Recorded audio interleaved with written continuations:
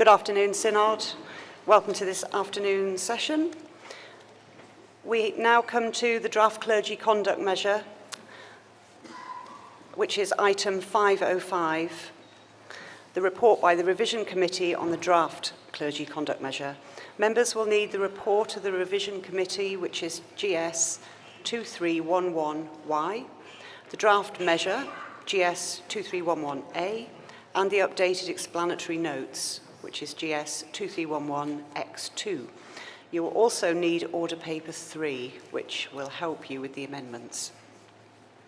I'd like to call on the chair of the revision committee, Mr. Geoffrey Tattersall, KC, to move the motion that the synod do take note of this report. He may speak for not more than 10 minutes. Geoffrey Tattersall, Manchester 365. You will remember that 2 years ago, this synod endorsed the proposals contained in the report under Authority Revisited for a disciplinary process to replace the clergy discipline measure of 2003. And last July, Synod gave first consideration to the draft measure, and the draft measure stood committed to a revision committee. And as the Chair's explained, you now have before you the draft measure as revised, an updated explanatory notes, and a report of the revision committee. There is much to read and digest, and you may be assisted by the flowchart at page 43 of our report. The committee met on 7 occasions and considered submissions from 24 members of Synod and 3 non-members of Synod. 4 members of Synod attended the meetings to speak to their proposals, and additionally some submissions were made by members of the committee. We consulted widely, particularly with victims and survivors, to whom we are grateful, very grateful. We also received a paper from the National Safeguarding Team on the alignment of safeguarding and disciplinary procedures, which helped us in our work and resulted in various changes. It will be appreciated that the draft measure is complemented by rules and by a code of practice. This structure is both necessary and desirable because amendments to the measure would take time to become law, whereas the rules and code of practice can be amended more simply. For those of you who may be concerned about accountability to Synod, you should note this. Firstly, the rules will be secondary legislation made under the measure and are required to be made by the Rule Committee and laid before the Synod for its approval. And secondly, as to the Code of Practice, Clause 67 provides that the Code of Practice will be issued by the Clergy Conduct Commission and must be approved by both the Dean of the Arches and Auditor and the President of Tribunals. And moreover, the first Code of Practice may not be issued unless a draft has been laid before the Synod and approved by it. Moreover, any subsequent revised versions of the Code of Practice must be laid before the Synod, and if 25 members give notice in writing that they wish the revised version to be revoked, there must be a debate on the motion for the revocation of the revised version. Time does not permit me to go through all the documentation, but it may be noted that the principal features of the new measures are that complaints will be categorized as either a grievance, misconduct, or serious misconduct. Grievances will be dealt with at a local level and an informal way without the imposition of any penalty. Misconduct will be investigated by a case assessor, and if there is a finding of misconduct, the bishop will impose a penalty but cannot remove from office, revoke a license, or prohibit from ministry. And finally, that serious misconduct will be referred for investigation and a report made to the President of Tribunals, who will decide whether the complaint should be determined by either a bishop's disciplinary tribunal, that's for priests and deacons, or the Vicar General's Court for bishops and archbishops. Our report sets out in detail how we dealt with each of the submissions made to the committee. Now let me summarise briefly the main decisions which the revision committee has made. Firstly, misconduct. Clause 3 sets out the meaning of misconduct. The committee debated extensively whether further definitions of grievance and serious misconduct were needed. It concluded that this would not be necessary, as those words would be given their natural meaning by reference to what was not misconduct. we were careful not to enshrine principles in primary legislation which would be very difficult to change in future should the need arise. Secondly, assessors. At Clause 12, we dealt with a very important feature of the system, namely the appointment and role of the assessors. The identity, remuneration and training of the assessors was a point raised by several members at first consideration, and the committee engaged in a very detailed discussion on this issue. And I hope that members will find paragraphs 73 to 78 of our report helpful, in which we summarise the changes we have made. Instead of operating on a regional and voluntary basis, we are proposing that there is one central body of assessors appointed by the Clergy Conduct Commission. These assessors will undergo mandatory training and continuing professional development and would be paid a fee for their work on terms to be decided by the Fees Advisory Commission. Now, I recollect that I was a member of the steering committee in the late 1990s, yes, I am that old, for what became the clergy discipline measure. Our legal advisor has very kindly, or perhaps not so kindly, looked up the record of the proceedings for the revision stage of the CDM in February 2000, and I see that I spoke in the debate, and I said this, quote, "As a practicing lawyer," which I might add I was back then, "I suppose that some may say, I hope my wife included," she gets a mention again, you see, "that I have a vested interest in promoting jobs for lawyers. Now that I am no longer in practice, it may well be said that my interests have moved to finding paid work for those who might include retired lawyers, but certainly I add not for me. I hope that the members will agree that the changes in the way the assessors will operate address the concerns which have been addressed. Safeguarding. Another area was the alignment of safeguarding and disciplinary processes. Partway through the committee's work, Professor Alexis Jay produced her report, which we have considered carefully. The committee decided that we should not stop our work while that report is being considered by the Synod, and that in reality nothing in it affects the fundamental provisions of this measure. If in the future there need to be changes to the operation of safeguarding, amendments can be made to the measure in the usual way. That said, changes have been made to clauses 20 and 28 to allow a diocesan safeguarding officer or a member of the national safeguarding team to become a party to proceedings where the conduct in the complaint involves a child or a vulnerable adult, thus giving greater input of safeguarding professionals into those cases. Allocation. The committee made 3 changes to clause 21, which now deals with how cases are allocated. Firstly, provision has been made for mixed cases where the complaint contains, for example, both a grievance and misconduct, and the rules will set out the procedure for dealing with those cases.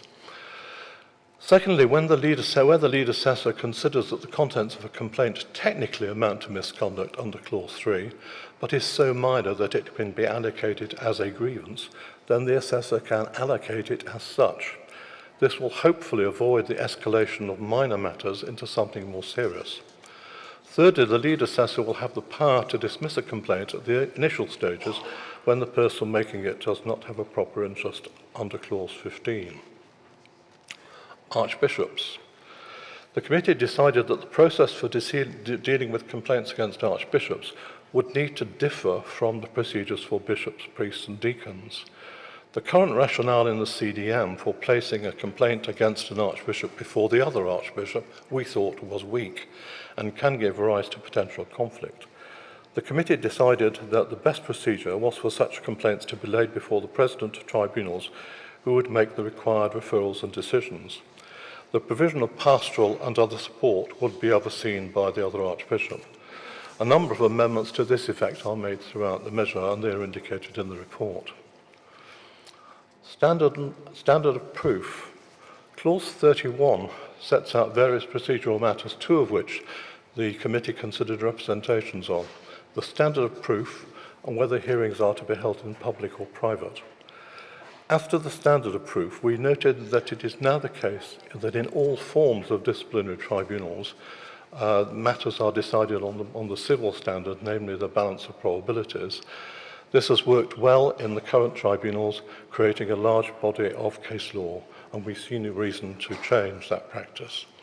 As to public or private hearings, the committee agreed to keep the current position that hearings would normally be in private, but at the request of the respondent, or where the tribunal or court considered it to be in the interest of justice to sit in public, then that would be the case. Of course, the full written decisions of tribunals and courts would still be made public in all cases. Finally, adverse findings in other capacities.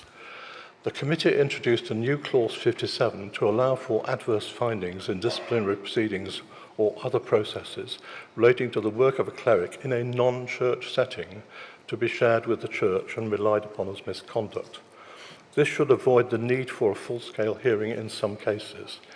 In addition, the findings of misconduct under this measure could similarly be shared with the minister's place of work.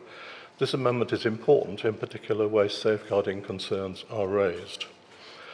Finally, I want to thank the members of the committee for their hard work over many meetings, and to thank those who ably assisted the committee in its work, in particular Edward Dobson, the Deputy Legal Advisor, Chris Packer, our Legislative Draftsman, and Conor Gannon, the committee's Secretary. I hope that members will agree that during the revision stage, the measure has been improved in several ways, and that it now represents a comprehensive, workable and fair system. Chair, I beg to move that the Synod take note of this report.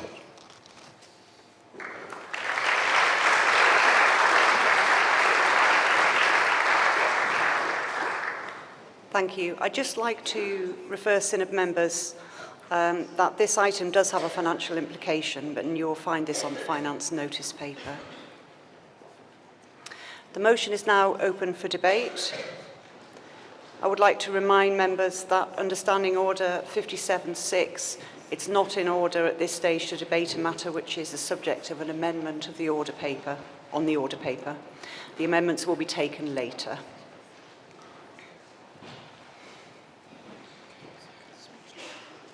The speech limit is 5 minutes. Do I see anyone?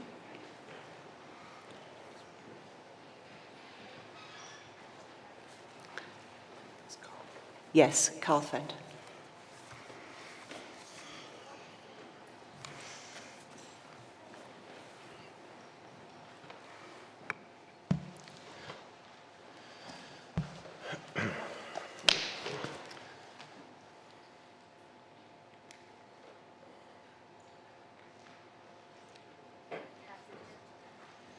Carl Fender, 343 Lincoln. Thank you very much for calling me Chair. I speak to clause 19.2. I know this is a take note debate, but it's to alert the steering committee to a point that I wasn't able to raise by way of an amendment to the debate that follows on. It's about limitation. So it might be a point that can be taken in final drafting probably in February next year. But I raise it now to draw their attention to it so they can consider it in the process that will follow after this debate. My concerns concern the proper operation of limitation in section 19.2, where you have a collection of events, the last of which falls in time, and if it's in time, it sucks everything else behind it in for consideration in relation to grievances and then ordinary misconduct, as I would describe it, or non-serious misconduct. So the policy is clear in the explanatory note, but may not be so clear on the face of the measure. So I was left wondering whether the last instance, as described in section 19.2 of any conduct, should be more clearly expressed as the last instance in a course of conduct or an act that continued over a period, so that the last instance brings within time other conduct which is of a similar type or character or which is sufficiently connected in time. The risk may be that if you've got a miscellaneous collection of events which are unconnected in type, context or time, the assessor who considers the case may unintendedly confound the operation of the limitation process. So I've been in touch with the legal office, or Mr. Edward Dobson, who I think is advising the steering committee on this, and they're aware of it, but I mention it all the same. So thank you very much, Chair. Thank you. Andrew Yates. Yes, go ahead. Speech limit still 5 minutes. Thank you.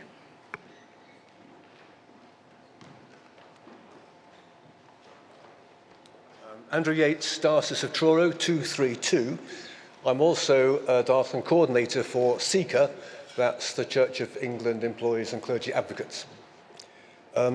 Broadly, very supportive of the progress that's been made, especially the differentiation of the complaints. But I and some of my colleagues in SECA are very concerned at the way the guidelines professional conduct of the clergy are explicitly referenced in Clause 3 as a place to go in assessing misconduct. Based as it is on the ordinal, guidelines is both aspirational but also minimal in regard to its expectations in different places. What this means is that it contains both musts and shoulds, and we don't think this is going to be particularly helpful in assessing actual misconduct with penalties then to be applied. So we do believe the document needs a fundamental revisiting, preferably before the CCM comes into full effect, and hopefully with the outcome that aspirations for clergy are clearly separated out from the minimum acceptable standards. As SECA is effectively the professional association for clergy, that would make it well placed to assist in that process. And I'd like to ask, perhaps propose that SECA could be formally consulted as part of that. Thank you, Synod.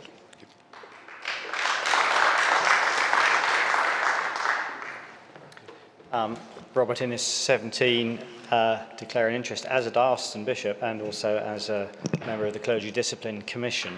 I welcome this report, and in particular the differentiation of three kinds of complaint and the introduction of grievance, which will deal with, I think, a large proportion of the complaints that are received. Clergy do find the CDM a very stressful measure. It's a stressful element of the clergy experience, and the arrival of a case is a frightening experience for clergy. One of the things that makes cases very stressful is delay. And I know that there's no reference to timescales in the measure itself. Those will be in the rules, I'm sure. But I simply want to plead for care and attention given to the timescales within which complaints will be dealt with, particularly by the assessors. Currently, under the CDM, it's not just bishops who are involved, it's legal people as well. And when there are delays, our clergy get particularly stressed. And if we're recruiting assessors and they're contracted to us, I would very much hope that the contracting arrangements will include clear expectations about the timescale under which these staff will be expected to deliver results. Thank you.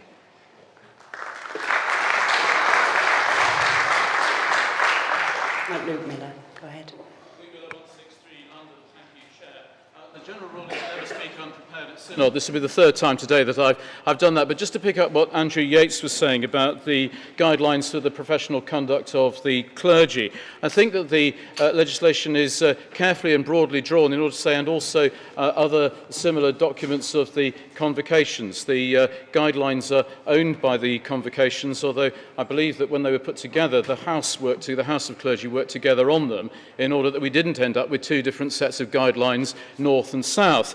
However interesting that might have led us to be. But I think it is important that we do look at whether or not we need to have one document and revised guidelines, which is, I have to say, where my mind has been, and what we have on the agenda to begin to think about at the House of Clergy Standing Committee, which will happen during this set of sessions. So that work is beginning, and I hear the point about consultation with SECA and other groups, but also I think that there is something around the nature of the guidelines, which, as Andrew says, are broadly drawn and based on the ordinal and therefore aspirational. I think there's a very important place for a document that does that.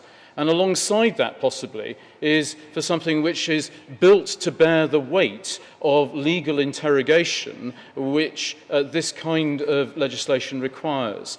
And that's also been a concern of mine over the course of our thinking around this, that we need to have something, if it's going to be used by lawyers to define precisely what is and isn't good or bad conduct, then it needs to be built in order to do that, which the guidelines weren't. And so I think thinking around that and whether or not we need one or two documents is going to be part of this work. I think there is a place for something that is aspirational and looks to us to say that we are to model that which God has made us to be, but which in a fallen world we are not. And that is possibly a different thing from that which you need when you're in a conflicted situation and need to have clear and firm definitions. I think there's a lot of work to do on that. I think we shouldn't hold up this measure in order to do that work, but I think we shouldn't delay getting on with it. Thank you, Chair.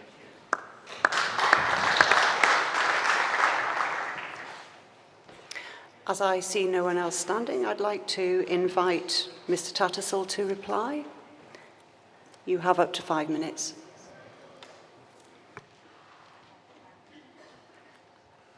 Can I thank all those who contributed to that debate? In response to Mr. Fender, Mr. Fender did send in a very detailed submission, but not on this point, as he recognises. The point which he's making is a valid one in the sense that it's important to get this right. If there are a series of events, time should start when the last one happens. But as he recognised, I think this is probably a matter of drafting, and I've spoken to the chair of the steering committee, and she and I agree that it can be dealt with at final drafting stage. It would be helpful if Mr. Fender were to probably give us note of what he precisely would like to achieve, and we can see whether we can do it. It's a question of drafting, though, and it can be dealt with at final drafting stage.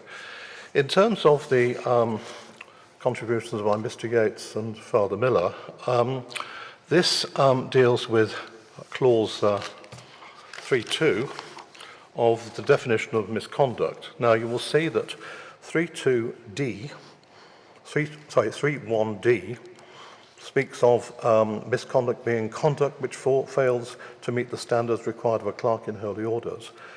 3.2 merely sets out what you may have regard to in doing this. It is a matter for the convocations to decide what document is to be updated or not, but we believe that actually the appropriate way of dealing with this is to leave the measure as it is, so that the offence, as it were, is conduct which fails to meet standards, ... and that regard may be had to a document which is produced by the convocations, but not, of course, by this synod. As to Mr. Innes, we agree entirely that it's going to be very important that the assessors work promptly, and I'm sure that guidance will be given to them by the Clergy Discipline Commission. Thank you very much. Thank you. In that case, I now put item 505 to the vote. All those in favour? Thank you. All those against? Thank you. That item is carried. We now move to the revision stage of a draft measure, starting with item 515. We've received notice of 2 amendments which appear on your order paper at items 516 and 517. At the revision stage, the 25-member procedure under Standing Order 59 applies.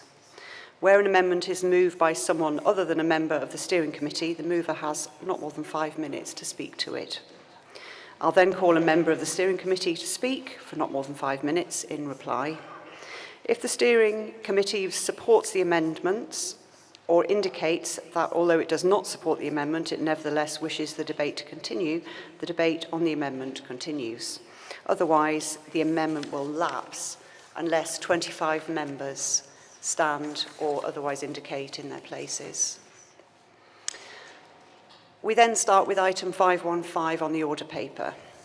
As no notice of amendments to clauses 1 to 30 has been given and no member has indicated a wish to speak against them, I give permission under Standing Order 58.4 for them to be taken en bloc, unless I see anyone wanting to speak against, which I don't. I now call on the Chair of the Steering Committee, Reverend Kate Wharton, to move the motion that clauses 1 to 30 stand as part of the measure. Kate Wharton, Liverpool 157. Thank you very much, Chair. I do so move.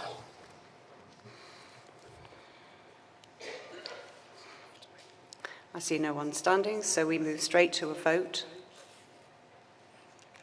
on item 515. All those in favour? Thank you. All those against? Thank you. That item is carried. We now move to the amendments to clause 31. I invite Mr. Clive Scowen to move his amendment at item 516. He has up to 5 minutes. Chair, Clive Scowen, London 358. This First Amendment deals with the question to which Geoffrey Tattersall referred earlier of the standard of proof. Under the clergy discipline measure, the standard of proof on a complaint against a clergy person is the balance of probabilities, meaning that it's sufficient for the tribunal to conclude that it's only slightly more likely than not that the behaviour complained of took place.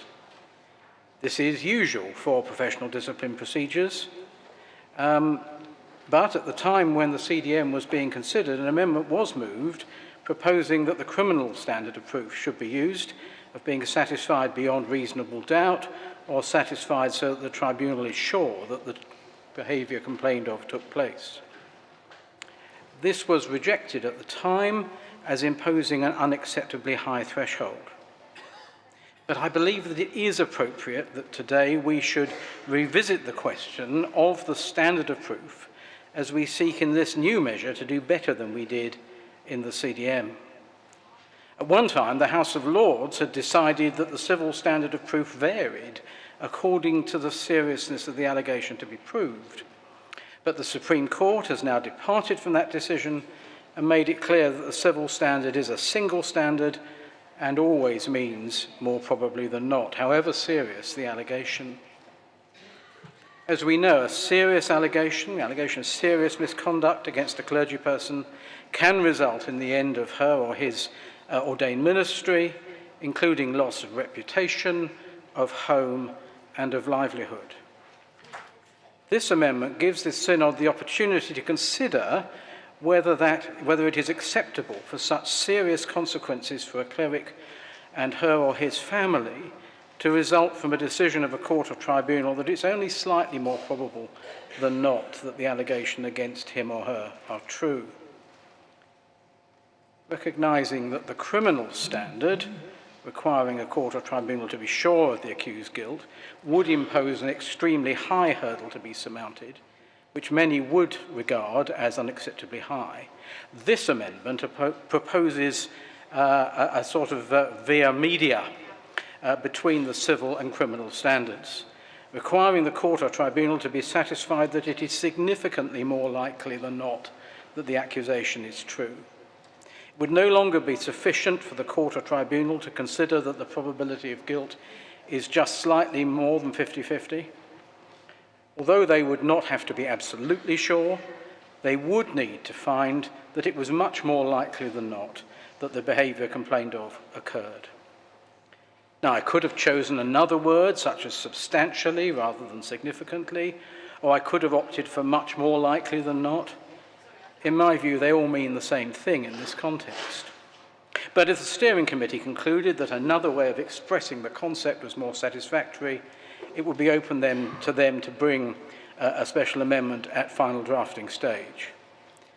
The decision I'm asking the Synod to take today is on the principle of whether a higher standard than balance of probabilities should be required before an ordained minister can be potentially deprived of his or her ministry, home, and livelihood.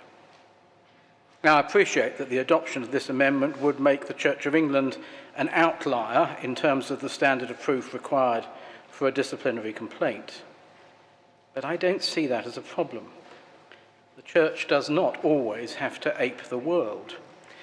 Rather, it should discern for itself the standard appropriate to the very distinctive area of ordained ministry, especially since a finding of guilt of serious misconduct for clergy could mean loss of their home as well as of reputation and livelihood, which is not the case for most other professionals.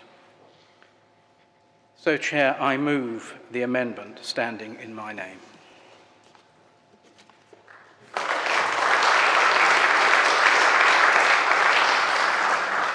Thank you. I'd like to invite Reverend Kate Wharton to respond.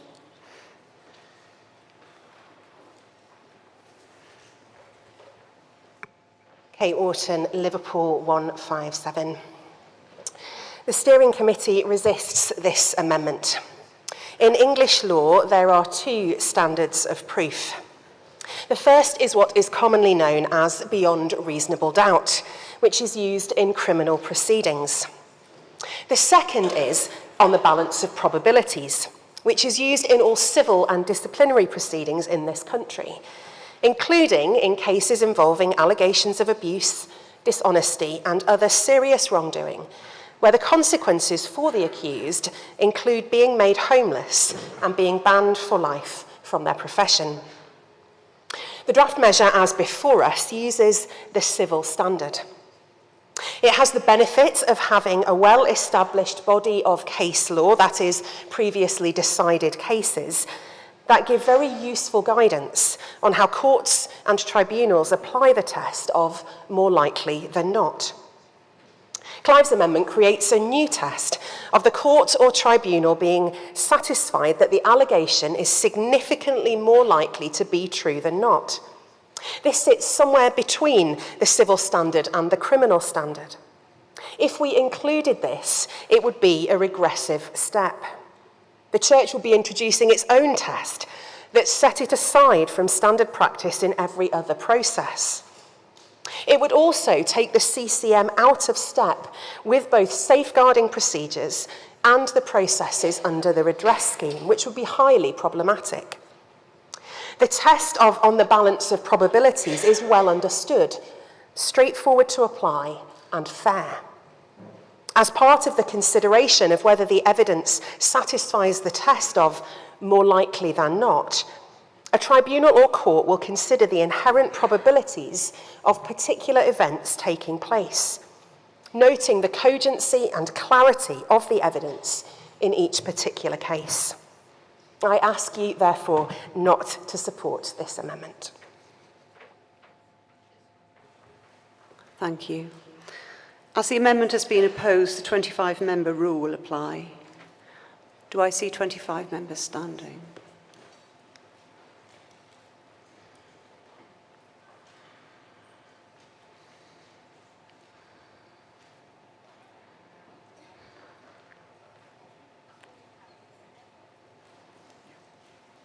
Yes, I do. Thank you.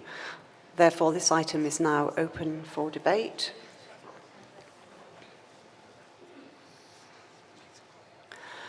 Peter Collier and then Neil Patterson. You still have 5 minutes, yeah. Peter Collier, ex officio 456, Vicar General of York. I declare some interest in that I've been a member of the Steering Committee and the Revision Committee, and also for just short of 50 years, I was an advocate and a judge in the English criminal and civil justice systems. Finally, I chaired the Ecclesiastical Law Society Working Group, which in 2021 produced a report reviewing the 2003 measure. Members of Synod, there are 2 reasons why I urge you to reject this amendment. First, there is absolutely no suggestion outside the walls of this chamber that there's any demand or desire for it. Secondly, it's a proposal which on close examination does not make sense because it lacks clarity. As to my first point, since 2003 there have been many criticisms of the CDM, but I'm not aware of any criticism which says that the use of the civil standard since 2006 has been unfair, has produced injustice, or needs to be changed. As you'll know, much of the heavy lifting in relation to the many problems with the 2003 measure, particularly from the point of view of respondent clergy, was done by the Sheldon community. They collected a lot of data which was analysed by the Aston University team, and my recollection was that in their work they'd not referred to issues around the standard of proof in CDM cases. To be sure about that, I contacted Sarah Horseman earlier this week, and we had a conversation, and she's since confirmed by email that, quote, standards of proof did not arise as a specific issue within the Sheldon-Aston research, close quote. And she added, we're agreed that there's real value in sticking with the standards that have been developed over time in multiple contexts, and that there's a risk inherent in introducing terms whose meaning may be unclear and or open to a variety of interpretations. And that brings me to my second point, the lack of clarity. We have two standards of proof in our justice system, as has already been referred to, the criminal standard and the civil standard.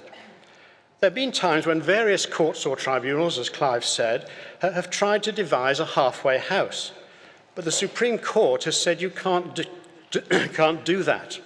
I quote from their judgment, neither the seriousness of the allegation nor the seriousness of the consequences should make any difference to the standard of proof to be applied in determining the facts. The inherent probabilities are simply something to be taken into account where relevant in deciding where the truth lies. The simple balance of probabilities, neither more nor less. And of course, as the prolocutor has said, this civil standard is used for cases that make serious allegations and or that have serious consequences.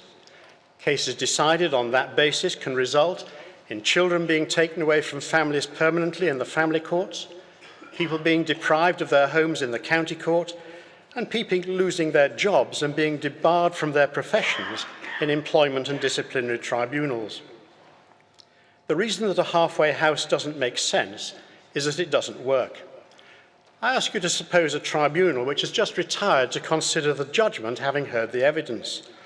And they say to themselves, yes, this allegation is more likely than not to have happened. The chair will then say, yes, but we now have to decide whether it's significantly more likely to have happened. One on the panel may then say, well, tell us, O wise judge, how do we assess whether it's significantly more likely to have happened? And the only answer I can think of is, well, I'm sorry, but there are no tests or markers or degrees of significance. It can only be a question of what you feel. Synod, that takes us into minefields we should be nowhere near. And of course, as already been said, we run the risk of setting up our own standards, not only marking our own homework, but marking it by our own standards. And I don't think that's going to go down very well outside this chamber. So because it's not necessary, because it takes us out of the mainstream of how these cases are dealt with in the rest of the world, and because it's basically meaningless, I ask you, Synod, not to buy this pig in a poke.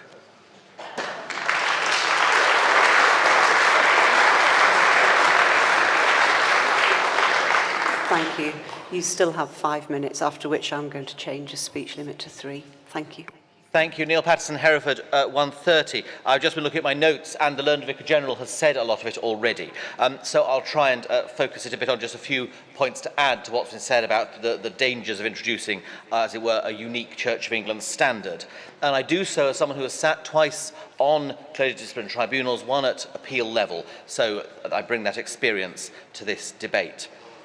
Essentially, it's very much the point that we have the two widely known standards, bread and butter to all practicing lawyers and quite widely known in the wider community, and particularly perhaps amongst the kind of people who are nominated to serve on tribunals, who can therefore go into them confident that however complex the cases they are faced with, they at least stand a reasonable chance of knowing how it is they are to judge them. But I think for those worrying about, as it were, the welfare of the clergy and the risk to us, to me, the risk of injustice from imposing an unusual standard which is difficult to judge, does not have criteria, is greater and more dangerous than the allegation that the balance of probabilities makes it more likely that cases of serious misconduct will be found to be proven. So I think take that risk away from the CCM in the interest of clarity and justice. I'm a great fan of Anglican exceptionalism in so many ways. I think this is one we don't need to try and adopt. But also I'll try and say a little tiny bit as someone who's just giving up being a director of ordinands. Now, I'm one of those strange people who are in fewer and fewer number in the Church of England who's never done a real job, who was ordained before I did anything else, really. And so I think I can say what it is to feel that's my identity and how great it would be if I lost that through severe misconduct.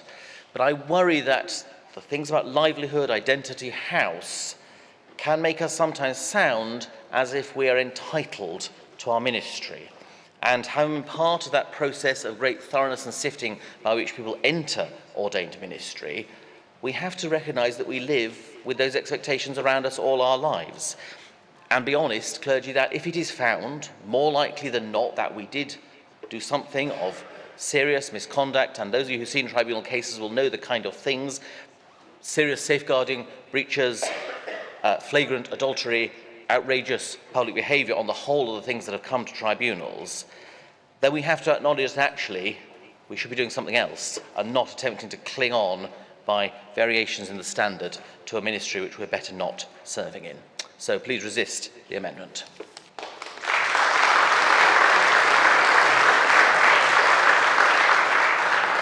Can I just ask Synod, does anybody want to speak in favour of the amendment? Okay. Carolyn Graham, you have 3 minutes. Thank you.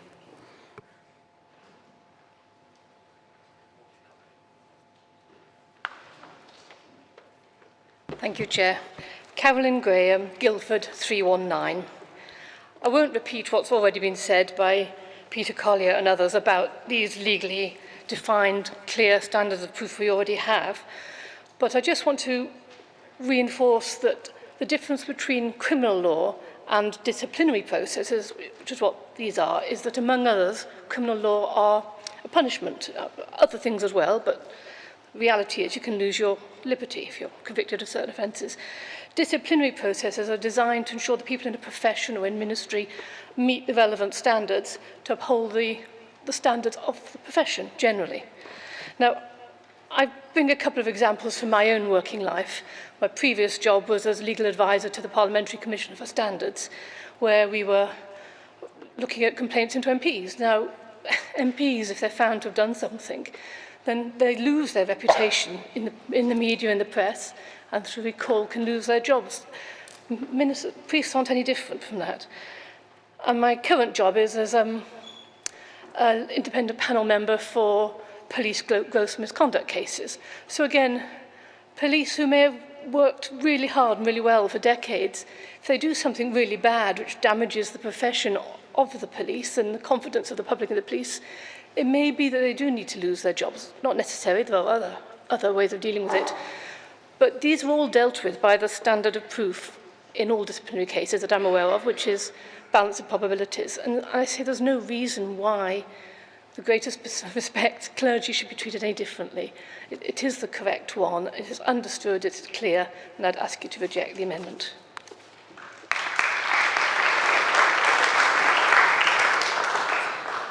Thank you. Can I invite Mr. Clive-Scowen to respond? He has up to 3 minutes. Scowen, London 358. I accept this would be novel, but that is not in itself a reason for not doing it. I confess I was hoping in this debate to hear from some clergy as to their view about this. We have heard from two, and it may be that the fact that nobody has risen to speak in favour of the amendment means that the clergy are all happy with the current situation. Well, if you are, that's just fine. But I'm still glad I've given you the opportunity to speak if you wanted to about this.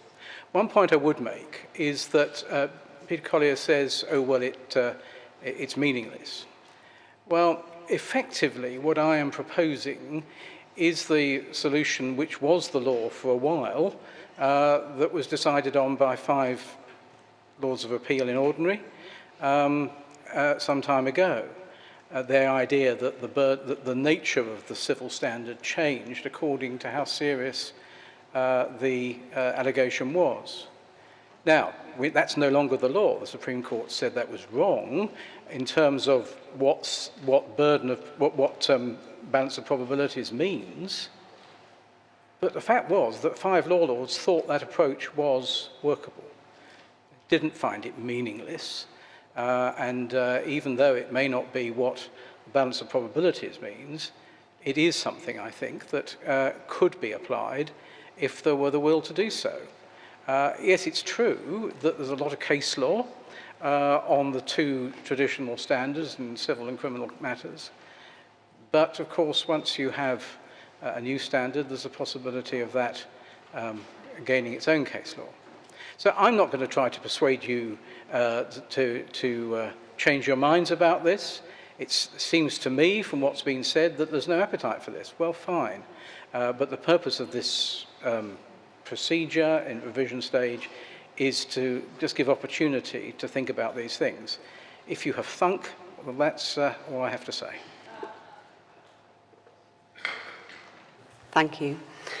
I now put this item to the vote. This is item 516.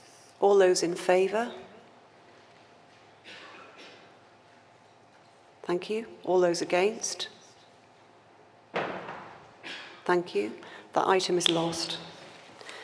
We now move to the amendment at item 517. I'd like to invite Mr. Scowen to move his amendment. He has up to 5 minutes. Thank you, Chair.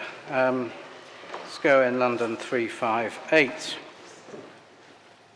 The measure as drafted makes it the default that proceedings under it should be heard in private. This amendment seeks to reverse that default. Proceedings would be heard in public unless the tribunal or court were satisfied that it was in the interests of justice to sit in private. There is an important general principle that justice should not only be done, but be seen to be done. Open justice is important to public confidence in the system. Secret courts and secret hearings give rise to suspicions that something's being hidden or covered up. We rightly seek to be open and transparent in our decision-making. Indeed, the whole business about the governance review is largely about that: transparency, openness, clarity. How much more important that is where those decisions concern serious allegations against an ordained minister. Clergy occupy a public office and exercise a public ministry in both church and community. And it is, I suggest, generally right and proper that disciplinary proceedings against them should be open too. Now, of course, there must be provision for those exceptional cases where the interests of justice are not served by a public hearing. But I suggest that the confidence in this new system and the interests of justice generally requires public hearings, and that private hearings should be very much the exception rather than the rule. So again, Chair, I move the amendment standing in my name. Thank you. Can I call on Kate Wharton to respond, please? Kate Wharton, Liverpool 157. The Revision Committee considered this suggestion very carefully when Clive first raised it with us, and we decided not to adopt it. The Steering Committee continues to resist this amendment. It is, of course, very important that disciplinary proceedings are transparent and that the Church and public have confidence in the system. However, we also need to ensure that those who come forward to give evidence, some of whom are very vulnerable, are not deterred from doing so because they will have to give evidence in front of the public and press. This is a very real concern that is often raised by victims and survivors. Giving evidence at a tribunal is often very painful. Disciplinary proceedings often include highly traumatic and confidential evidence, both from the view of the complainant and also from the respondent clergyperson. The prospect of proceedings being reported on before they have come to an end has the potential to be prejudicial to respondents, especially where the case against them is eventually dismissed. The steering committee are of the view that the proportionate way forward is to maintain the presumption that hearings are held in private, but that the tribunal or court may order the hearing to be open to the public where it considers it in the interests of justice to do so, or where the respondent requests that the hearing is in public. This protects all parties until such time as the outcome is made fully public. It is worth noting that sitting in public does not mean sitting in secret. It merely means that the public and press are not able to attend the hearing unless one of the exceptions applies. This is very commonplace in other disciplinary proceedings, such as cases involving medical professionals, where confidential material is often discussed. In addition, in all cases, a full narrative judgment is made public and published, giving the reasons for the decision, which provides for clear transparency and accountability. So, to ensure a fair and accessible process for all parties, and in particular, to ensure that victims and survivors are not discouraged from coming forward, I ask you not to support this amendment. Thank you. As the amendment has been opposed, the 25-member rule applies. Do I see 25 members standing?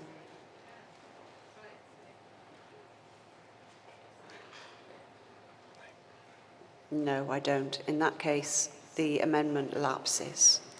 Thank you.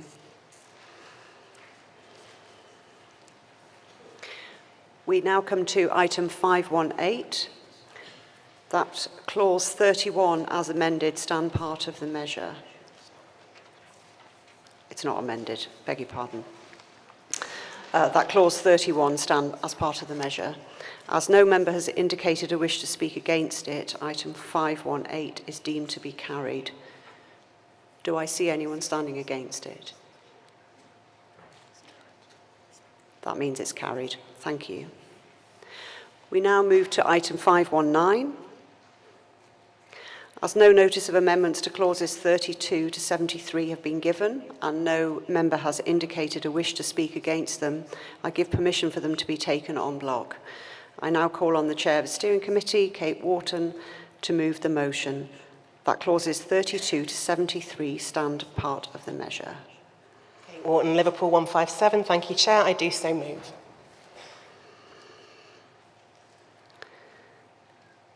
We now move straight to a vote on item 519. All those in favour? Thank you. And all those against? Thank you. That item is carried. We now move to item 520. Again, as no notice of amendments has been given and no member has indicated a wish to speak against, they'll be taken en bloc.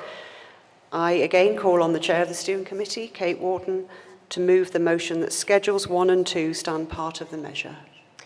Kate Wharton, Liverpool 157. I do so move. We take a vote now on item 520. All those in favour? Thank you. All those against? Thank you. That item is carried. Lastly, we come to item 521, the motion that the long title stand as part of the measure. I call on the Chair of the Steering Committee, Kate Wharton, to move. Kate Wharton, Liverpool 157. I've always wanted to say this bit about the long title. But before I do, I want to offer my thanks to everyone who has been part of getting this measure to this point. Thank you to my fellow members of the Steering Committee and to Geoffrey and the members of the Revision Committee. Thank you very much indeed to the staff who have supported us throughout this process, most particularly for always being patient with me when I have asked very stupid questions. Thank you also, of course, to you, Synod, for engaging with us throughout this process. Thank you to those who made representations and sent us emails and suggestions.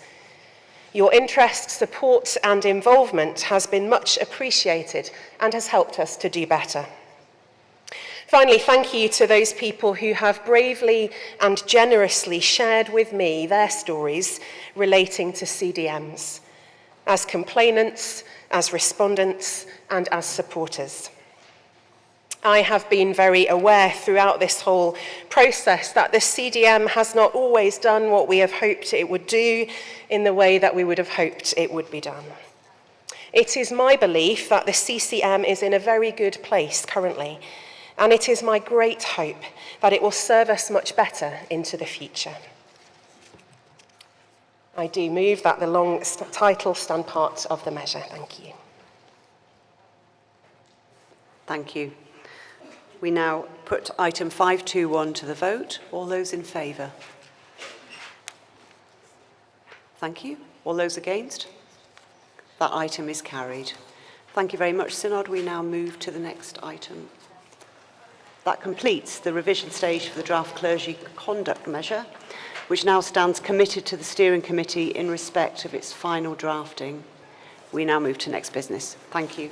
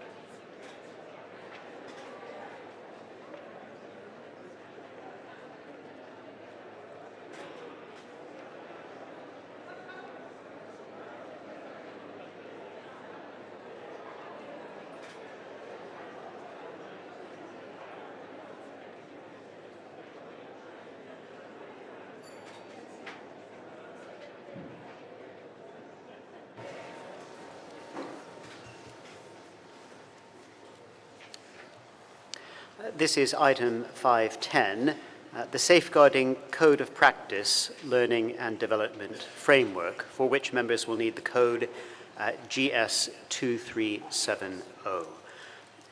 The framework is a code of practice issued by the House of Bishops under the Safeguarding and Clergy Discipline Measure 2016. Before the code of practice can come into operation, it must be approved by the General Synod. And the procedure for this is as follows. Synod members must first be sent a copy of the Code of Practice, and it must be published on the Church of England website for 3 weeks, and this has happened.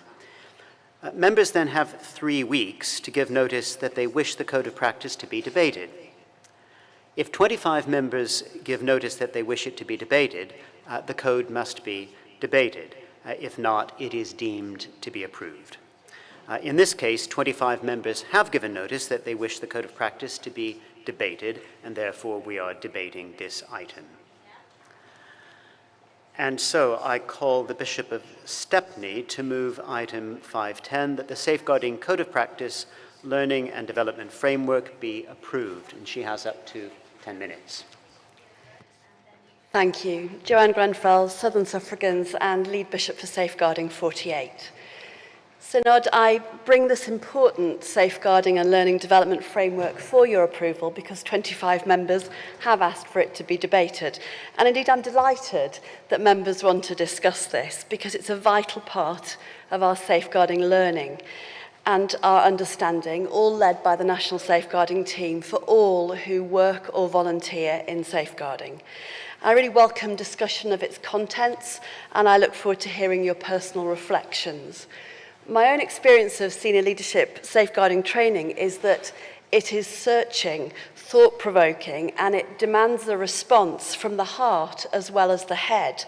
I think that's what we need because safeguarding can never be a tick-box exercise. The framework is before you for approval, and let me outline why I ask you to do this. So it builds on existing work, and this iteration of the framework is not significantly different from that published in 2021. Church bodies have been implementing this for the last 3 years. The reason for the lack of significant change is to allow for learning and development to become embedded and to build on the excellent progress that has been made across the church. All church bodies have implemented all existing pathways and are doing so with great success. Through the work of the Anglican Communion Safe Church Commission, it is also being taken up in churches in Kenya, South Africa and New Zealand. Now, there are 3 changes this time round, all born out of feedback which has been received over the past 3 years and brought up during the extensive consultation which has taken place across the church. The key changes are, just 3 of them, an increase in the ratio of facilitators to participants from 1 to 6 to 1 to 8, allowing for overbooking for up to 1 to 10, thus allowing greater numbers of people to be trained on each occasion. The second is the possibility of the delivery of the leadership safeguarding pathway as a single session, though only where it's delivered in person. Usually there's a gap to allow for reflection and for things to sink in. But we believe that by allowing this when it's done in person, this could ease some pressure on resources. And it could accommodate the logistics of travelling for training, particularly in rural areas where people have to travel a long way to get to the centre. And the third one is an amendment to the required and recommended attendees at the Raising Awareness of Domestic Abuse training, no longer requiring all PCC members to complete training, but allowing for a significant proportion of them to do so. I'd like to think that most of them would want to do it. It's great training and it's really important, it's powerful. But we are responding to feedback and we're trying to make sure that the best isn't the enemy of the good. Synod, the consequences of this not being approved as code would be that there would be no framework underpinning the learning and development programmes being delivered across the church. This could cause church bodies to deviate from the national strategy and take us backwards to a place of inconsistency in approach and unsafe uncertainty as to who's completed what pieces of training as far as content is required. I look forward very much to hearing your views, and I do ask you to approve this framework. Thank you.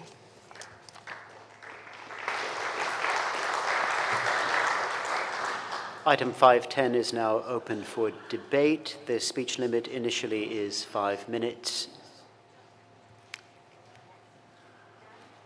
I call Caroline Herbert, and followed by my colleague in the blue shirt. That's you. If you'd like, please, I'm going to call you in pairs, so if you would please go near the podium and be ready to speak when the first speaker has spoken. Thank you.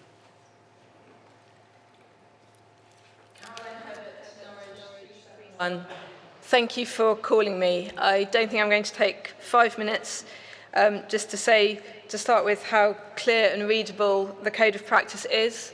I think it's really helpful, and particularly that focus on transformative learning and changing culture. As the Bishop just said, it is a matter of the heart, not just the head. It's not just learning facts, And it's really good to keep remembering this, because it can sometimes seem like, yes, there's a whole list of things we need to do and we need to tick them off, but the point isn't to have them ticked off. The point is what we've learned from them and how it then sort of affects what we do and how we think.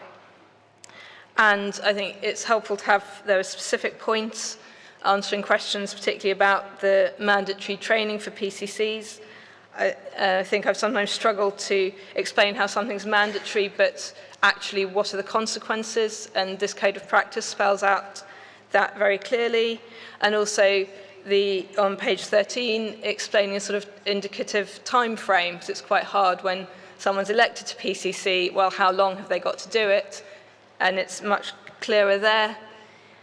And then just one question which I may have missed, but on pages 29 and 30, there's mention that basic awareness and foundation courses, although usually online, they could be delivered in person in exceptional circumstances. And I just wondered if the Bishop might be able to expand on what she has in mind. I'm not sure whether this includes a PCC where most of the members aren't online and don't have email addresses, or whether something else is in view here. Thank you. Adrian Greenwood. Adrian Greenwood, Southwark 415. And I welcome this. I'm supporting this. This is a point that I've raised in other situations. One of the 6 bold outcomes is to double the number of young active disciples in our church by 2030, an outcome which I wholly support and hope we achieve.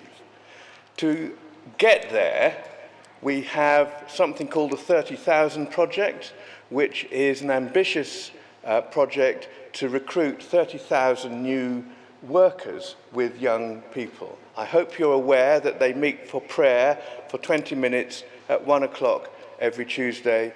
You're all welcome to join in that uplifting time. We're talking about 27,000 new volunteers to work with children and young people over the next 5 years. In supporting that ambition and in supporting the new learning development framework, I am just concerned, I just want to raise the question that there's not an unintended consequence that the safeguarding training and the requirements around it, the way we deliver it, somehow discourages or deflects the volunteers coming forward. Of course, the volunteers have got to be imbued with an attitude of safeguarding and safe church. That's non-negotiable. But there are ways in which it's done, there are ways in which it's presented, there are ways in which it's encouraged, the ways in which we develop the culture of the safe church. So that's the point I'm wanting to put down, that we're just conscious of the unintended consequences and making sure that we don't put anything in the way which trips up the laudable ambition of 27,000 new young people, workers and volunteers. Thank you very much.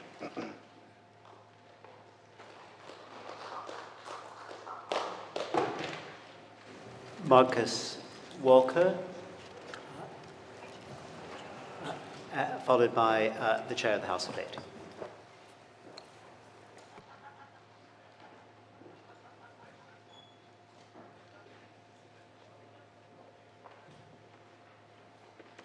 Marcus Walker, London 168. I realise that this might sound a slightly discordant note, and in doing so, I do wish very strongly to support so much of the work that's been done on this document and in this work. But we have a volunteer crisis in the Church of England right now. The Church Times reported earlier this year that in Truro, 87 out of the 212 parishes had one church warden and 12 had none. The Diocese of York reported about 40% of its parishes had only one church warden. Half were unable to find separate volunteers for warden, secretary and treasurer. Across the country, parishes are unable to find people to serve on their PCCs, their deanery synods, as church wardens, as treasurers.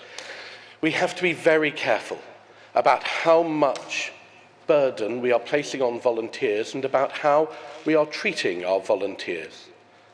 I am very concerned in this document about the threat that is made that volunteers who will not take part in this training will be reported to the Charity Commission to have them removed as trustees not just of churches but of any other charity that they might be a part of. In the Church of England, we tend to say to our volunteers, "You're jolly lucky that we're letting you be a part of what we do." We rarely say thank you, and we rarely ask ourselves why it is that so few people are volunteering now. I think we have to be very careful with this, that we are not killing what is left of our volunteer culture. Dr. Harrison.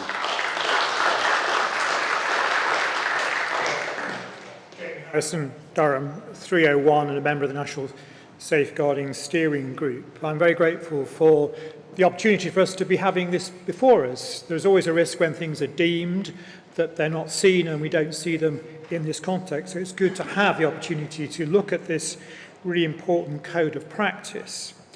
I think, as in a sense, what Marcus has hinted at is how can we continue to be a truly learning organisation, an organisation on the ground in a context of pressure, particularly on laity. But nevertheless, we have to do it. We can't avoid it. It's part of our core business, if you like.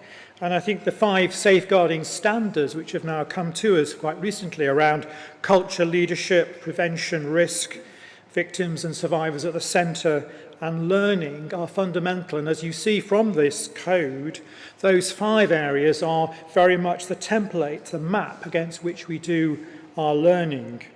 The importance of training, the trainers, and it's been so good to have that sort of training, not just a tick box exercise, as Joanna said, but rather an interactive, reflective process which is truly about learning rather than just turning up.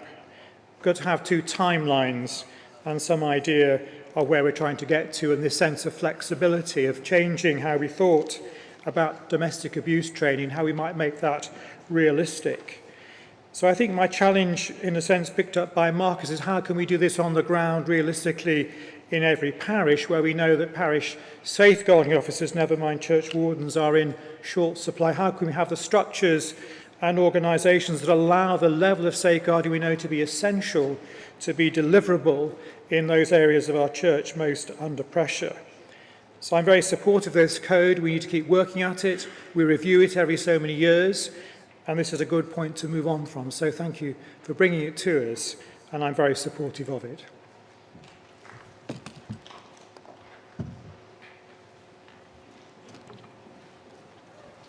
Ruth Newton, followed by Miranda Threlfall-Holmes.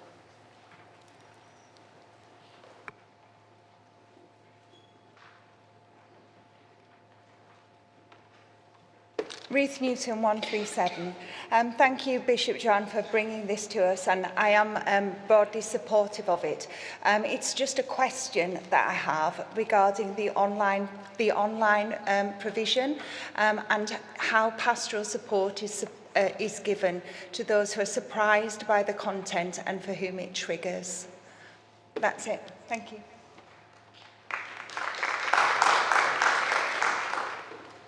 Miranda Threlfall-Holmes, Liverpool 156. I just wanted to respond to the points that have been made, questioning whether this might get in the way of recruiting volunteers, particularly for work with children and youth, and might put off volunteers given the volunteering crisis. And I'm going to rather cheekily draw your attention to the answer in my name to question 163, which asked about this. Because the 30K project, which seeks to raise up 30,000 new leaders of mission with children and young people, has conducted extensive research into volunteering.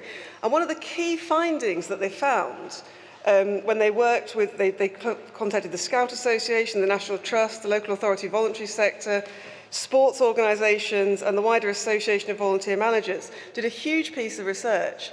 And one of the key findings was that places that were having more success in raising up and recruiting and retaining volunteers was providing really high quality training. So I would suggest that the research we've done says that providing this really good quality training with this really clear framework is going to help us with our volunteer crisis rather than hinder it. Thank you.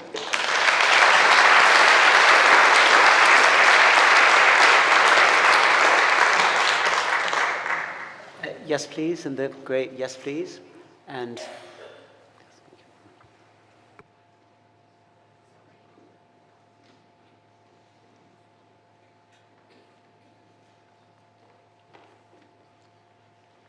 David Kemp, Canterbury 263, speaking as an ex-chair of a diocesan safeguarding group. That was a long time ago, and I want to support this framework, but I was in a PCC meeting not long ago, and there was, I couldn't really call it an outcry, but there was significant unrest about the burden of training in safeguarding. So I don't want to say we shouldn't train in safeguarding. What I'd want to say to the National Safeguarding Board is, can we think about ways in which the training is done and the amount of training? For instance, there is a complete package on domestic abuse. Now, I don't want to lessen the horror of domestic abuse, but does it need a full package by itself, or can it be trained in another way? We're not trying to stop domestic abuse. We just want people to be aware of the signals so that something can be done. But we don't want everybody on a PCC to know everything that needs to be known. So I just want to ask the National Safeguarding team to think about that. The other thing is, I would be interested to know how we measure the effectiveness of the training. I think there may be a tendency among in a training department to go on improving its training or increasing its training because it's better training. Fine, but how effective is it, and is that effort actually necessary? Sean Doherty. Sean Doherty, Universities and TEI's 450. Thank you for calling me Chair. Just want to respond, if I may, to a couple of uses of language in speeches which referred to training in safeguarding as a burden. Safeguarding is not a burden, and safeguarding training is not a burden. For survivors living with the consequences of abuse over a lifetime, that is a burden. They are the ones who carry the burden. And so, whilst I appreciate that language was not used intentionally hurtfully, woe to us if we regard this area as a burden as opposed to part of our witness and response to the gospel. Thank you.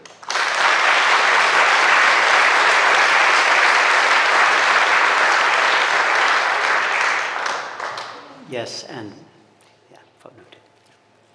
Paul Ayres, Leeds 131. Just to respond to a few things that have been said. I go around all my parishes and talk to PSOs and church wardens and others. There is still some residual resistance to doing safeguarding training. And sometimes it's from surprising sources. It's often professionals, sometimes retired, who say, well, I've done all this in my working life, why do I have to do it in church? To which the answer is, would your people in your working life accept if you said, well, I've done it in church, why do I have to do it here? And we do need, ultimately, to have some authority to say there is zero tolerance of people who just refuse to do the appropriate training. They should not be in those roles. But actually, that's a very small minority. Over the past 5 or 10 years, I think this has improved tremendously. PSOs uniformly report that that reluctance is very residual. Most people expect and welcome to have high quality training. And the younger families that we hope to attract into our churches certainly, absolutely expect that people looking after their children and so on have had really high quality training.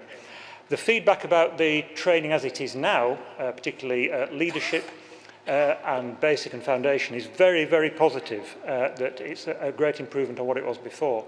And where there are people who find it difficult to access training online, we find that they arrange in the parish to do it together as a group online. And this can be even better because instead of just going through it on their own and pressing the buttons, they talk about it and learn things from each other. So I really welcome this, and I think we should. I don't think this is the reason that we are finding it difficult to fill some volunteer roles. Not at all. I think it's a great help, actually.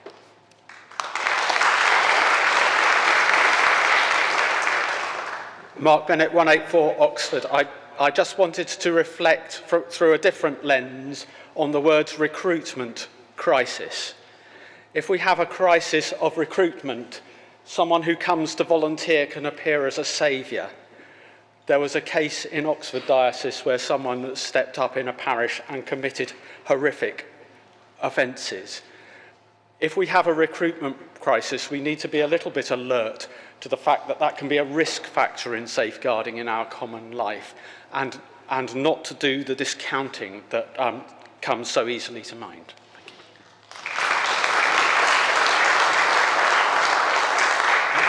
Yes, here in the, on the stairs, and followed by the Archbishop of York. Michaela Suckling, Sheffield 411. I just want to address the issues about volunteers and it being difficult to recruit. I think sometimes that's the language that we use when we're talking to our volunteers. I'm a lead parish nurse and I've recruited several volunteers. When we talk to them about training, we offer them a full training package, and the safeguarding is part of that. We all do a day together. They're all entitled to quiet days as well, and they get to pick some of their training things. Obviously, these things cost money, but it's about how we invest in our volunteers, how we give them skills and resources to move on, to find employment in the future. And that's how we market it, and that's how we recruit our volunteers. So I would strongly argue against it. Actually puts recruiters off. It puts volunteers off. I think it actually attracts them, and maybe we need to think about how we talk about it and how we do it.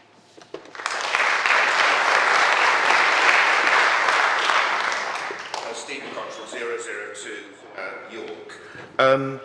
I, like Jamie, are really glad that this has been undeemed, because it's actually turning into a really helpful conversation around the absolute centrality of training for the mission of the church.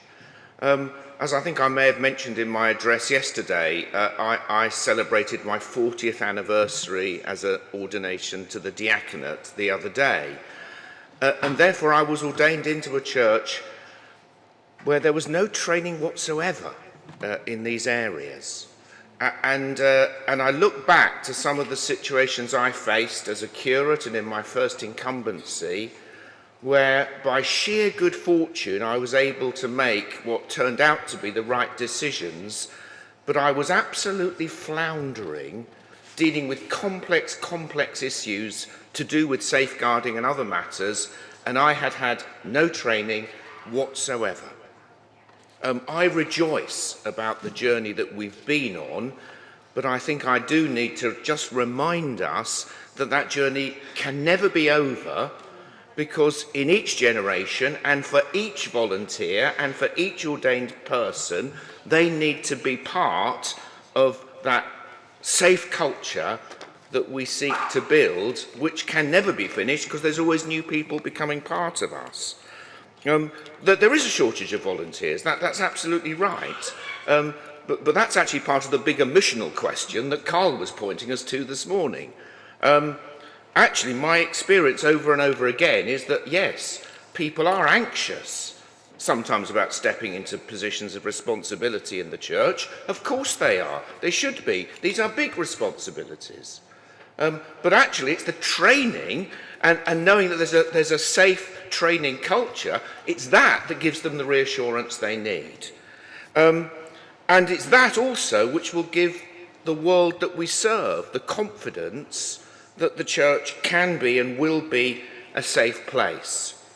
I've also been a bishop this year for 20 years, and therefore my time as a bishop has almost exactly mirrored that period of time when the Church of England started to take safeguarding seriously. And I can remember in my very, very early days as Bishop of Reading, sitting down with, we called it child protection in those days. And I can remember having conversations with lots of clergy in which we were, which I was kind of saying to them, child protection is also, it's our protection. It's about the safety of the whole ecosystem of the church. And therefore, in getting this right, we too are protected. That's the safeguarding culture that we are building, where everyone is safe, because we're building a safe church and because we're all trained and supported and held accountable for the different responsibilities we carry. I'm really grateful this business has been undeemed. I'm really grateful for this conversation, and I hope that we will wholeheartedly support this. Yes, recognising that, of course, there are challenges with volunteers and with training, but this is the answer, not the problem.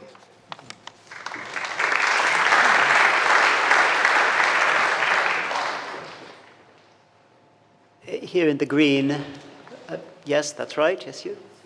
And here in the latticed shirt. You're second, so you have more time.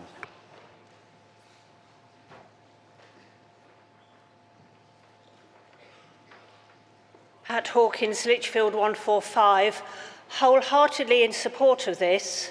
It's very helpful, but can I ask you to give a bit more thought to the relationship between online and in-person training? I'm presuming that the assumption that the default is online is because of concerns about uniformity of content and delivery consistency, and I understand that. It's not only the practical problems for those who can't access online, it's also, if we're about changing church culture, then getting the PCC together to do the training together, as most of us did for the basic awareness and foundation. We had some really helpful conversations together as a PCC about how we wanted to embed that in our church. And those conversations would not have happened if everybody had sat at their own computer and done it privately. So just some more reflection around that, please.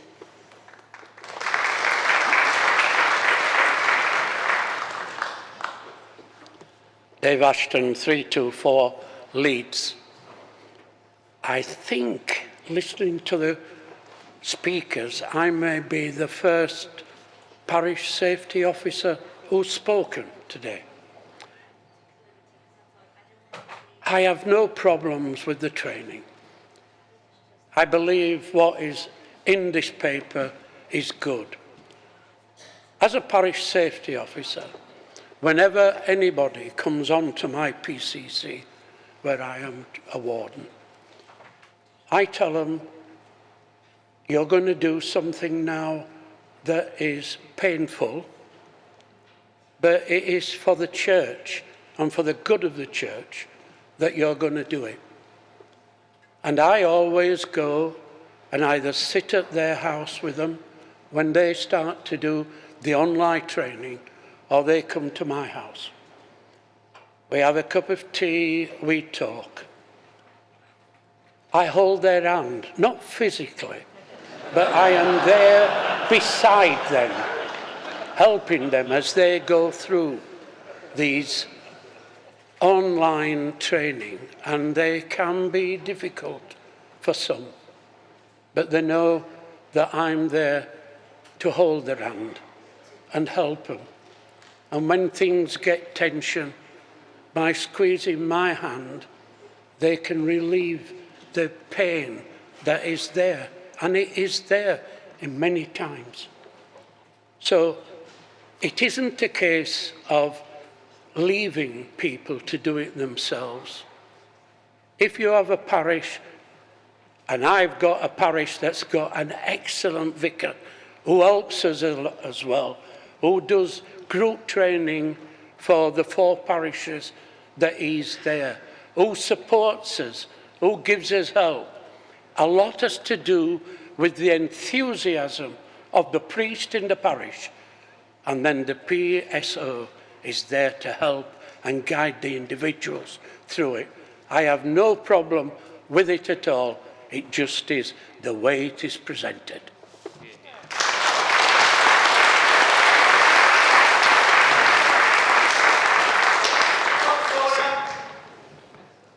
Point of order.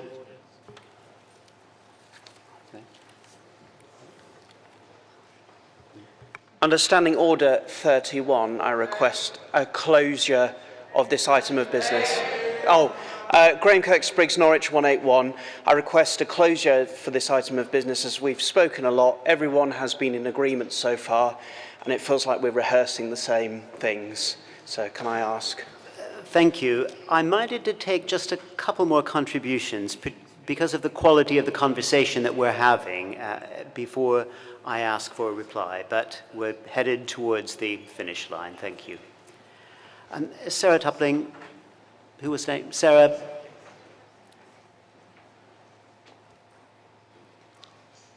Followed by Bruce Bryant Scott.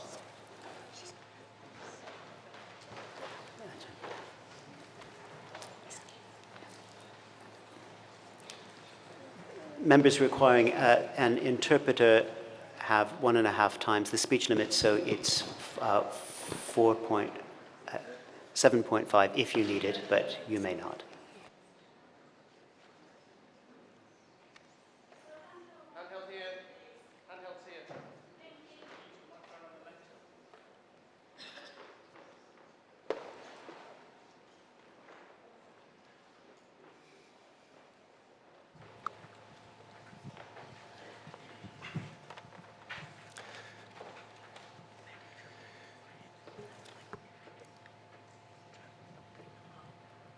So just realising, I was explaining to the interpreter that they weren't able to take the mic at the podium here, that they needed a separate mic. So my name is Sarah Tupling, and my number is 471. So, again, I am representing Deaf Anglicans Together. There are 3 representatives here today. In terms of safeguarding, I would like to add to the conversation. I think earlier there was one gentleman, I can't see him here, he was talking about the language that we're using during the course of this debate on safeguarding. And actually, again, I would like to bring that up as an issue for those of us who are deaf and use British Sign Language, that there's a language issue with safeguarding and with the training. Again, there was another person earlier, a woman who was explaining that there is a barrier for people who wish to engage on safeguarding because of the online element. And again, another male speaker before who was kindly explaining how he supports new members of the PCC with safeguarding. It isn't easy for deaf members of your congregation either.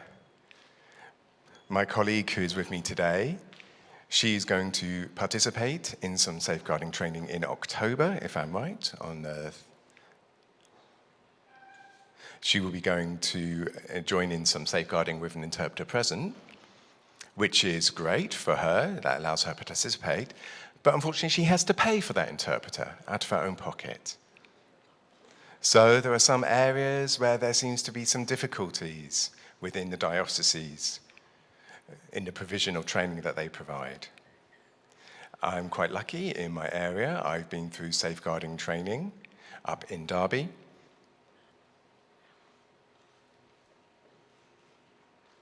And there was some difficulties in managing the language and the formation of English because it isn't easy. I managed to get through all the training and it was very successful. But I did have difficulties in accessing it. It's a very complicated issue with lots of sensitivities. So I think we do need to improve the provision for deaf members of your congregations to participate in this training so they can be fully cognizant and contribute within their parish and dioceses.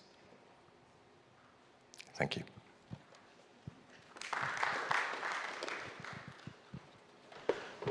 Bruce Bryant Scott, Europe 113. Thank you, Chair. I'm not only a parish priest, but I am a safeguarding trainer. And I have been involved in safeguarding training for, 23 years or so, both participating in training and designing training and implementing training in at least 3 different provinces of the Anglican Communion. And I wish to express my thanks to the National Safeguarding Team for the quality of the various modules that we have, and in particular for the many changes in the leadership training that have been implemented later.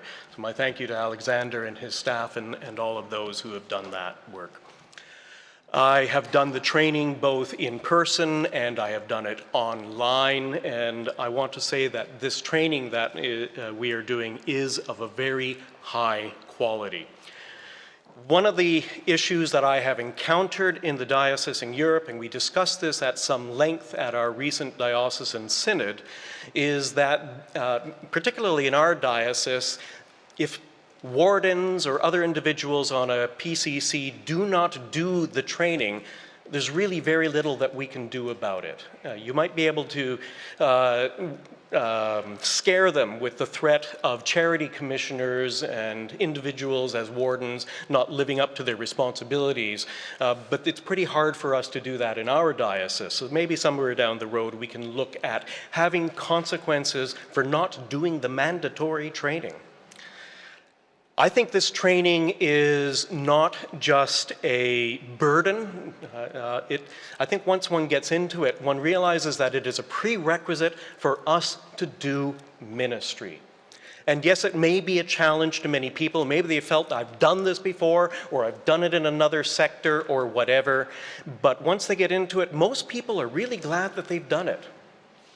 And they especially appreciate being able to do the domestic violence unit, because they recognize that as we have an increasingly aging population in our churches, that this can actually become more prevalent. Regarding volunteers, well, I think of how Jesus went around traveling with his disciples. Think of the amount of training that they went through before they were empowered for ministry. It wasn't just the Holy Spirit. It was months and years of spending time with their Lord Jesus. And I look at secular organizations and the amount of training that they do, and we should be doing similar amounts. And finally, yes, sometimes we do have vacancies, but you know, there are worse things than vacancies.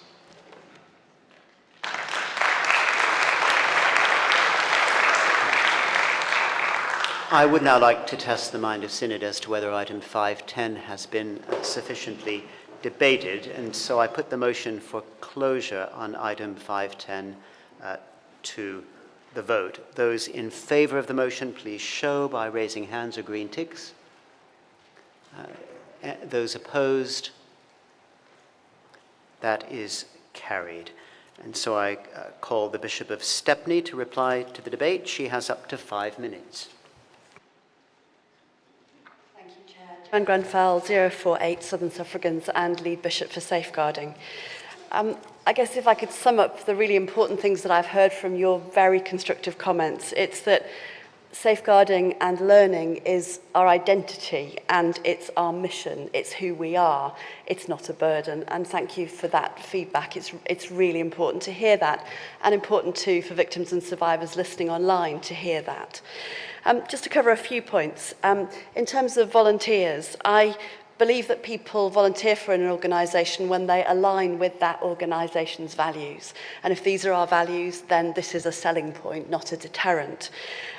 We have high expectations from those who entrust us with their young people, from all adults, vulnerable, all adults who respond and who come through and receive care and love and attention in the church.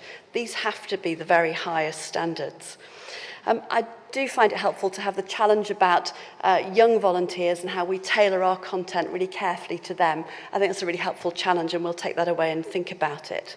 In terms of online, there are reasons for doing things online that are around volume and consistency. They're also around people being able to do this in their own time and at their own pace. And sometimes that's much more appropriately done on your own than it is in a group. But I know examples from my own area. Our amazing safeguarding project officer goes round with group, laptops and sits people down and does the training through with them with a cup of tea and talks it through and really encourages them to have conversation in a way that they feel helps them to learn. Yes, we do signpost to support for anybody who finds a difficult triggered response in that training. It's very clearly available on the screen to DSAs, PSOs, to other organisations that can be there to listen.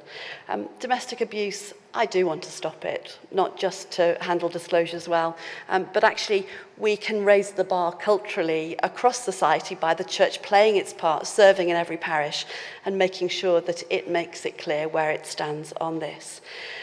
Our training is externally accredited and internationally renowned, but we constantly have to try to improve and we keep measuring the impact in order to do that.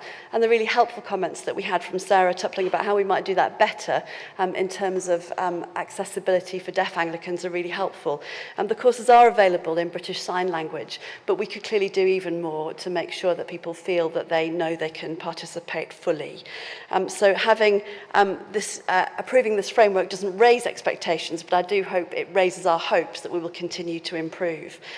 I'm glad that training, learning and development are high profile, and I'm really grateful that we've debated this today. I want to thank the team for their commitment and expertise, but I also want to thank every parish safeguarding officer, including David Ashton, who spoke so eloquently, and every volunteer, because the church at the front line is where safeguarding happens.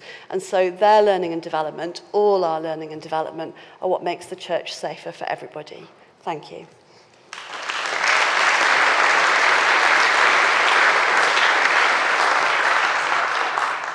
I now put item 5.10 to the vote. This will be by show of hands, green ticks on Zoom or red ticks as the case may be.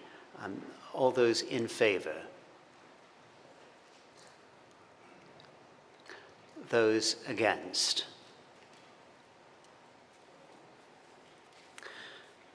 Thank you, that is carried. The Safeguarding Code of Practice Learning and Development Framework will therefore now come into operation on July the 31st. We now move to the next item. Item 15, 16.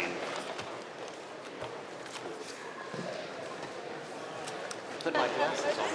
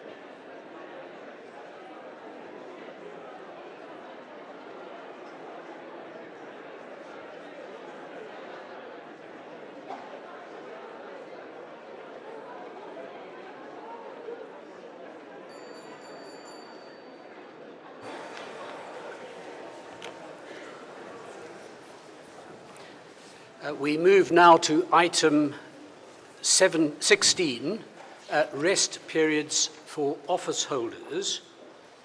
This is a diocesan synod measure from Winchester looking to introduce a clergy entitlement to 36 hours of rest within any period of 7 days, including an uninterrupted rest period of not less than 24 hours.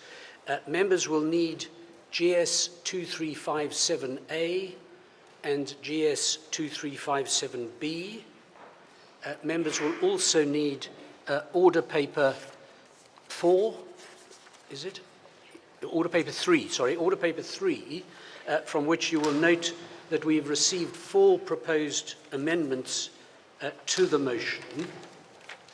Let me give you advance notice that given the number of amendments, the speech limit for all members wishing to speak, other than those proposing the motion or amendments, will be reduced to 3 minutes after the second or third speaker has spoken. To begin the debate, I invite Canon Alison Coulter to speak to item 16. She has up to 10 minutes. Thank you, Alison. Thank you, Chair. Alison Coulter, Winchester 428. Friends, I am honoured and delighted to be able to present this motion that started life in Winchester Deanery Synod, of which I'm a proud member, and then came to Winchester Diocesan Synod, of which I am also a member, before coming here for us to debate. It's a very live example of how our church governance and democracy can work, which I hope you find encouraging. And I think it's particularly important that I am presenting this as a member of the House of Laity, because clergy well-being is everybody's priority. And at the heart of this motion is clergy well-being. Clergy, you are a precious resource. You've given up much to serve us, and so our priority needs to be to care for you. Synod, I very much hope that you will feel able to support this motion. I'm well aware that clergy well-being is complex and multifaceted, and there are many issues that are important that are not included in this motion. We could, for example, also be discussing clergy housing, stipends, lay bullying, mental health, career development, pensions, retirement housing, to name but a few huge issues. So why this motion and not a bigger motion that tackles more? And I agree that these other areas are very important and need attention. But I hope that by approving this relatively simple motion, we can endorse and clarify the very helpful principle of rest, which I believe is foundational to well-being. In the story of creation, we read, "By the 7th day, God had finished the work he had been doing. So on the 7th day, he rested from all his work." God's pattern of living was a season of work followed by a season of rest. And Jesus invites all of us who are weary and heavy laden to come to him, and we will find rest. Rest is important. It is part of our God-given pattern of life, and rest is what God wants each of us to experience in him. But how much rest? The Living Ministry Research Project report published in February 2024, it's on the Church of England website if you want to look at it, it looks at many aspects of ministry, including well-being. It found that about a quarter of incumbents in the cohort suffered from poor mental health. And here are some quotes from the report. "Working 6 days a week means that the relationships you need to nurture in order to be able to minister well take a back seat. Work is demanding emotionally and spiritually. I am tired. My mental health has taken a huge dive over the last year. The pressure of ministry is increasing and the support is diminishing. Toxic people in the church are so exhausting. Since becoming an incumbent of 7 rural parishes, I've had the worst ill health of my life. Being part of a gym and ensuring I have time for classes are of enormous benefit to my physical and mental well-being." And I'm sure that many of you clergy here can relate to these quotes, and you might even have said these things. In fact, Eleanor, if she's here, Eleanor Roberts-Shaw, said in our debate this morning, she's tired. It suggests to me that clergy are not getting enough rest. And these quotes highlight the important components of good rest: time away from ministry to recharge and gain perspective, time for friendships and family relationships which nurture us and bring us joy. Time for hobbies, including going to the gym or doing exercise, which are important for physical and mental well-being.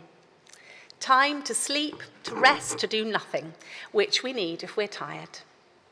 And not in the quotes, but which I know from my own experience, we also need time for what I call life laundry, cleaning the house, taking the car to the garage, buying food, doing the washing, not exciting but necessary. So I suggest that experience and research shows clergy are not getting enough rest. This motion suggests a modest increase to 36 hours as the minimum amount of rest clergy should take each week. The Secretary-General's helpful explanatory notes clarify that actually there's no obstacle under the current legislation to clergy taking more rest time, since the regulations state a requirement of 24 hours as a minimum. So clergy could take a day and a half or even 2 days rest each week without this proposed change to the terms of service regulations. But we all know that they don't. So by voting for this motion, we will not actually be changing the right of clergy to have more rest. They already have that. But we are clarifying and raising awareness in the church that in order to care for our clergy, we need to ensure that they feel able to take long enough periods of uninterrupted rest each week. The originator of this motion was my area dean, Ed Dines, and I want to applaud Ed now for his courage in raising this issue. Ed felt that he needed more rest to be effective in his ministry and wanted to have a conversation with his PCC. He asked a number of his colleagues what the regulations about rest days said, and none of them knew. Ed brought this motion to Deanery and then Diocesan Synod for 3 reasons. Firstly, to highlight what this regulation says about rest time for clergy, because people don't know. Secondly, to encourage a wider discussion about what is realistic, and that's why we're having this discussion this afternoon. And thirdly, to try and do something relatively simple but effective to change the culture and expectations around what is needed. So Synod, my Winchester colleagues and I look forward to hearing your thoughts and to our discussion together this afternoon. I agree there is much more to do to support clergy well-being, but I do believe that this is a small but important step which I ask you to support. And above all, I hope that my clergy colleagues here and in our diocese know that we're having this debate because we care about your well-being. Thank you.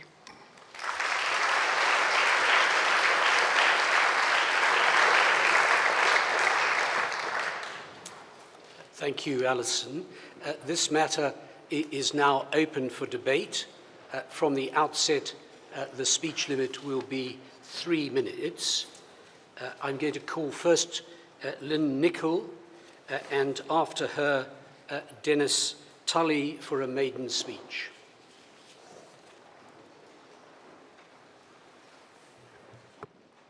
Lynn Nichol, Worcester 433. Yes, I've been waiting 37 years for this, so I'm delighted to be speaking about this.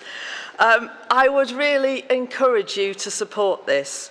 It gives such a powerful sign to clergy office holders that we've listened and we're concerned and we can do something practically about it.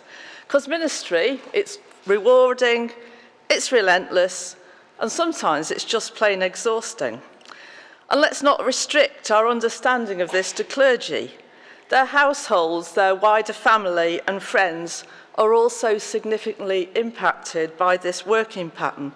And I do have a bit of lived experience. 37 years ago, this weekend, I was in York Minster for my husband's ordination.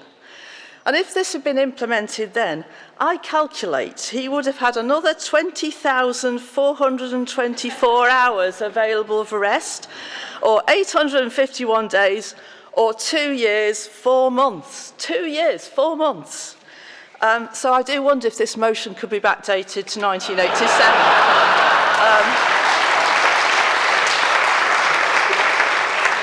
Joking aside, it's about 3 things. It's about principles, practicalities, and permission. I looked at my husband's statement of particulars for his post, and it says, you are entitled to an interrupted rest period of 24 hours in each 7 days. That doesn't, to me, imply that you can actually take other days. It says to me it requires 6 days working. And not only that, in my experience, clergy day off is ingrained in our mindset in the Church of England. When parishioners phone up, they don't say, when is David's day off? Well, they do say, they say, when is David's day off? They don't say, when is his 24 hours of interrupted rest period? And as an autonomous worker, an autonomous office holder, is he taking off any other time this week? They don't say that. It's part of the ingrained working pattern across the Church of England. But think practically. Believe it or not, clergy have to go shopping. They have to go to the tip and all those other things that we all have to do. And by the time you've done that on your day off, there's not much time to engage in other activities that are life-enhancing. And if you look at any model of well-being and self-care, it's those things that are really important. So what this motion does, or would do, is to give permission. It gives clergy explicit permission to look after themselves, engage in self-care, take time off, be mindful of their own well-being as apart from everybody else's. And it would signal that the church recognises the pressures and stresses on office holders. So, Synod, clergy and bishops know all about 6 days working. Please, if you are a lay member of Synod, put yourself in the shoes of households who routinely work 6 days a week. Think about the impact this has week on week, month on month, year on year, and support this motion which says it's okay to take time off. Thank you.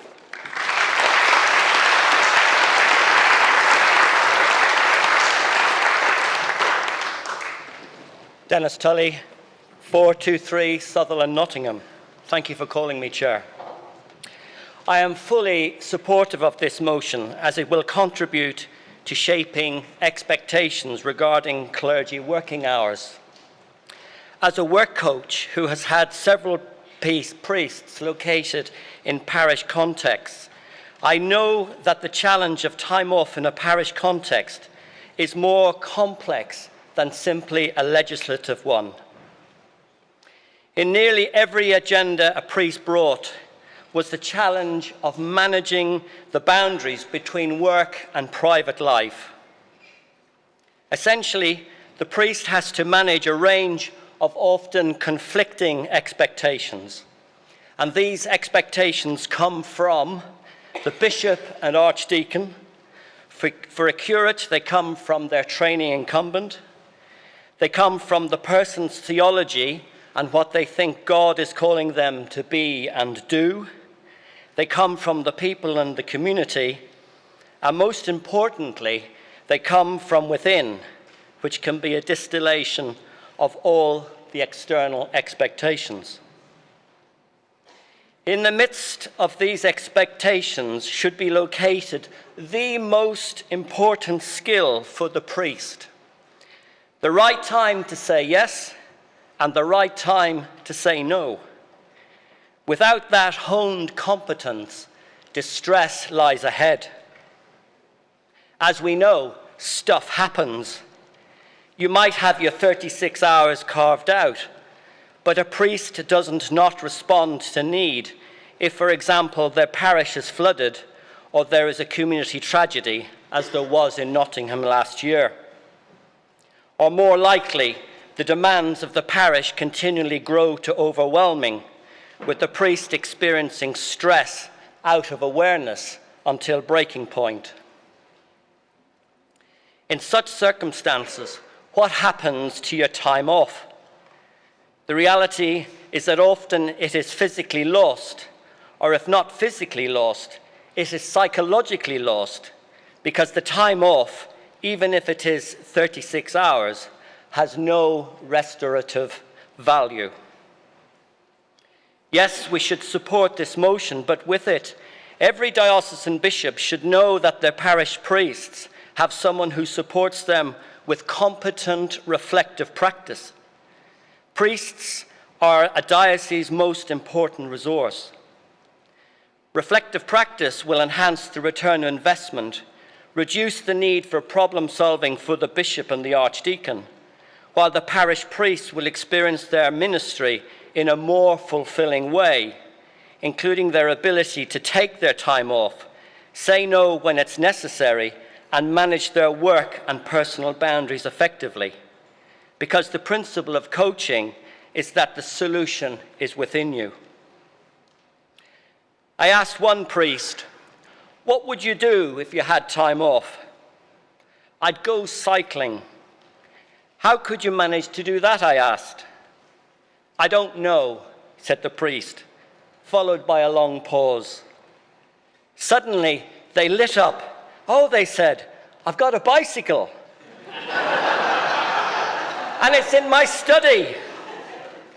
Reflective practice will support parish priests manage their boundaries and also their time off, resulting in a win-win for everyone. I would urge you to support this motion.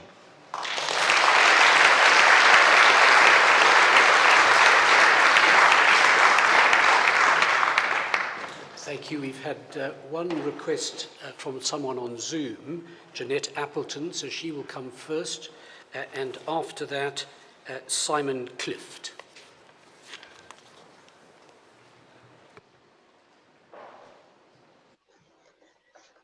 Jeanette Appleton, St Edmundsbury and Ipswich 398.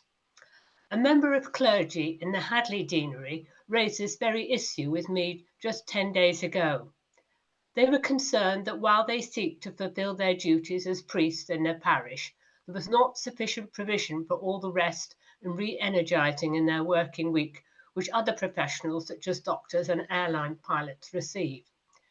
They told me that they did actually have an increase in annual leave allowance to 36 days per year, which is 7 days more than the average in equivalent professions. Could we have assurance that there will be no reduction in this current provision for annual leave, and also obviously not in the stipend when we are giving this increased rest time? Thank you. Thank you. The speech limit is still 5 minutes. Simon Clift, Winchester 427. Thank you for calling me to speak in support of this motion. It's a particular joy to be able to draw on my experience from my day job as an occupational health physician, asked to see clergy from a number of dioceses who are struggling with their health and well-being. Reflecting on some of those conversations over the last 12 years, I've been mulling over what makes clergy weary, exaggerated expectations of others, but also of themselves, an unmanageable workload with unrealistic role descriptions, just to name a couple. And what gives them rest? Well, recognizing their finitude as created beings derived from their creator. Sometimes it takes a crisis or a life-altering illness to bring this to mind. Kelly Capek said, "Many of us fail to understand that our limitations are a gift from God and therefore good. This produces in us the burden of trying to be something we are not and cannot be."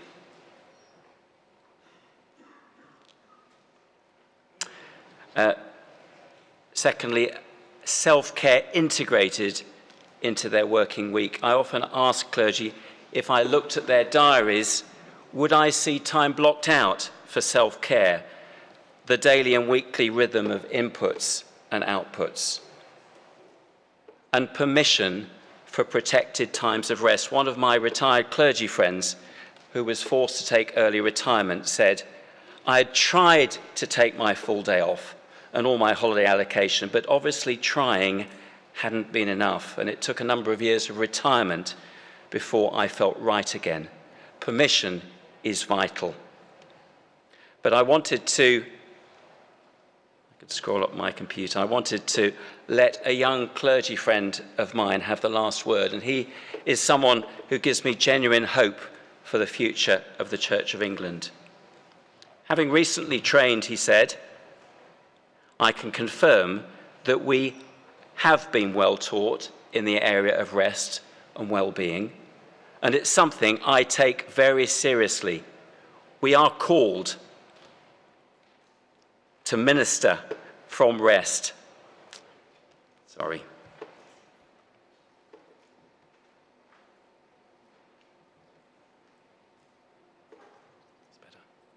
Not aiming towards it as if we go until we collapse. I take a day and a half off nearly every week, short of emergencies, and it has made a huge impact on my health, well-being, mental health, marriage, and family life. Not only this, but I've seen a large growth in my church. Although I cannot claim direct correlation, I'm sure that there are lines that can be drawn between healthy, functioning churches and clergy who are in a good place with their physical, emotional, mental, and spiritual health.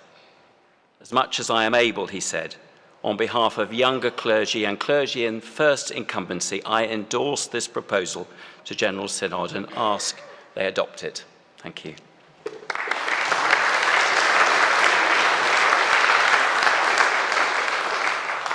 Thank you. We do have 4 amendments, and so I'm going to move now to the amendments, and I'm going to invite Mark Ireland to introduce the amendments at items 56 and 57 together.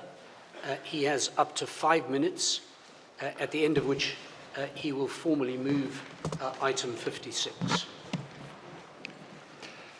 Mark Ireland, Archdeacon of Blackburn, number 69. I very much welcome the purpose of this motion and want to support it. However, the motion as it stands strikes a slightly secular tone. It starts from the ever-increasing pressures on the clergy rather than from the nature of God and the gift of his gift of Sabbath, which in Genesis, as Alison helpfully reminded us, is part of God's gift for all human beings. And so I hope my 2 amendments are friendly amendments designed to inject a little gospel joy and hope and a little theology into the motion. I believe that Sabbath is a gift of God in creation and a means of his grace. The word Shabbat, usually translated as to cease, can also be translated as to delight. As John Mark Comer comments, it has this dual idea of stopping and also of joying in God and our lives in his world. The Sabbath is an entire day set aside to follow God's example, to cease and to delight. Over the 40 years that I was ordained, since I was ordained deacon, and I was listening with interest to Lynn's comment about being backdated, I've always been quite firm about keeping a day off. I guess that's one reason why I'm still standing after 40 years.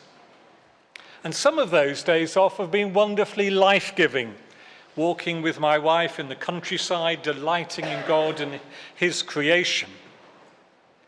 But I confess that too often my day off has been spent merely recovering from work and catching up on necessary chores. That's why I warmly welcome the principle of this motion, that clergy need to set aside 36 hours in a week so that they can take a full 24-hour Sabbath day to cease and to delight in God and still have time to catch up on those necessary chores. I've just had a month's sabbatical leave, which has convinced me more and more that Sabbath is not a matter of Old Testament law. There isn't a very straightforward translation from the fourth commandment to the Christian observance of the Lord's Day. But it is a gift of God in creation, grounded in Genesis chapters 1 and 2. The gift of the Creator who knows how we're made, and he wants human beings to rest, alongside, of course, the whole of creation, as the Torah expresses. And Walter Brueggemann has written powerfully of Sabbath as resistance to our current addiction to consumption and to multitasking, resistance without which our planet doesn't have hope. And so Sabbath is part of the good news we proclaim, which an increasingly stressed 24/7 world needs to hear. As Jesus affirmed, the Sabbath was made for humankind.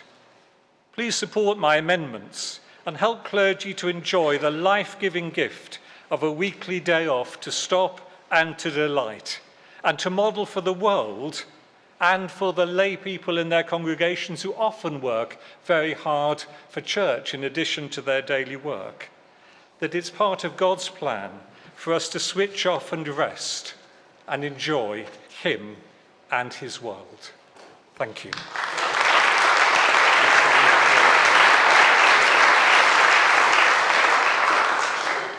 We'll take it that you've moved item 56. Thank you so much. I now call on Alison Coulter to respond. Alison Coulter, Winchester 428. Mark, thank you. I accept your helpful amendment, which clarifies and gives some theology to the motion. It puts into the motion some of the things I said in my speech. So I'm grateful we're on the same page and grateful for your support. And just a word of explanation about why we've not included some more detail or the theology which your words give. It's because we'd wanted to keep the motion very simple and focused, but I do think your words give helpful context, so I'm happy to accept. Thank you. Thank you, Alison. As Alison has accepted the amendment, item 56 is now open to debate. The speech limit is now reduced to 3 minutes.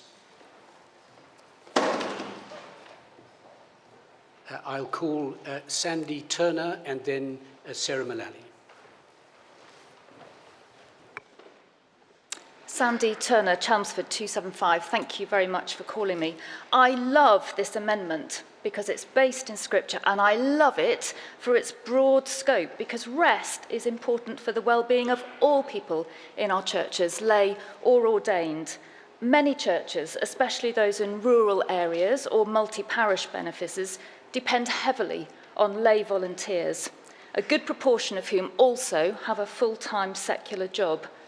As Deanery Secretary, one of the biggest problems that I face is the weariness of lay volunteers and the knock-on difficulty of persuading others to serve. Our local churches struggle to keep going without faithful, willing lay members who do things like setting out the chairs, mopping the floors, serving refreshments, doing the tech, leading the music, reading the Bible passage, leading the services, leading the prayers, and teaching the next generation about the Lord Jesus. My own church held a recent half-term holiday club, a Bible club. We had 53 children, wonderfully, aged 4 to 11, and it took 32 lay members aged 18 to 84 to help. They helped in various capacities, from prayer to leading madcap games, from messy craft to delivering engaging Bible talks wearing fancy dress. It was huge fun, but if I'm honest, it was full-on exhausting, but maybe I'm just getting old. So this amendment is great because it reminds us that it is good to rest. God kindly gives us his pattern of work and rest because he knows what's best for us. Sabbath rest is given by him for our good, a time when we can dwell in him, a time when we can stop our busyness and depend on him. And remember that we're not in charge, he is. A time to remember with thanks that it is Jesus who is Lord of the Sabbath and not us. So please support this amendment, which reminds everyone in our churches, ordained or lay, to delight in this life-giving gift of God. Thank you.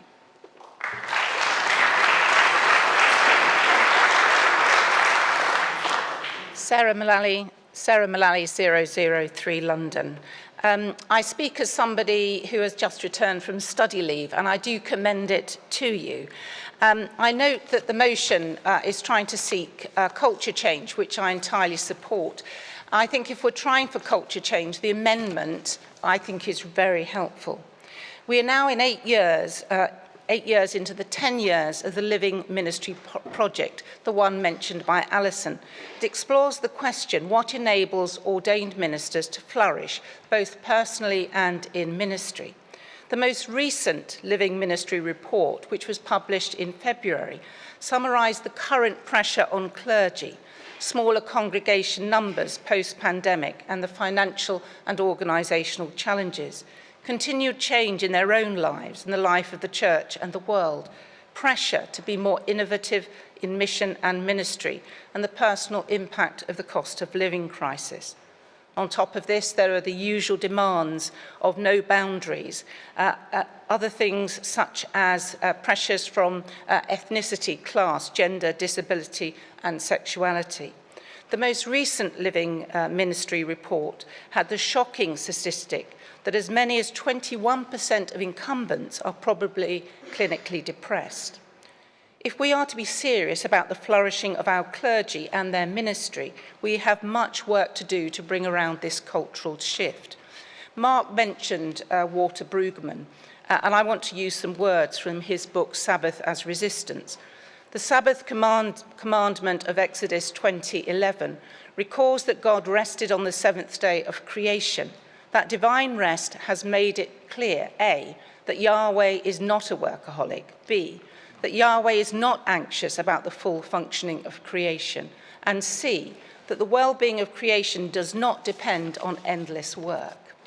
Clergy are particularly vulnerable to the assumption that everything relies on us, and that means that we can never stop, rest, or enjoy the real Sabbath. Yet we worship the God who rested. When will we begin to take this seriously?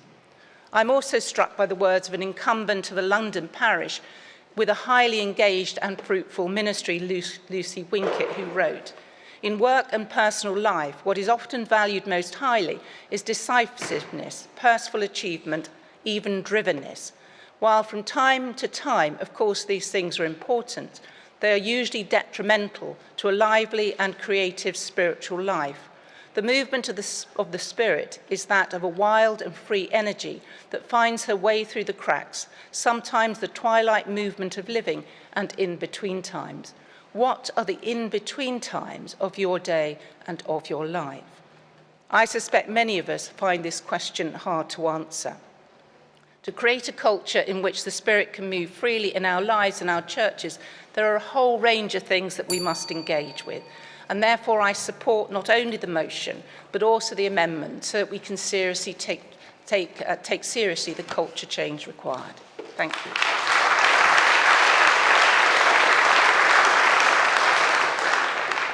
Could I ask, is there anyone in the chamber who wishes to speak against this amendment? If so, could you please stand? The lady up there, and Paul Ayres, please.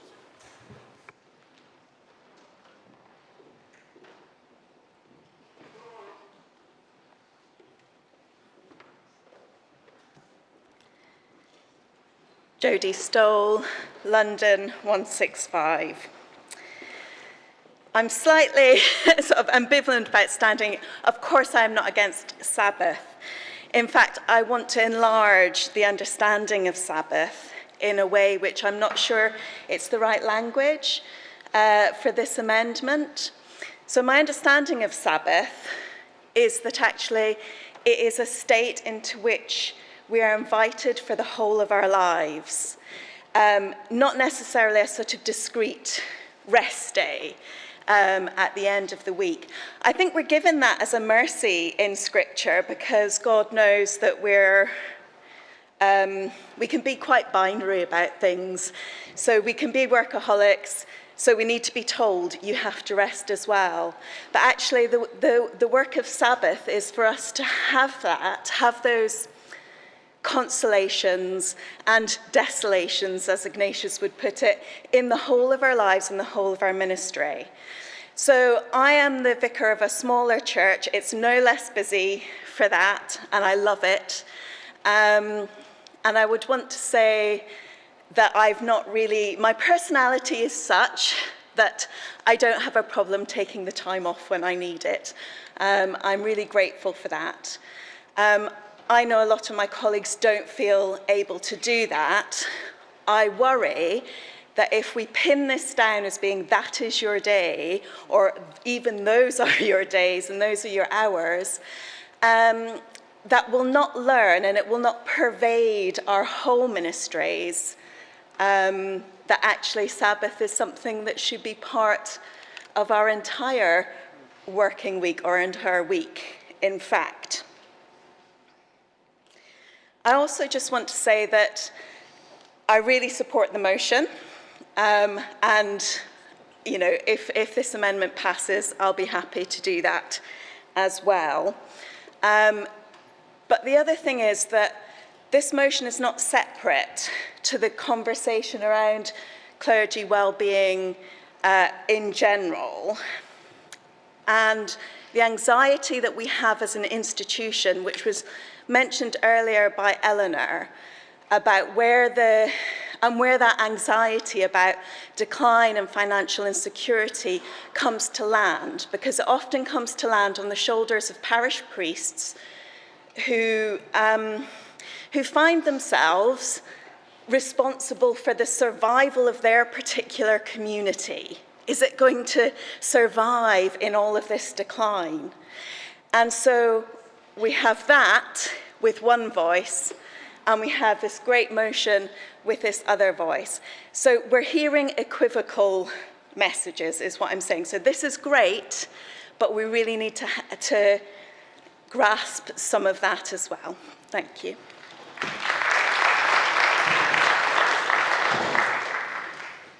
Paul Ayres, Leeds 131. I'm reluctant to speak against a fellow archdeacon about whom I agree with on many things, but I think I've got a couple of hesitancies about this. One is that Shabbat is a very different thing, as my thousands of Jewish neighbours in northwest Leeds could attest. I happen to live within the Eruv, which has been created in northwest Leeds. If you're transcribing, that's E-R-U-V. And the experience of that is it can be an imposition, and it can be very legalistic. I'm old enough to have been on the revision committee for ecclesiastical officers' terms of service measure, common tenure. And we wrestled for a long time with how to define what the work of the clergy was. And we were absolutely unable to do so. And therefore, we decided that we would instead define a period of rest. And this is how we came up with the 24 hours. There is no obstacle to taking rest when we need it in the current rules, except either ignorance, has been said, people don't understand what that is, or because it's always been a minimum, not a maximum entitlement, and it should be in people's statement of particulars. The other obstacle is self-management. We have to admit that sometimes as clergy, we impose this pressure on ourselves, and let's be honest, it can help to make us feel a little bit self-important if we think we're indispensable. And we do sometimes humble brag about how long and hard we work, even though we know we shouldn't.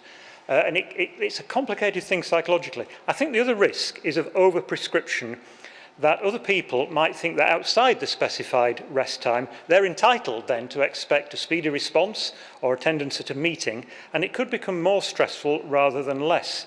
It's already been mentioned that we expect lay people to do church work on top of their working lives. I've done nearly 40 years in ordained ministry, and I've always understood and valued the huge freedom that I have to organise my own life, which many people in employment do not have. I think we should be careful about wanting to become more like employees. People, I find, often want the benefits of employee-employer status, but not the disbenefits. So I'm very much in favour of clergy taking sufficient rest, but I want us to be very cautious about inadvertently imposing or implying greater entitlement and demands from others. Thank you.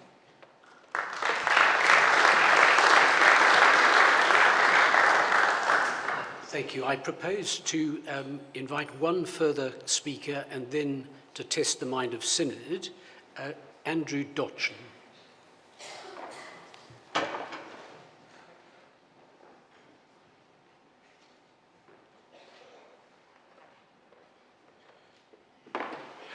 Andrew Doctrine 208 St Edmundsbury, Ipswich. Thank you, Chair. A monk on the eve of his solemn procession said these words: "Lord, I will do whatever you ask of me. Just please don't let it hurt too much."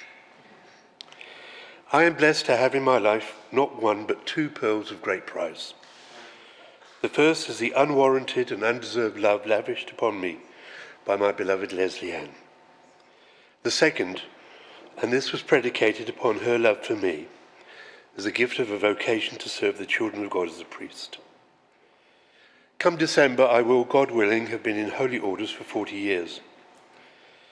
Some of them have seen our family in poverty. Some of them have seen me under threat from those who live lives overflowing with hatred for people of global majority heritage. Some of them have been rich and full and overflowing with joy and happiness. But every one of those 40 years has been kissed by the grace of a God who will not let us go. Yet, in the middle of all of this, this vocation, or more correctly, how I have responded to this vocation, has brought challenges. You see, and I suspect other people following a vocation know these feelings, much as I love this call, I can too easily become a slave to it. Hag-ridden by the thought that I may not answer the call completely, I overcompensate. And in the words of Bonnie Tyler, I find myself in the midst of a total eclipse of the heart. Willingly doing more than I have to do, working longer hours than I know is healthy for me, sacrificing family, and they comply with this, on the altar of saving the world. Yes, and I suspect I am not alone amongst the clergy, I have a severe case of Messiah complex. I need to hear again and again the wise words of the Dean of St Edmundsbury at a chrism mass. I want to give you some good news. There is a Saviour, and it's not you. Thank you to those who are bringing this motion to Synod, which I wholeheartedly support in whatever form it is finally passed. However, I would ask that you take things one step further. We clergy, well, me at least, can be stubborn, obstinate, and even curmudgeonly when it is hinted that we need to take time off from the call to serve. Please help us. Check with your local cleric when they are planning their regular downtime, and then gently hold them to it. Help fill any gaps that this downtime may bring, so we can't use the nobody else can do it excuse, which is hubris or wriggling out of a day off. Synod, we are sinking. Please help us.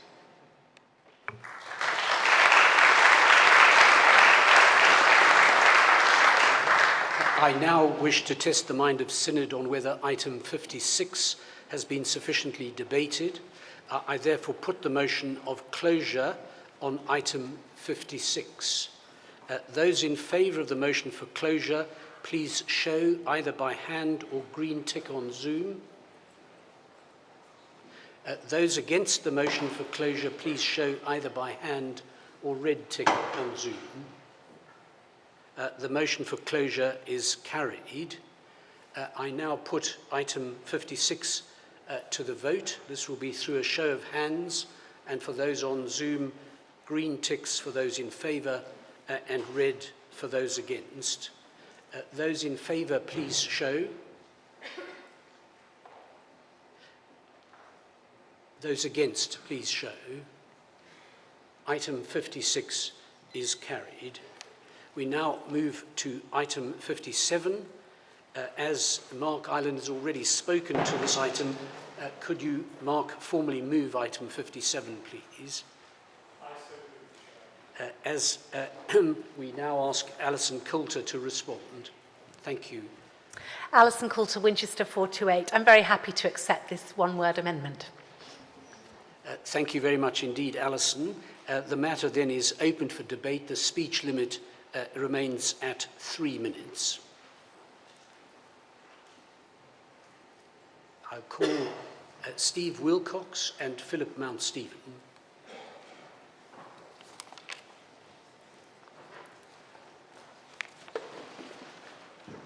Steve Wilcox, York 244. Thank you, Chair, for calling me.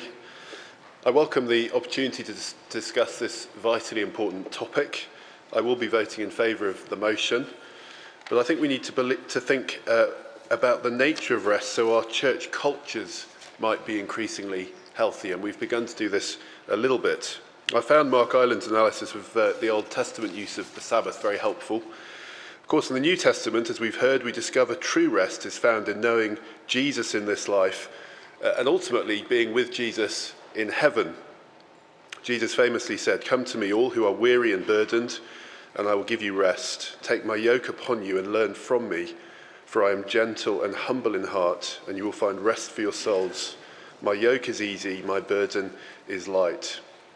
I've found as I come to Jesus in surrender and trust, I receive spiritual soul rest. He meets my needs, he refreshes me, he loves me with the love that reaches every part of my being. He shepherds me and provides in a way nothing else can. As I take my yoke, his yoke on me, I do it in his strength with the power he gives. And the question then, as somebody has already said, is not so much what is the place of rest, but what is the place of work? Which brings me to John chapter 15. Remain in me as I also remain in you. No branch can bear fruit by itself. It must remain in the vine. Neither can you bear fruit unless you remain in me. So our job is to remain in Jesus, to feed on him through prayer, through scripture, through fellowship and so on. And as we do that, he bears fruit through us. We don't have to force it, it just happens. In short, we often think we rest from work, but actually we work from a place of rest. We need to be rested, and resting in the Lord then will be fruitful because we will be bearing his fruit rather than the fruit of striving. This is a lesson God's been teaching me more recently. I'm a late learner, but I'm very grateful. As Sandy said, it's important for lay people as well. I've come across many lay people in churches who are working as hard, if not harder, than clergy. Rest times during the week are part of this rest. So I welcome this motion as a recognition of the importance of rest. But I encourage myself and all of us to address our underlying cultures. Do we have a culture of resting and working from rest? Is our trust in and dependence on the Lord? Thank you.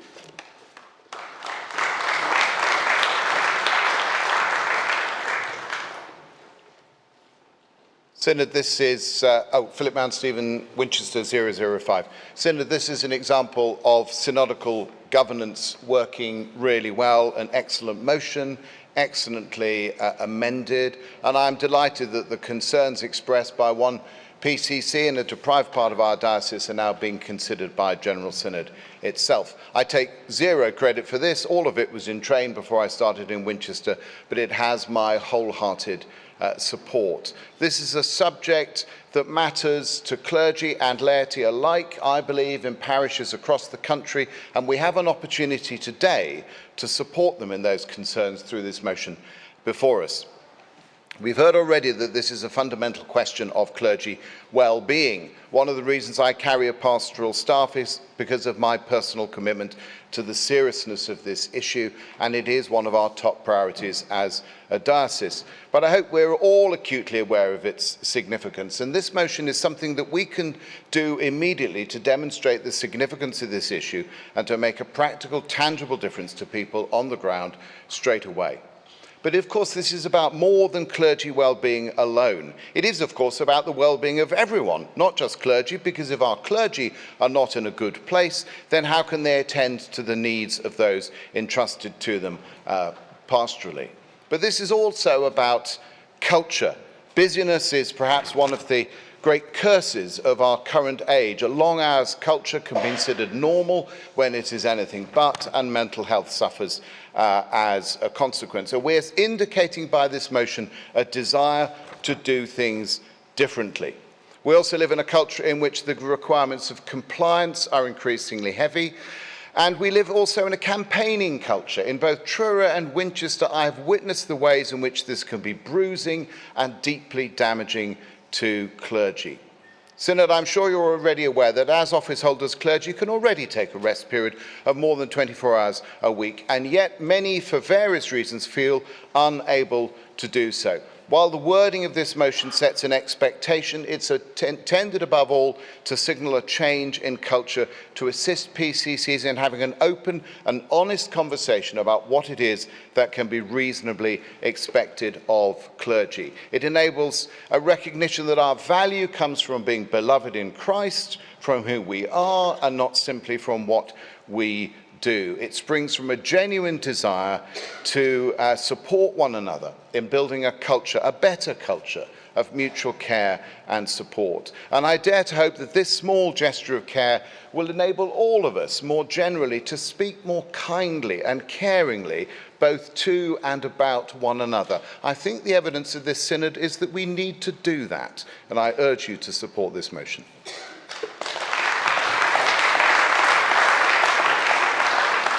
I now wish to test the mind of Synod on whether item 57 has been sufficiently debated. I therefore put the motion of closure on item 57. Those in favour of the motion, please show either by hand or green tick on Zoom. Thank you. Those against the motion, please show either by hand or red cross on Zoom. The motion for closure is carried. I now put item 57 to the vote. This will be through a show of hands. And for those on Zoom, green ticks for those in favour and red for those against. Those in favour, please show.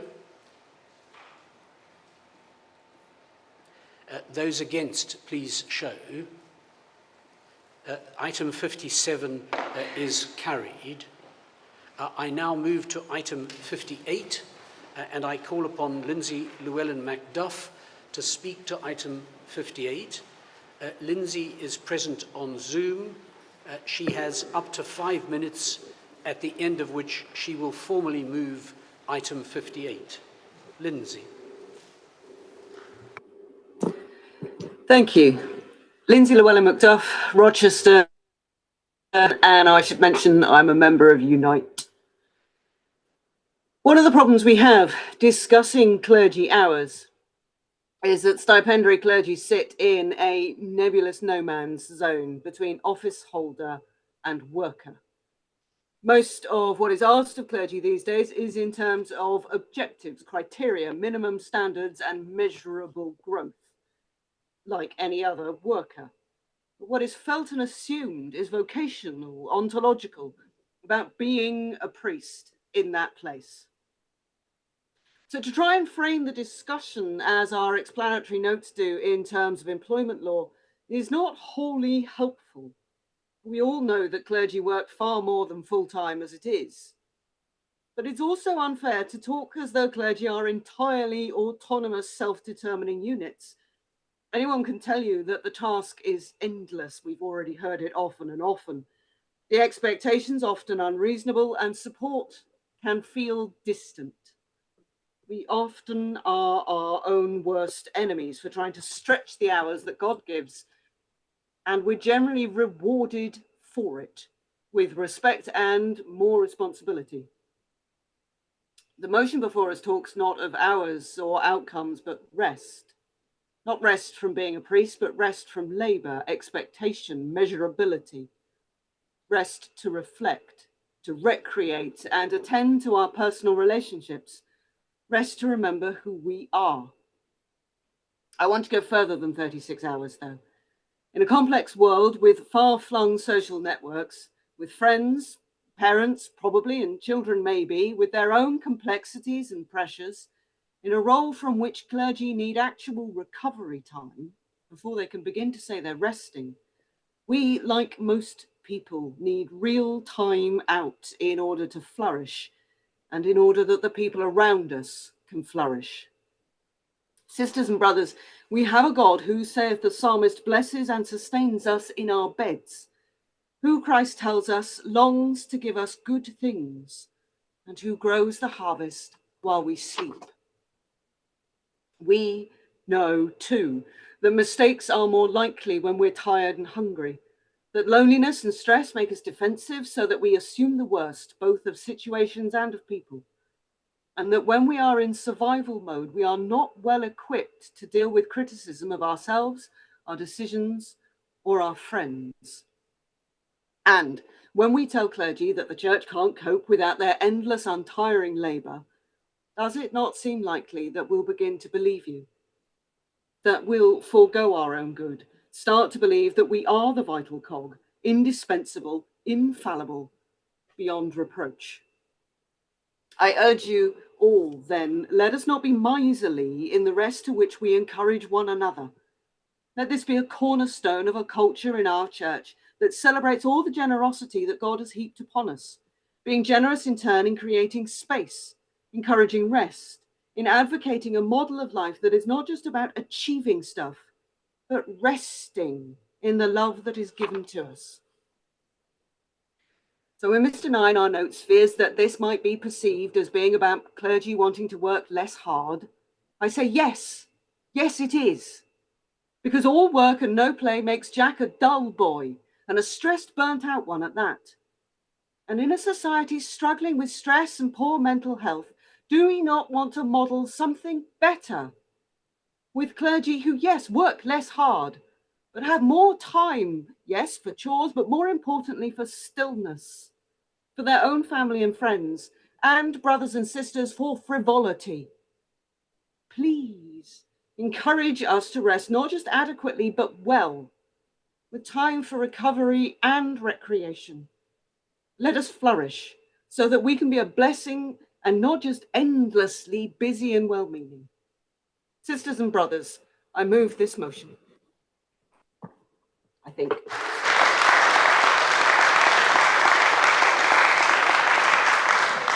Thank you. I now call on Alison to respond. Alison Coulter. Alison Coulter, Winchester. Alison Coulter, Winchester 428. No? Still not working. Oh, there we are. I'm coming. There we are. I'm going to resist this amendment. I'm sympathetic to Lindsay's argument and I'm moved by her passion and reason. But under the regulations, it is possible to take 48 hours rest if that is what you need. So the reason I'm resisting it is because I think if we make the minimum rest time 48 hours, it might increase the risk of the motion failing because some of you may feel unable to support this. And the main reason is, as many have already suggested, Sandy, Steve and others, is that we may then be asking more of lay people than of clergy. But I will be interested to see what you, Synod, think is best, and I'm open to your response to this amendment. Thank you. Thank you. As the amendment is not supported by Alison, the debate on the amendment will lapse unless 25 members indicate that they want the amendment debate to continue.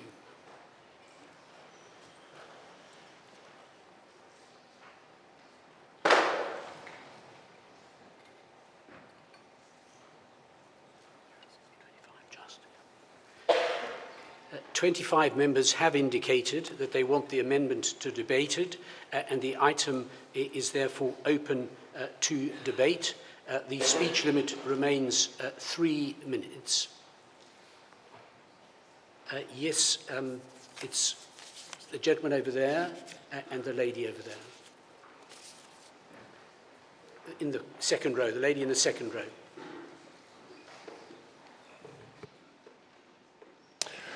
Thank you, Chair, for calling me. Martin Thorpe, Liverpool 155. I speak in support of this amendment for 48 hours, an extension of the 36 hours. I'm a clergy person who has lived experience of poor mental health through overwork. I've also, until recently, been Bishop's advisor for clergy wellbeing, and I'm a trained psychotherapist counselling clergy and their families. I believe 48 hours will actually enable more clergy to have one Sabbath day's rest, time with family and friends, better mental health. And at a time when we're talking about increasing clergy well-being, doing what we can, but it's expensive in some ways with stipends and pensions and other things, this would encourage much greater clergy well-being at no financial cost to the church. I've been in many clergy chapter meetings where clergy have said, "Oh, I haven't had my day off for at least 3 weeks." Synod, what an incredible boast. A Sabbath day's rest, as we've heard, is one of the 10 commandments. And yet clergy so often make a virtue of willfully breaking that one of the 10 commandments. I wonder what reaction they'd get if they'd said, "Oh, for the last 3 weeks I've committed adultery." I suspect it would be very different. My personal story, I'm one of the clergy who has been diagnosed with clinical depression. I've never taken time off. I manage it with medication. About 2 or 3 years ago, I spoke to the Bishop of Warrington because I was feeling really under pressure. Personal circumstances and workload coming out of COVID, all coming together to create a bit of a perfect storm. Bishop Bev asked me what would help. Would a week off, 2 weeks off, a month off help? I said no, because in common with lots of clergy, I would be conscious of the work that was piling up. So I asked to take 2 days a week off. And what that meant for me was I got a Sabbath day's rest, because 3 weeks out of 4, I found I had a Sabbath day's rest and I was working a lighter day, and once a month I could take 48 hours, 2 days together, as many dioceses recommend. Synod, I urge you to support this amendment so that many more clergy like me might take less than 28 years in ministry to learn that trying to take 48 hours off means you do consistently get one Sabbath day's rest. Thank you.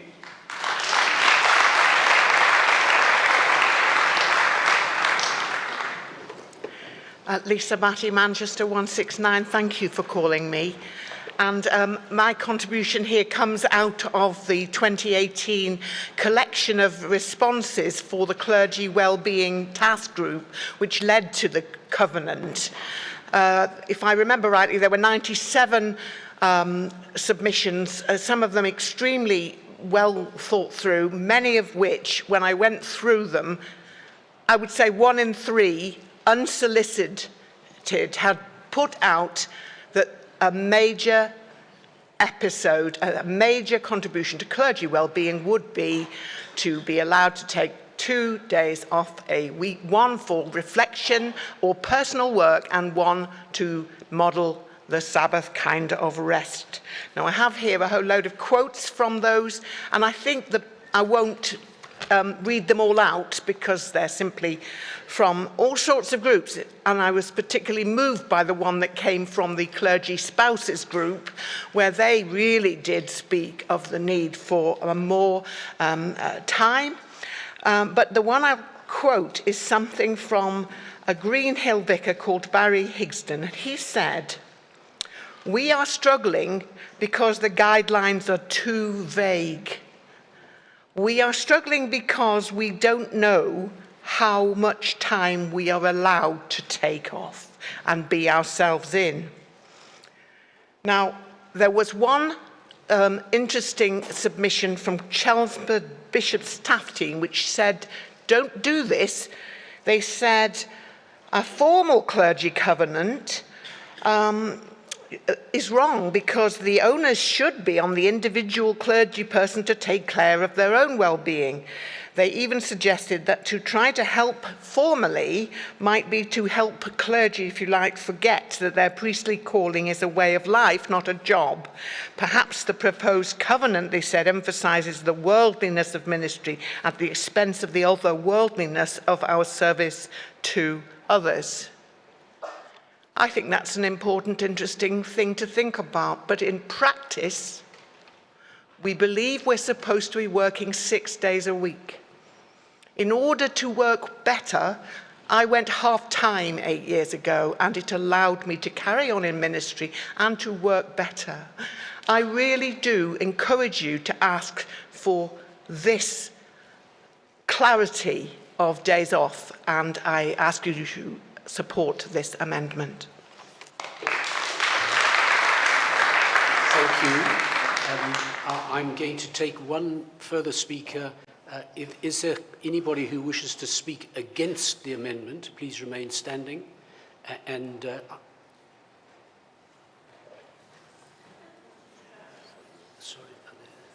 2, 3. The lady in black at the back. And after that, I propose to test the mind of Synod whether this item has been sufficiently debated.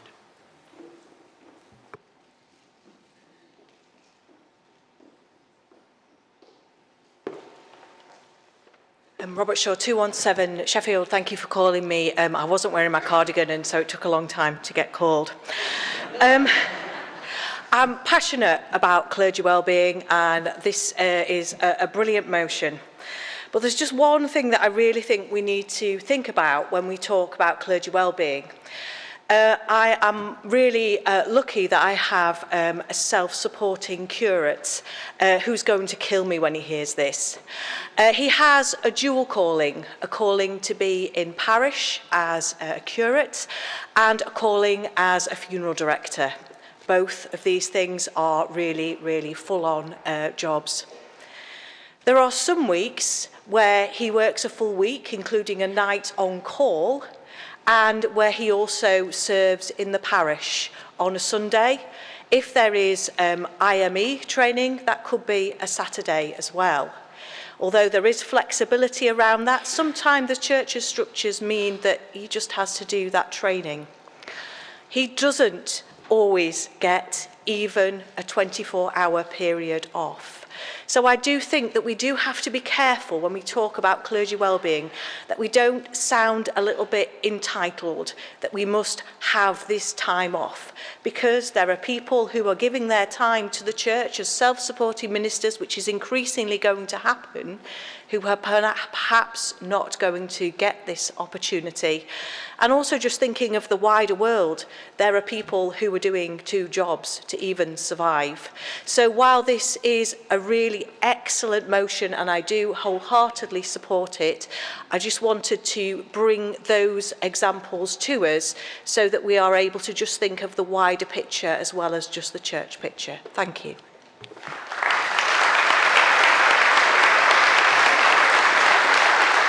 Thank you. I now wish to test the mind of Synod on whether item 58 has been sufficiently debated. I therefore put the motion of closure on item 58. Those in favour of the motion of closure, please show either by hand or green tick on Zoom. Those against, please show either by hand or tick on Zoom. That motion is carried. I therefore put item 58 to the vote. This will be through a show of hands, and for those on Zoom, green ticks for those in favour and red tick for those against. Those in favour of the amendment, please show.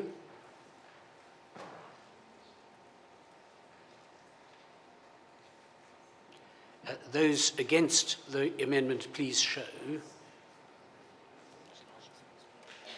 Item 58 is lost. We now move to item 59, and I call upon Christopher Johnson to speak to item 59. You have up to 5 minutes, at the end of which can you please formally move item 59.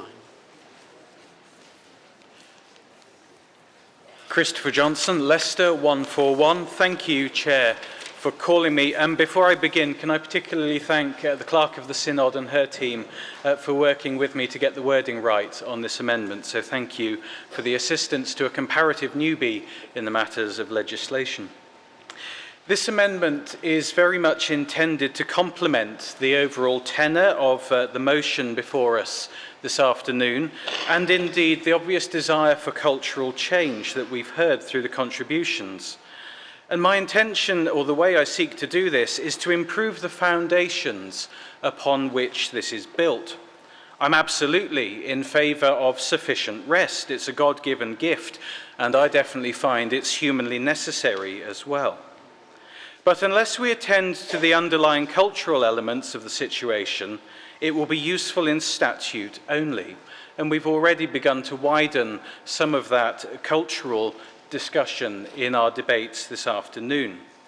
The thing is, if we only do the piece on a specific number of hours option, what we actually risk doing is just repitching the tent rather than checking that it's still fit for habitation. It's quite apparent from the articles and the letters in the church press in recent months, from the survey report on maternity provision, from questions to this synod, diocesan synods as well, that the issue of clergy as office holders is a live one once again. Something else it's doing is highlighting the lack of understanding about the matter, and that's been identified in contributions this afternoon. This lack of understanding about the matter for clergy and lay people alike, about what it means to be an office holder. Those coming into ministry from employment backgrounds, which is probably most people, presume and desire that the same clarity of terms from their previous working life apply to them once they're ordained. If, as per the answer to my written question, first incumbency is deemed a suitable point by some places to reflect upon the nature of being an office holder, then the parallel thought that immediately comes to my mind is trying to teach somebody the facts of life after the arrival of their second child. And still we shrug our shoulders and say, well, we can't imagine why it keeps happening. By providing improved education and resources across the board, things that can be shared, for example, during discernment for ordinands or potential ordinands, during ordination training, perhaps by archdeacons and area deans in preparation for the arrival of a new priest in charge or incumbent, to name just a few examples. Hopefully we can help clergy and laity alike to make the most of the status of office holder and the positive things that that can offer. And I do believe, as an office holder, that it is potentially a very positive state of being. Albeit when it's good, it's very, very good. When it's bad, it's horrid. I do accept that. We can legislate for as many hours rest as we wish. But unless we strengthen the foundations that these things are built on, the issues that we're noticing now won't go away. In conclusion, I should make clear that my amendment is not intended to touch upon the many questions of office holder versus employee, what that means for the modern church, and so on. Whatever future discussion on those issues may hold, it's important, as in so many aspects of church life, that we engage with the world as it is, not as we might wish it might be. I beg to move the amendment standing in my name.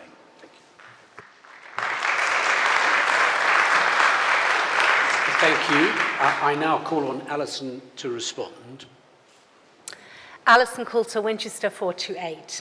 Thank you, Christopher, for your support for the motion. And there's much I agree with in what you said. However, I'm going to resist this amendment.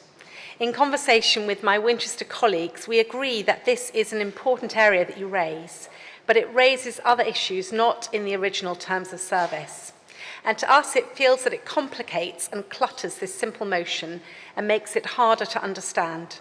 And we're very keen to get our motion accepted and to get across a clear, simple message about the importance for clergy to take adequate periods of rest, and also what the regulations actually say.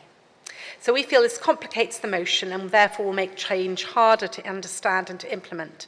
And one of my Winchester colleagues suggested the acronym KISS, Keep It Simple Synod. So I wonder, Christopher, whether you might look to bring your own DSM, or maybe Lester could talk about this, or a private member's motion, which means we could properly address the issues you're raising, which are important. And I asked Synod to resist this amendment, which, although it raises important issues, I think is unhelpful, because it risks slowing down the changes and clarification we want to make. Thank you.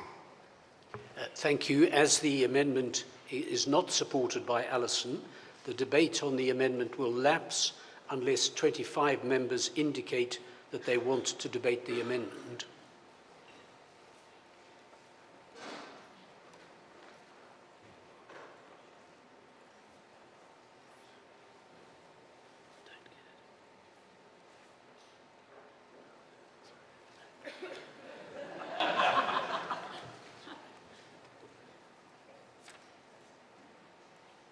Uh, 25 members have not indicated, and the amendment lapses. In the circumstances, we move back to item 16, as amended by the two amendments which have been passed, that's 56 and 57.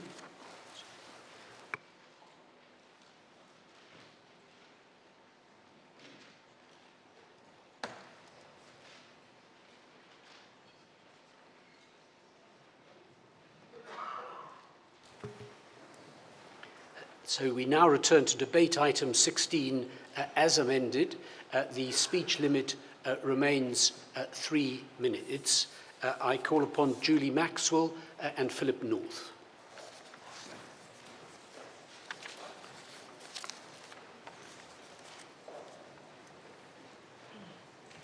Julie Maxwell, Winchester 429, thank you for calling me. Remember the Sabbath day by keeping it holy. 6 days you shall labour and do all your work, but the seventh day is a Sabbath to the Lord your God. God created us to need rest. It was part of the creation order, as Alison has already said. God didn't need to rest, but he set that precedent for us. God made it clear to the Israelites in the wilderness that he would provide for their daily needs and for rest on one day each week. They were to trust him completely and know that it was only his provision that sustained them. I've been personally challenged to take Sabbath rest seriously. I am not indispensable, and given that God has commanded me to rest, I need to trust him that there will be enough time to get everything done that he wants me to do. Taking sufficient time to rest is vital both physically and spiritually. It is important that our spiritual leaders rest, not only for themselves, but also to model this for those that they lead. We, as lay people, must recognise the importance of rest, both for ourselves and for our leaders, and do all that we can to ensure that our clergy are able to schedule in adequate time for rest. We shouldn't be legalistic, however, and must allow for flexibility, especially given the often blurred boundaries that occur in church between work and rest. I support this motion, and it highlights the importance of rest periods for office holders and also the need for us all to take seriously God's command to rest and trust in his provision for us. So I support this motion.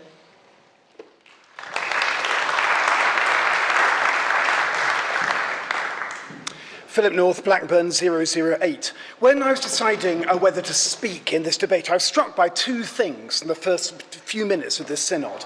The first was the use of a prayer by St. Ignatius, where we asked the Lord to teach us to toil and not to seek for rest. What a grim prayer.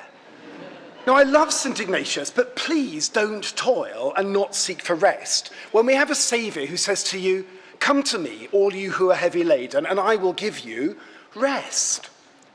And then we moved on to Basil Jellicoe, and of course I loved that very much indeed, because Basil Jellicoe is a great Anglo-Catholic hero. I used to be team rector of his old parish in Somers Town, where sadly the church is under threat. He rebuilt the whole estate, transformative ministry, but he died at the age of 36.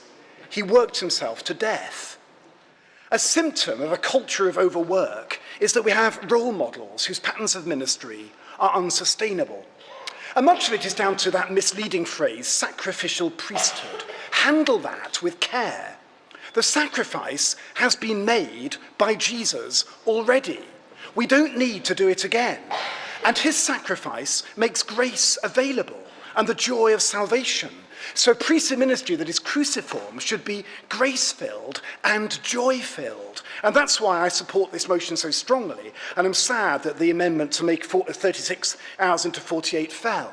But this reform must be start of a bigger process by which we ensure that professional ministry is indeed joyful and so well supported and properly remunerated. I had in my garden a clergy family fun day a few weeks ago, and the free ice cream van turned up. And a 4-year-old boy, rather than looking joyful, said to his mum, "But mummy, can you afford it?" Having an ice cream should always be a treat, but for that boy, it was a bit too much of a treat. Because whilst as a church we sit on tens of billions of pounds, large numbers of clergy children are being brought up below the poverty line. Yes, clergy need proper time off, but they also need an increased and nationally agreed stipend, and so end the situation whereby stipend level is contingent on the inherited wealth of the diocese. We need consistent standards for maternity leave. We need to make parochial ministry compatible with bringing up children. We need a whole new deal for our clergy and a new national settlement to fund it. So I support this motion, but let it be just the start. Because I, for one, will be working much more for working for a much better deal for hard-working parish clergy, and hope very much that others will join me in that.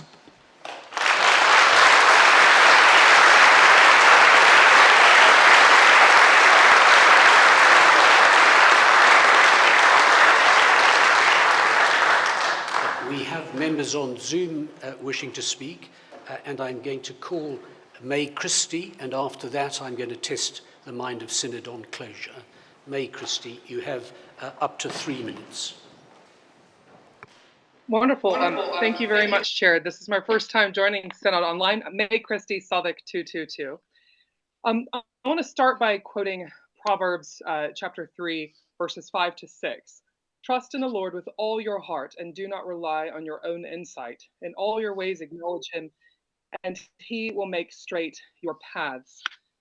I feel that this motion and the amendments that have followed are a wonderful step in the right direction. They will show that we not only care for our clergy, but that we trust in our clergy. I would have loved to have seen 48 hours, but I think that 36 hours goes a long way. And in fact, it's not really that much anyway.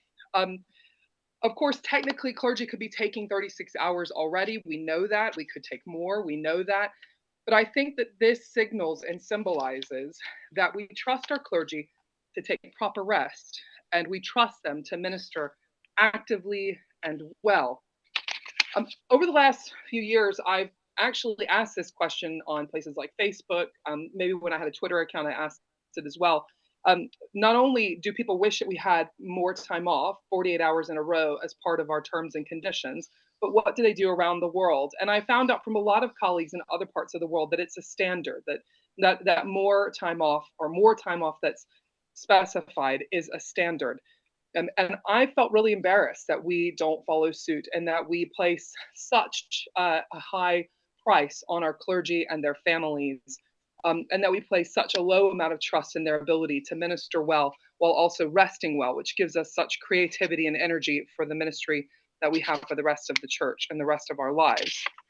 Now, Bishop Philip, I want to join him in this work that he's talking about, caring for our clergy and putting them at the forefront. And he, of course, mentioned Basil Jellicoe and St. Ignatius, but I'd like to quote another great feature of the faith, which is a retired Scottish rugby player named Ewan Murray. Now, I don't know if you know this, but some years ago, Ewan Murray decided that as part of his Christian faith, he would take the Sabbath and keep it holy, which meant that he did not play rugby on Sundays. It was very countercultural, easy for Ewan to do because he was an excellent rugby player and they would still put him on a team, and probably not what we clergy can be doing, I'm afraid. But he saw a real benefit for himself, not only in his professional life, but in his personal life and in his faith. And he said this about it. He said, I realized it's quite simple, really. Jesus said, if you love me, keep my commandments. And there are 10, not 9. Friends, let's please support the clergy. Please do pass this main motion. And please do roll up our sleeves and work towards a much better situation for our wonderful clergy who do so much up and down the country. Thank you.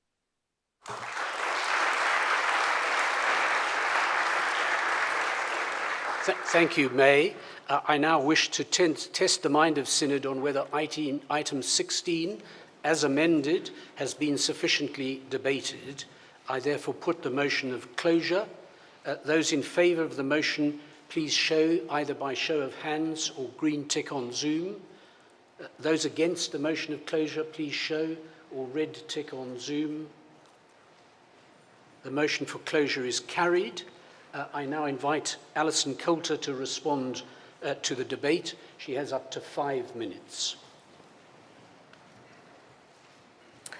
Alison Coulter, Winchester 428. Synod, thank you for a great discussion. I'm so grateful for your support and contributions. Lynn, thank you for your honesty as a clergy spouse, and I'm so sorry I can't backdate your husband's rest time. But yes, this motion gives permission.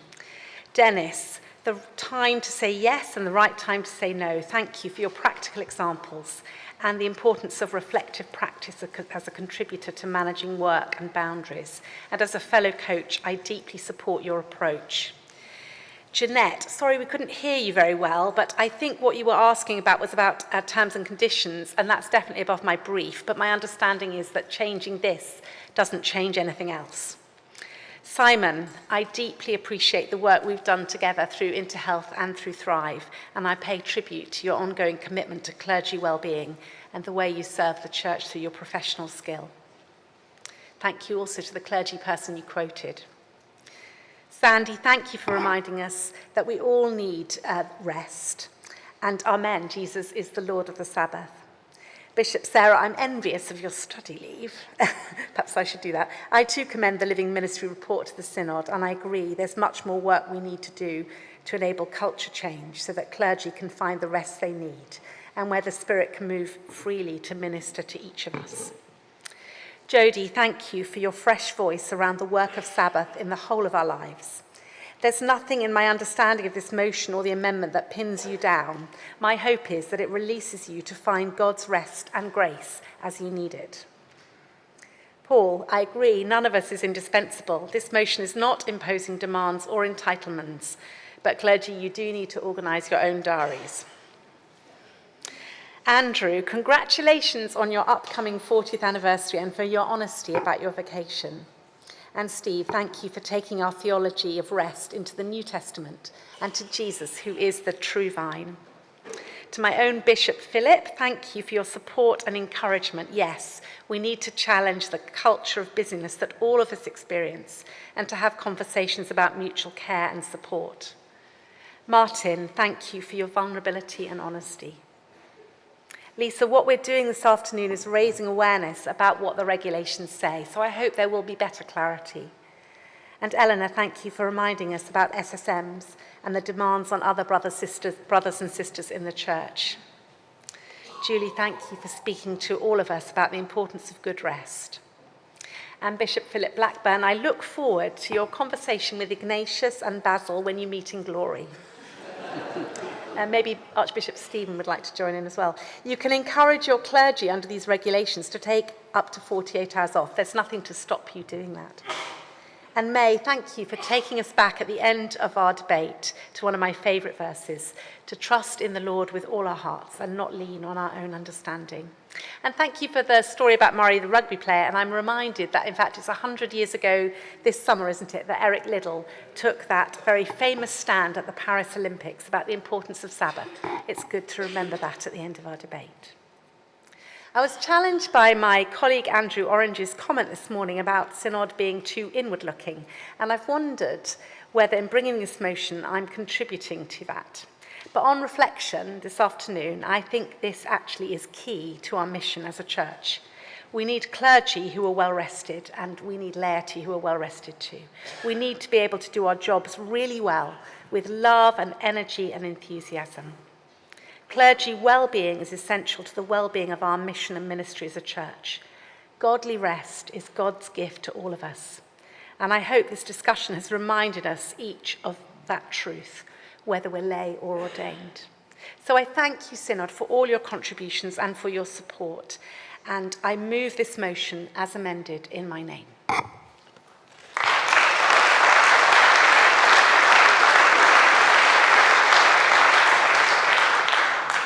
I now put item 16, point of order.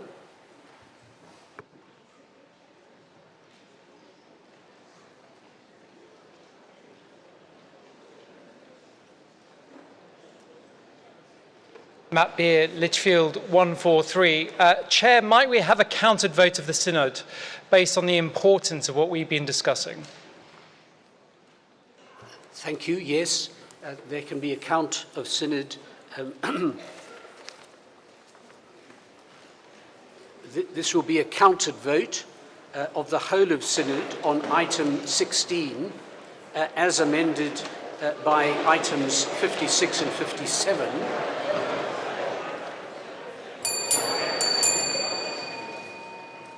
Those present in Central Hall using the voting handsets and who wish to vote in favour will press 1, those against 2, and those who wish to record an abstention press 3. There will be a short break for those to get handsets who haven't yet got them.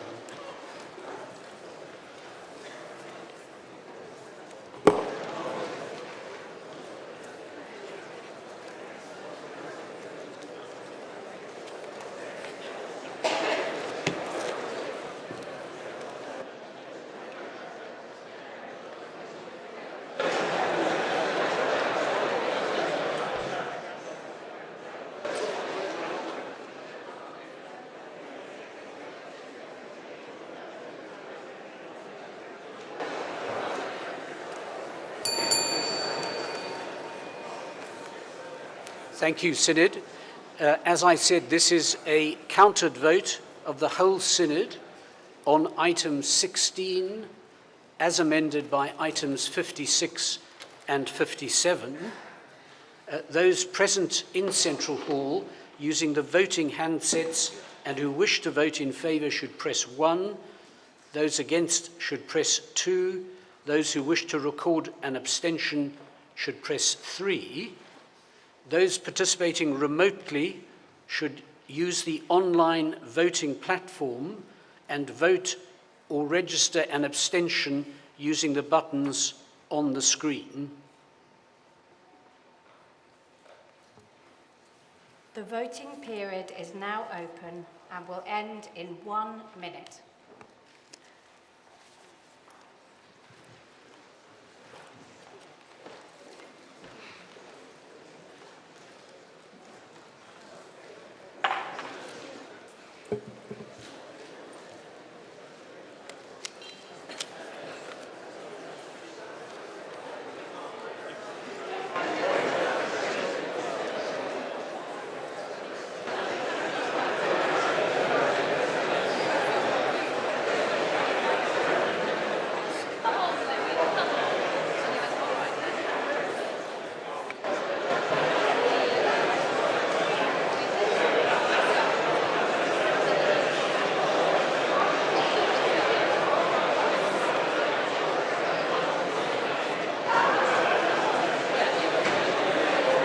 The voting period will end in 15 seconds.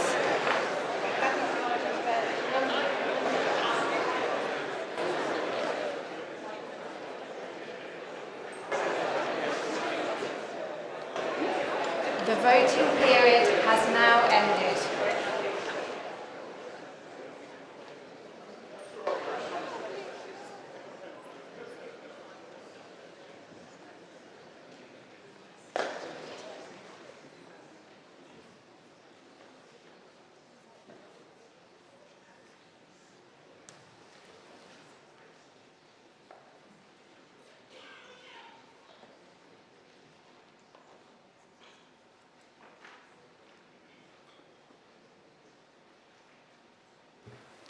Those voting in favour of item 16 as amended by items 56 and 57, 336.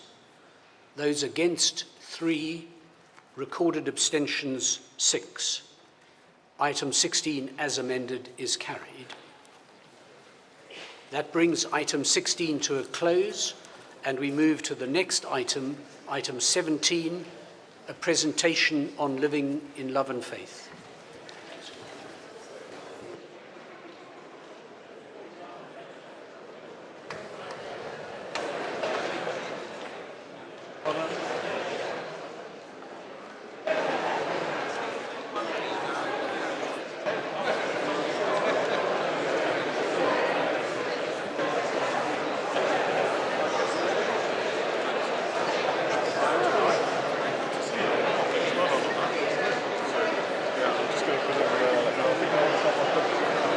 Yeah, I would. I'd start them now, actually, if I was you.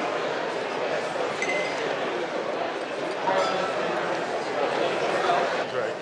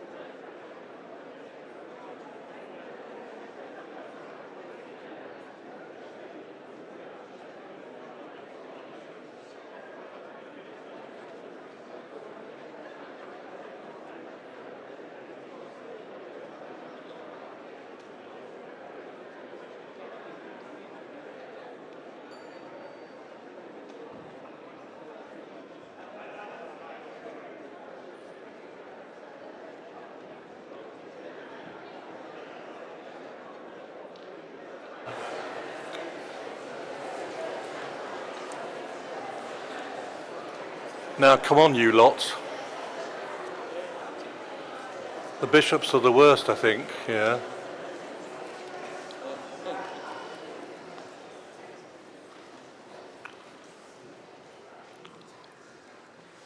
Now, this is a presentation which is subject to the standing orders. You'll know that because the registrar is here, and he's here to give me advice about standing orders. Not that I'm probably going to need it today, but there we are. This is a presentation involving members and the episcopal chairs of the 3 LLF groups, followed by eventually by questions. Presentation is going to begin by Bishop Martin introducing the item, and then hopefully it will flow completely seamlessly until we get to questions. Hopefully.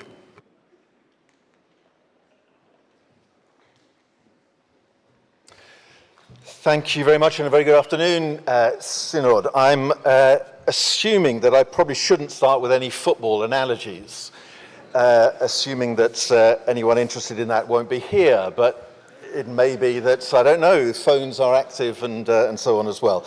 Instead, let me begin with a gardening analogy.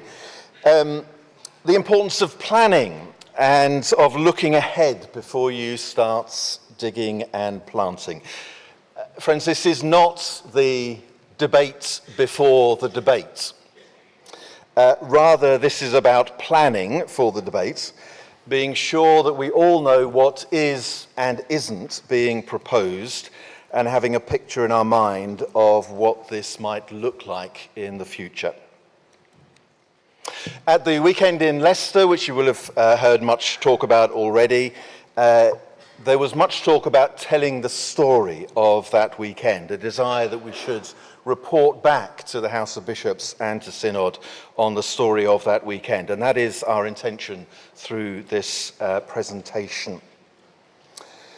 There will be a chance for questions, very much for clarification, but essentially the presentation is in 3 parts then. We're going to hear from some of the working group members, a flavour of the conversation that we had in Leicester, coming up with the package of proposals which are before you.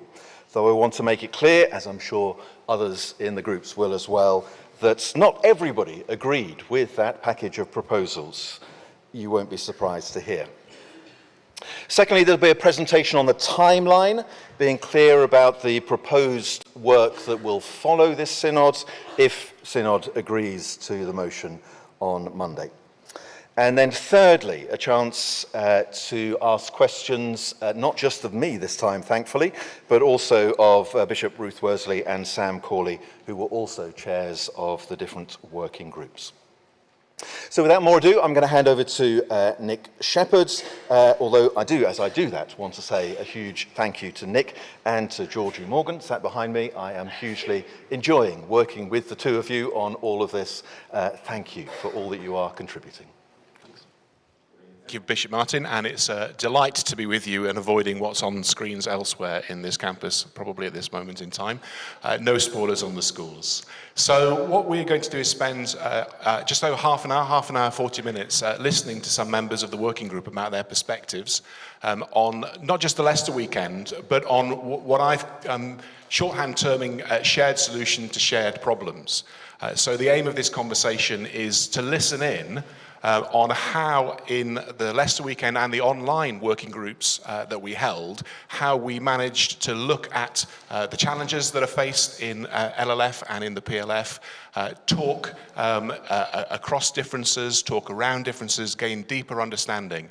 And so the aim really is for our participants in the working groups to give their perspectives. That's what we've asked them to do. So we've got 3 blocks of questions. One is around how has the working group process helped to understand the challenges that we face in LLF and the PLF. One is around in what ways have the working group shown how this might be navigated. And the third one is around what do we need to pay attention to in order to move forward well. So we want to acknowledge that the process that we've been in has been incredibly helpful and useful. but it's also had challenges as we look at the differences and hopefully give a sense that this kind of process might be something that we can draw on in the future. So I'll try and host and bring participants in, but I'm sure as we get going and as their blood starts pumping, they'll be grabbing the microphones in order to give their perspectives. So I have just given Sean the nod to say that we're going to be starting with him. So Sean, I wonder if you could start us off with your few minutes about how the working groups have helped you to better understand the challenges that we face around LLF and the PLF. Thank you, Nick. And as many will say, I mean, it's been a real privilege and joy to be part of this process for me. I've been in dialogue about sexuality across different perspectives. I was trying to work out the other day, I think actually it's probably for about 25 years now. I was actually at university with Neil, and even back at university I remember getting together a little group of people to talk about, in those days we called it LGB, and to talk about this we had side A and side B, that kind of terminology. Neil actually sent me a note, I sent out an email about this, and Neil sent me a handwritten note in reply because he said he didn't do email, so just a little, thing came to mind.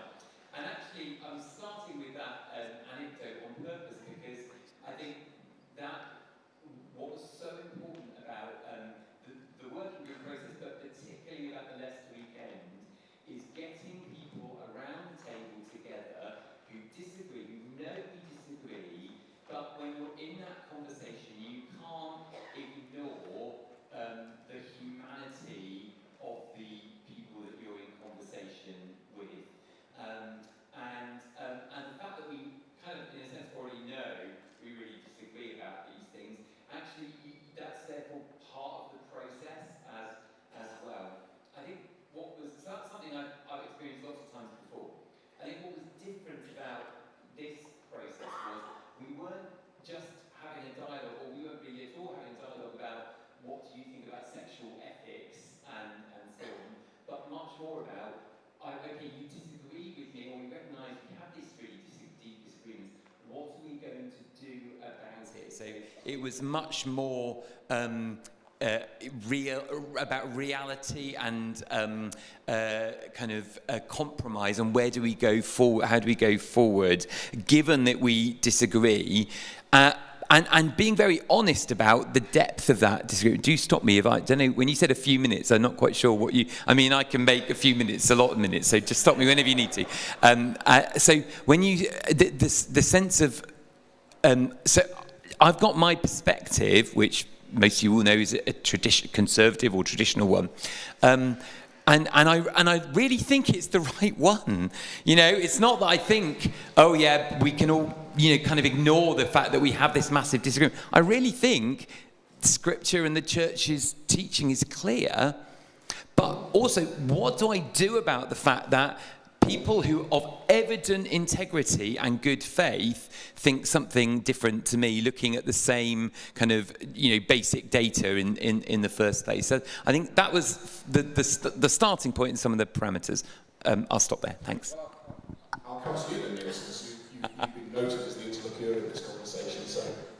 Yes, I understood that Sean has some better records of our conversations in about 1998 than which I can remember very little, but they did happen.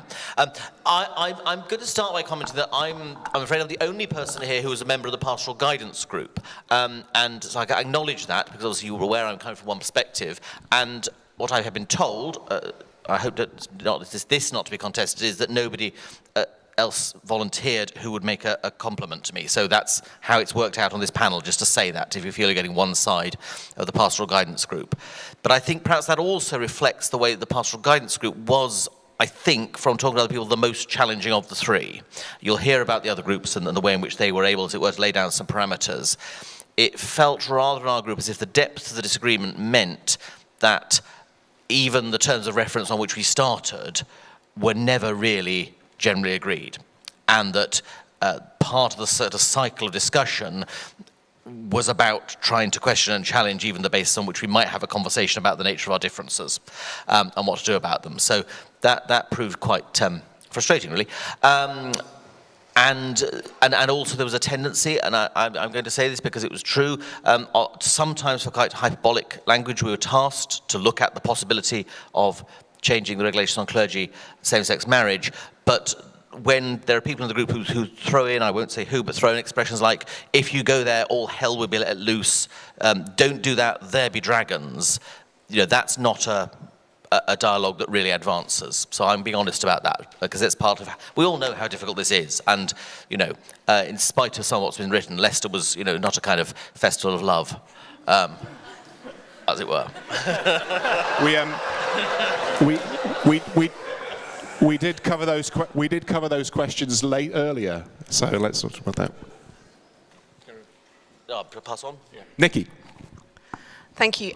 I found myself quite enjoying the Leicester weekend, much to my surprise. It was really hard work, but I was in the same group as Sean and Sally, and we did really dig deeply into why we disagreed about the things we disagreed about. And I think there was a degree of honesty there that I found really helpful. I've known Sean for probably 25 years, I would think, quite a long time. And we profoundly disagreed in one of the table discussions, and he said some things which I found quite hurtful, but we had a gin together afterwards, and I think that was the measure of it, that we had that honesty to really be together.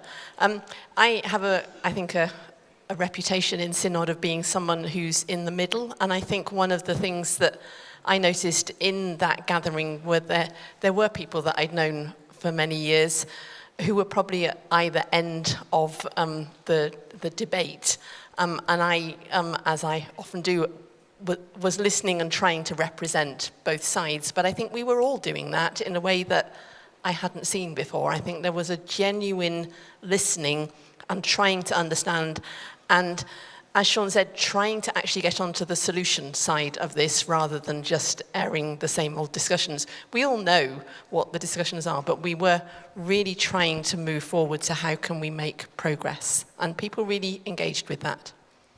Brilliant. Sally, so how have the working groups helped you to better understand? What's your kind of starting point from reflections on the engagement so far? I would really echo everything that people have said so far. There was a great deal of listening. I think one of the things that we all found was that we discovered that perhaps we'd made some assumptions about where other people were coming from that weren't right, as it were, or that other people had made assumptions about where we were coming from that we didn't even realise that's what they were thinking. And so the time that we had together gave time for real curiosity, for people to say, oh, I didn't know you thought that. Why do you think that? Why do you think you need transferred episcopal oversight? Why that and not delegated? Or why do you think that will break the unity of the church? So we found that we had different understandings of all sorts of simple things, really, like even talking about what church unity is. We were working on slightly different assumptions of what that looks and feels like, or what the idea of a bishop is and what it means to be a bishop. There were different ideas about that. There were different ways in which we relate to Scripture. We probably already knew that we related to Scripture in slightly different ways, but I think even so, there was an ability to dig down, and I think a lot of the work we did was actually identifying some of the areas where we need to do more work. But it was really helpful because it then meant that when we started talking about solutions, we weren't just skating over other people's sore points. Brilliant, thank you. So Kenson, same question to you. So in terms of the working group participation and how it helped you understand more of the challenges that we face? I think, you've all, well, hopefully some of you have heard my speeches or that sort of thing, my contribution in the floor, as it were. So I come to this with my thinking, the theological foundation of what I believe and that sort of thing. But at the same time, I also feel that the Leicester weekend has really encouraged me to actually put that aside And that actually is huge, because, you know, as someone who's more academic, you know, leaning, to just put that aside, and it's not just about what I think is right, what I've worked out for myself, but is to sit there and build friendships. I think that's really important. I'm neurodivergent. My tutor's here, she understands all my difficulties, and it's really difficult for me to understand why people think in a particular way. And that means that actually going into a room full of people I know disagree with me was a horrific and scary thing to go into. But Mark here and Mike, and they've all made me feel very comfortable sharing my opinions. And that has come about by, first of all, me putting aside what I think, my convictions or beliefs, but it's also at the same time taking on board what other people take into the room. Okay, can I move on to talk about the working group? So actually part of the difficulty of this work is that I can bring a lot of theological point of views into the conversation, and a lot of perhaps philosophical point of view into the conversation. But I have to almost, you know, be humble and acknowledge that is not all. There is also polity, there's ecclesiology, there is also legitimate difference in the room. And working with Mark and Mike and everyone else in my group has made me realize actually those things are important not only to them, but I should recognize those things as important to me. And that listening process, which I just stress again, is built on friendship. I can't believe how much I've laughed with Mark in that weekend and beyond, actually, you know. And to build that relationship is foundational to all the work we do. But today, I'm going on a bit, but today we've also actually acknowledged that at the same time I speak as a straight man and Mark contributes as a straight man. We acknowledge those voices who are not there, who may not be able to see or participate as we do. So for those who cannot accept PLF, they're not in the room, so our voices are limited. But the working groups have started that process of collating and putting people together to understand better what's needed for this to move forward in a realistic but also theologically grounded way. Does that make sense? Sorry. It does. Mark. Sorry, I'm just basking in the glow of Kenson's love towards me right now, which is just an absolute delight. And Kenson and I have spent quite a bit of time together, and there is a genuine friendship that's formed between us. But I would want to be really clear. I'm pretty sure it's okay for me to say this because we said it to each other earlier. I still think Kenson's wrong, and he still thinks I'm wrong. And it's really important. Although we've become friends and we understand each other's point of view, we're not, oh, well, okay, you have your view and I'll have my view and it'll all be okay. I think he's wrong and he thinks I'm wrong. But we didn't spend time trying to convince the other of our rightness. We just recognize these are intractable differences. And instead we put our attention towards drawing closer together to form a solution and navigate through a very, very difficult path. And the working groups were I can only speak for my group. So I was in, Kenson and I and a few others, we were in the PLF working group. And I might argue that our task was perhaps slightly easier than the others. Our brief was perhaps slightly easier. And we were solution focused. Okay, this is what we're asked to do. This is how we can do it. And we worked hard to come up with solutions that I think at times those who might think differently to me were, oh, right, you guys are proposing this, because we had each other's best interests at heart. Now that is predicated on the work of the other groups. So our PLF group came up with a solution that's largely represented in the plans that are before you, but it's predicated on the other two groups coming up with something really solid as well. And we'll get into it, but they are not quite so well represented. And it's that work that we did together through friendship, through taking time, and over cups of tea and lunch. But the time and the friendship helped break through some things. Brilliant, fantastic. So it's back to Kenson now for our second block of questions. It's partly because I've also agreed with Kenson that I'd come back to him. Have you just answered those? Yeah. I thought that's what I did. Ah, okay. In which case I can add more. You can add more? If you don't mind. All right. So the second question is around in what ways have the working groups shown how this might be navigated? So how do we navigate, or what have the working groups shown about how we could navigate some of the challenges that we face? I think it's part of what I've said. It's about actually parking bits of what we hold very dear.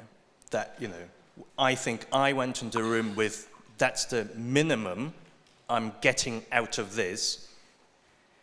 Second day, no, I've parked that. That's not how we're going to work with other groups, because this is complicated. We all know this, you know. This is complicated. We were in attendance was the legal advisor, and we took that very seriously. But a lot of it was, we've come up with this idea. Now let's check with next door and see if that's okay, or what they need from us for them to work. It's a constant process of, this is what we've come up with, we think it may be fine, but then it's stopping there and say, but we know this is what we want, or we think is feasible, but let's go to the other groups and see if that's going to work, because we've all got our different briefs and we've all got our different considerations. Does that make sense? Yes. It does. Sally, I wonder if I can come to you in terms of how the working groups help you see how this could be navigated.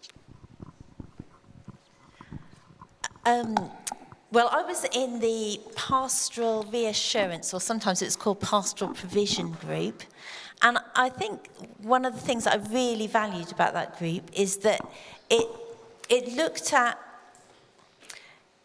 where the bus might be going in the end.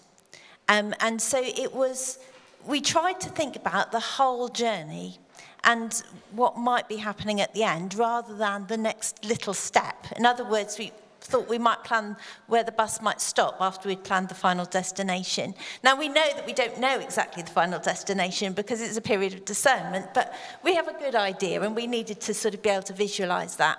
And we also had a premise, I think, quite a strong premise, that we agreed on right at the beginning within that group, that we were all going to look for the flourishing of each part of the church, each tradition within the church, that we were looking for each other to flourish, not just standing for our own tradition to flourish, but to look for the long-term continuation of each tradition that was represented there, and those who don't really know that they're of any tradition particularly at all, and just in the middle and don't feel the need to have an opinion.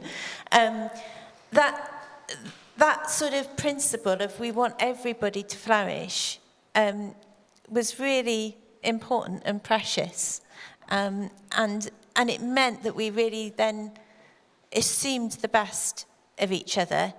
And when somebody said, I think we need this, it was more, well, why, rather than, no, you don't. So, yeah. Brilliant. Nikki, can you build on that? Yes, Sally's being very modest, because we actually came up with a list on the flip chart of, I think it was the gaze requirements or something like that, where we were trying to listen, and we were told quite early on that some of the possible solutions, well, the most extreme ones were going to be written off. So we weren't going to talk about an alternative province. But we then really, we used some good bridge builder principles. A lot of us have been on bridge builder courses. And for those who were quite shocked by that, said, well, what are the underlying concerns that you have about not going for the nuclear option? So we listed them, and we actually started to work through them, and I think that was really helpful. And we kept coming back to that list at different points. But it was really trying to understand, well, what about that option doesn't work for you, and why? How have we made it work here, and how might it work if we looked at it slightly differently? So I think it was that kind of level of conversation of really trying to understand each other and trying to find where, if we dug deeply enough, we might find some common ground. Brilliant. Sean, I'm going to come to you, if I may, in terms of how might you have found the working groups helping to show possible navigation? Well, sorry to suggest something different. I was actually going to ask, is it worth just naming out loud what those things on that list were? And I'm looking at you, Sally, because I know you'll have it written down, and I can't remember all of them. Right, let me... Dear, they're in here somewhere, you know. Okay. I'll start. Yeah, thank you. That's I good found them, suggestion. actually. So, oh, you found them? Okay, so there was a whole area of needing a secure place in which doctrine could be held authentically and recognised, including there was some anxiety that if the Church of England was less clear about doctrine, then religious exemptions could be not, you know, counted towards people who wanted to hold on to some kinds of doctrine. There were secure episcopal oversight, which upheld doctrine of whoever, you know, whichever side or part. Vocations and pipelines to ministry of various kinds, so that people of all traditions could be encouraged to follow their vocation, and also, you know, input into ministry and appointments and how those are encouraged, and also how church planting is overseen and sponsored. So those were the areas that we looked at, that we felt that there were particular needs that needed to be addressed.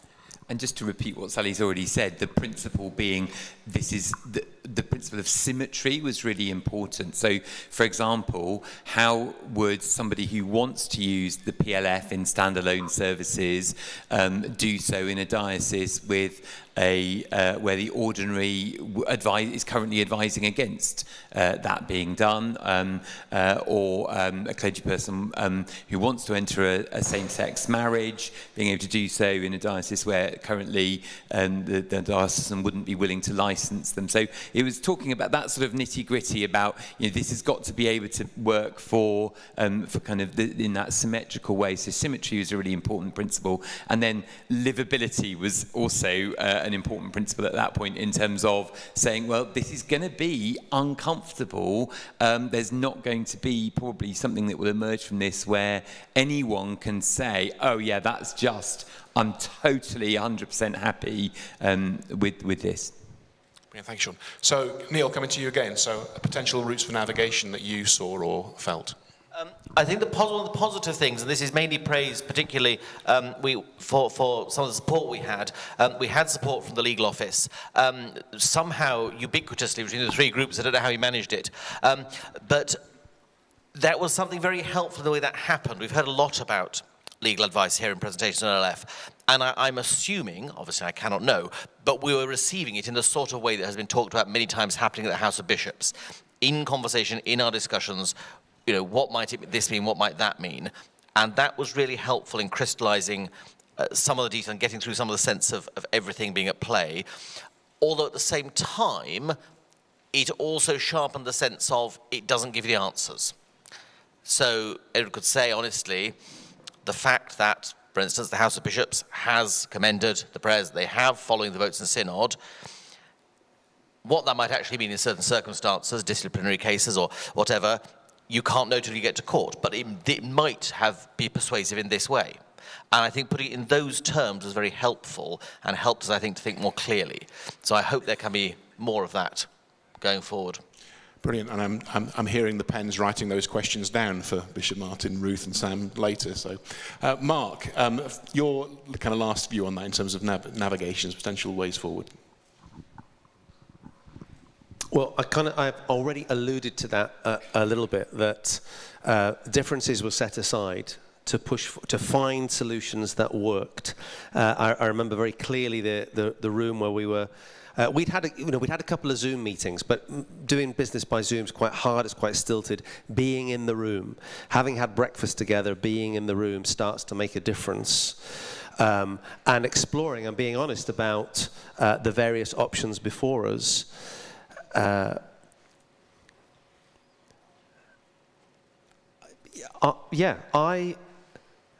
I made suggestions that I didn't want to happen, but I made them because they benefited my sisters and brothers around the table on the basis that there were some things in place that meant I could live with those happening.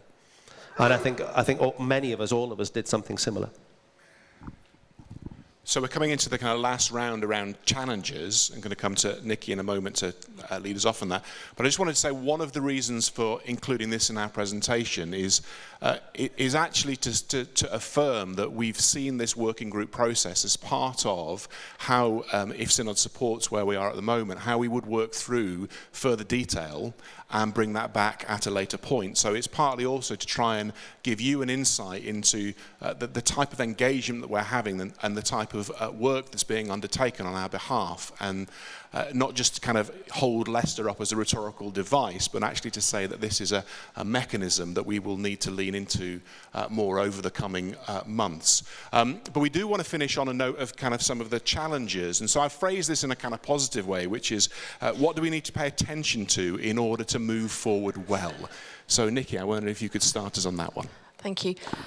I think we need to pay attention to relationship. One of the bishops who was there for part of the time said when he came in on the last day to me that the feel of it felt very, very different from a year previously. And I think that was down to us working really hard on relationship and on listening well to each other, but also going into the discussion with a desire to move things forward, but recognizing that moving forward would require principled pragmatism, that we don't give up on what we believe strongly, but we recognize that there will need to be a bit of give and take, and it will potentially be a bit fuzzy and messy initially, because if we're going to make some of this stuff work in practice, we need to try some things out.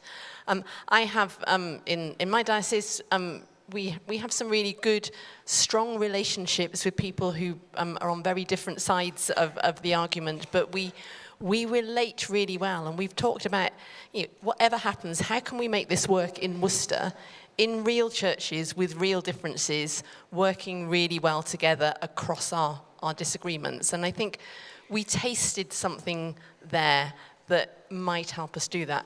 I think one of the things we need to do is keep learning. I think Bishop Martin and Nick have been really generous in saying that they learnt some things about what happened between us meeting in Leicester and then the House and College of Bishops, because we have such a complex system in the Church of England, don't we?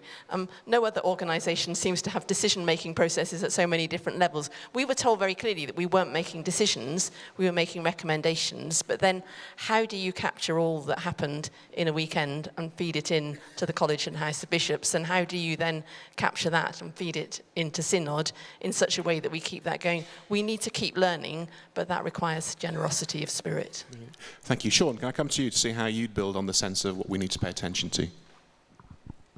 Yeah, thank you. And this flows really helpfully from what I think it would be helpful from what Nikki said. I've checked with Nick that you're okay with me kind of saying this, because following Nick and Bishop Martin shared with us a draft of what was going to come to Synod, and actually quite a number of us at that point felt we need to distance ourselves from this paper, because although, as Nikki's absolutely rightly said, we always knew this is not going to be, it's not simply up to us in the working groups to kind of give, to kind of make the decisions.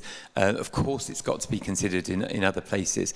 But at the same time, we were really concerned that the changes that had been made to the paper in the form that more or less, some changes were then further made, but more or less that has come to you, particularly, just so you know what our concern is, particularly in relation to, and the paper itself says this, the removal of the idea of 3 spaces for those of us who made this statement saying we're actually not happy with the final form of the paper, that 3 spaces idea for us, we feel it's not about giving us what we want, it's about saying we feel this was really essential at Leicester, it came through at Leicester in terms of what can actually break the deadlock, cut the Gordian knot. If we want to do that, being realistic, we think this is what we need to do.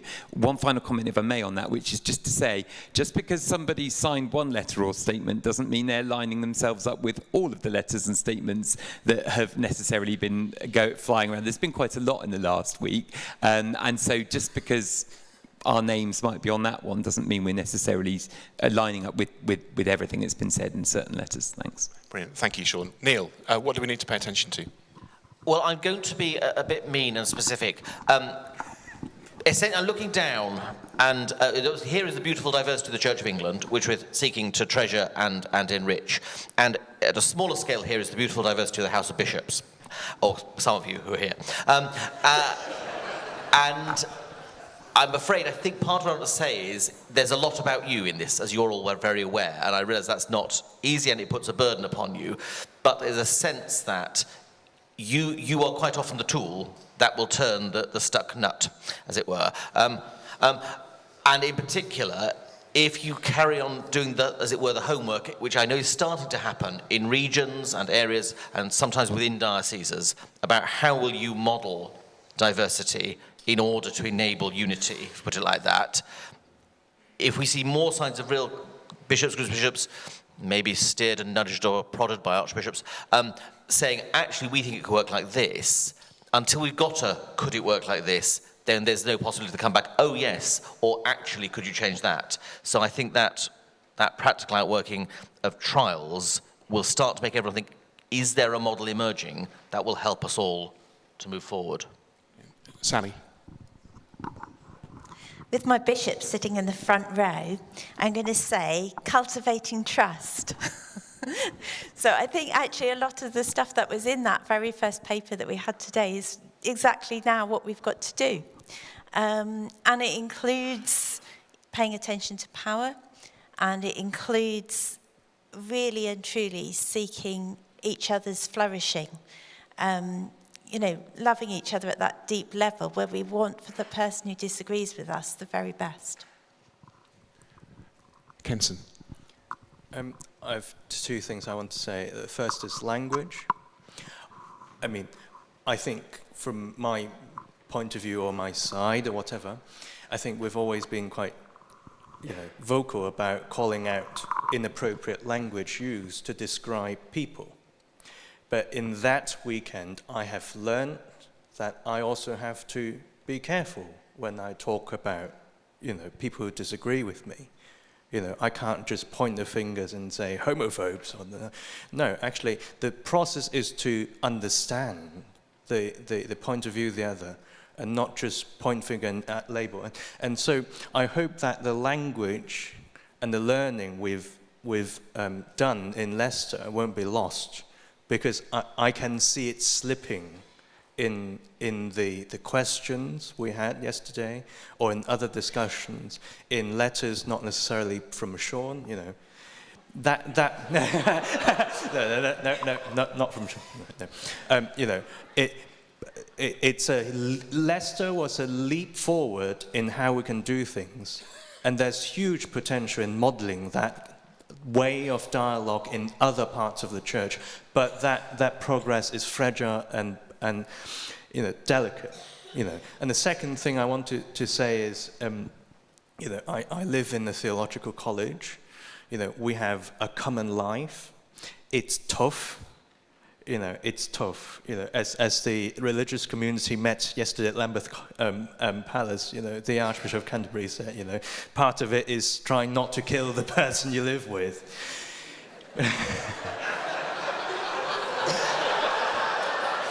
or so it was reported on Twitter. But I have seen what common life can be by working with Mark and with Mike and with everyone in Leicester. I've seen what a common life can be, what it means to be a body of Christ, that one part can't say to the other, I have no use of you. I have seen that in Leicester. It's such a glorious thing. So the challenge is, how do we hold on to that vision and not slip when we want to jump into the question and say, what about that, or what about canon law? We care about those, but the vision of the body of Christ must hold us together. Is that okay? That's fantastic. Can I come into Mark? But I'd also want to say, because there are other people in the room I'm looking at now who've been part of stakeholder conversations around LLF, and I've experienced, and Georgie and Bishop Martin, we've experienced the same kind of conversations with our stakeholders in terms of the way in which we've engaged and interacted. So it's not just the participants that we've been engaging with in Leicester, but it's generally there's been a good tone in other conversations as well. But Mark, things that are challenging. Yeah, time.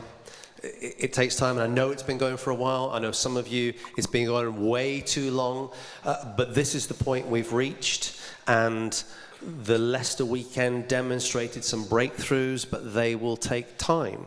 And that goes back, Sally's already mentioned it, our opening item on trust talked about time and the time it will take.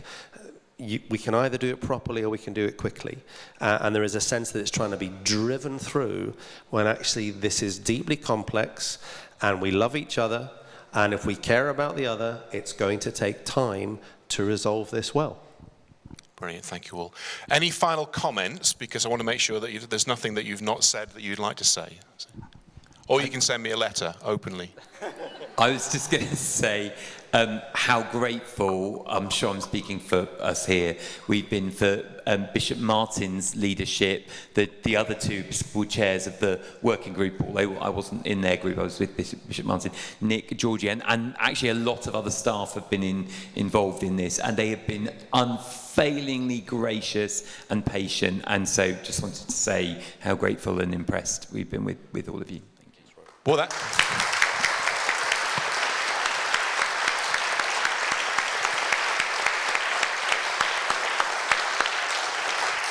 has no indications of my performance reviews at all, that comment, so that's all right. Thank you all very much. Do please give them another round of applause as they kind of move off back into their places.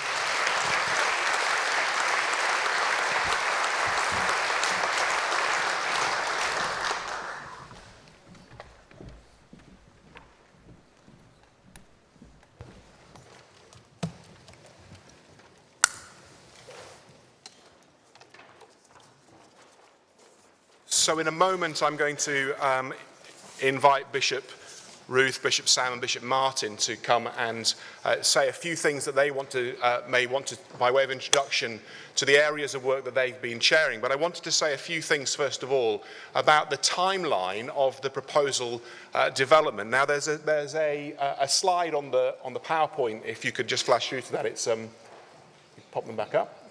Next. That's the one. Wonderful. Now, this is a high-level overview of what is in your paper on page 15 and 16. Particularly, this relates to what's on page 15 of GS 2358. I'm not saying turn that up now, but we just wanted to give some clarifications on what we are envisaging happens post this synod, if synod is minded to support the outline proposal. So the first thing that's been at the heart of what we've been trying to do in the work with the working groups and in all of the development as a program team that we've been doing around LLF is to see the three elements of this proposal work together. So the PLF resources of prayers and their use, both in services that are scheduled and in services that are not yet scheduled, standalone services as some call, alongside pastoral guidance for their use and alongside pastoral guidance for ministry, with an understanding that pastoral reassurance, pastoral provision needs to come alongside that. And so these three elements work together. And within the proposal that we'll be debating later and looking at today, that's very much at the heart of how, within the working groups, we sought to try and navigate how do we address some of the challenges that we face. And so the proposal is saying that we want to develop ways forward that keep those things working together and supporting one another. And so the proposal is for the next steps in terms of thinking how this might happen is that into July and then into the autumn, the timeline is saying that we will be bringing the working groups back together, not necessarily the same working groups that we had constituted, alongside the College and House of Bishops, so both the scheduled meetings that are due to happen there, but also thinking through how we do properly gain better engagement with our Episcopal colleagues with those working group processes, to consider the guidance around the use of the prayers of love and faith, a bishop's statement which incorporates an understanding of an integrity of different positions, and also what the bishops might want to outline as the way in which we might move forward into our period of discernment, and the further detail on a code of practice for delegated episcopal ministry. And those things are not set because that work has to be undertaken. The working groups members have already identified that in the Leicester weekend and in some of the online sessions, there have been areas of work on those specific parts of the proposal that can be considered, that can be looked at. Aren't in the paper at this particular point, but would need to be addressed and looked at, thinking about the list that Sally indicated. So that work would have to be undertaken. Alongside that, the House of Bishops has already commissioned the Faith and Order Commission Episcopal Reference Group, that's bishops who are part of the Faith and Order Commission, to begin to undertake with their colleagues a piece of work, theological reflection on the nature of doctrine and the question of clergy in same-sex civil marriage. Now that was precipitated by the feedback from the working group on the pastoral guidance, that we needed some additional input to help reflect on that particular challenge, that particular pastoral consideration, and for the bishops then to use that information to decide further what steps they might feel could be taken.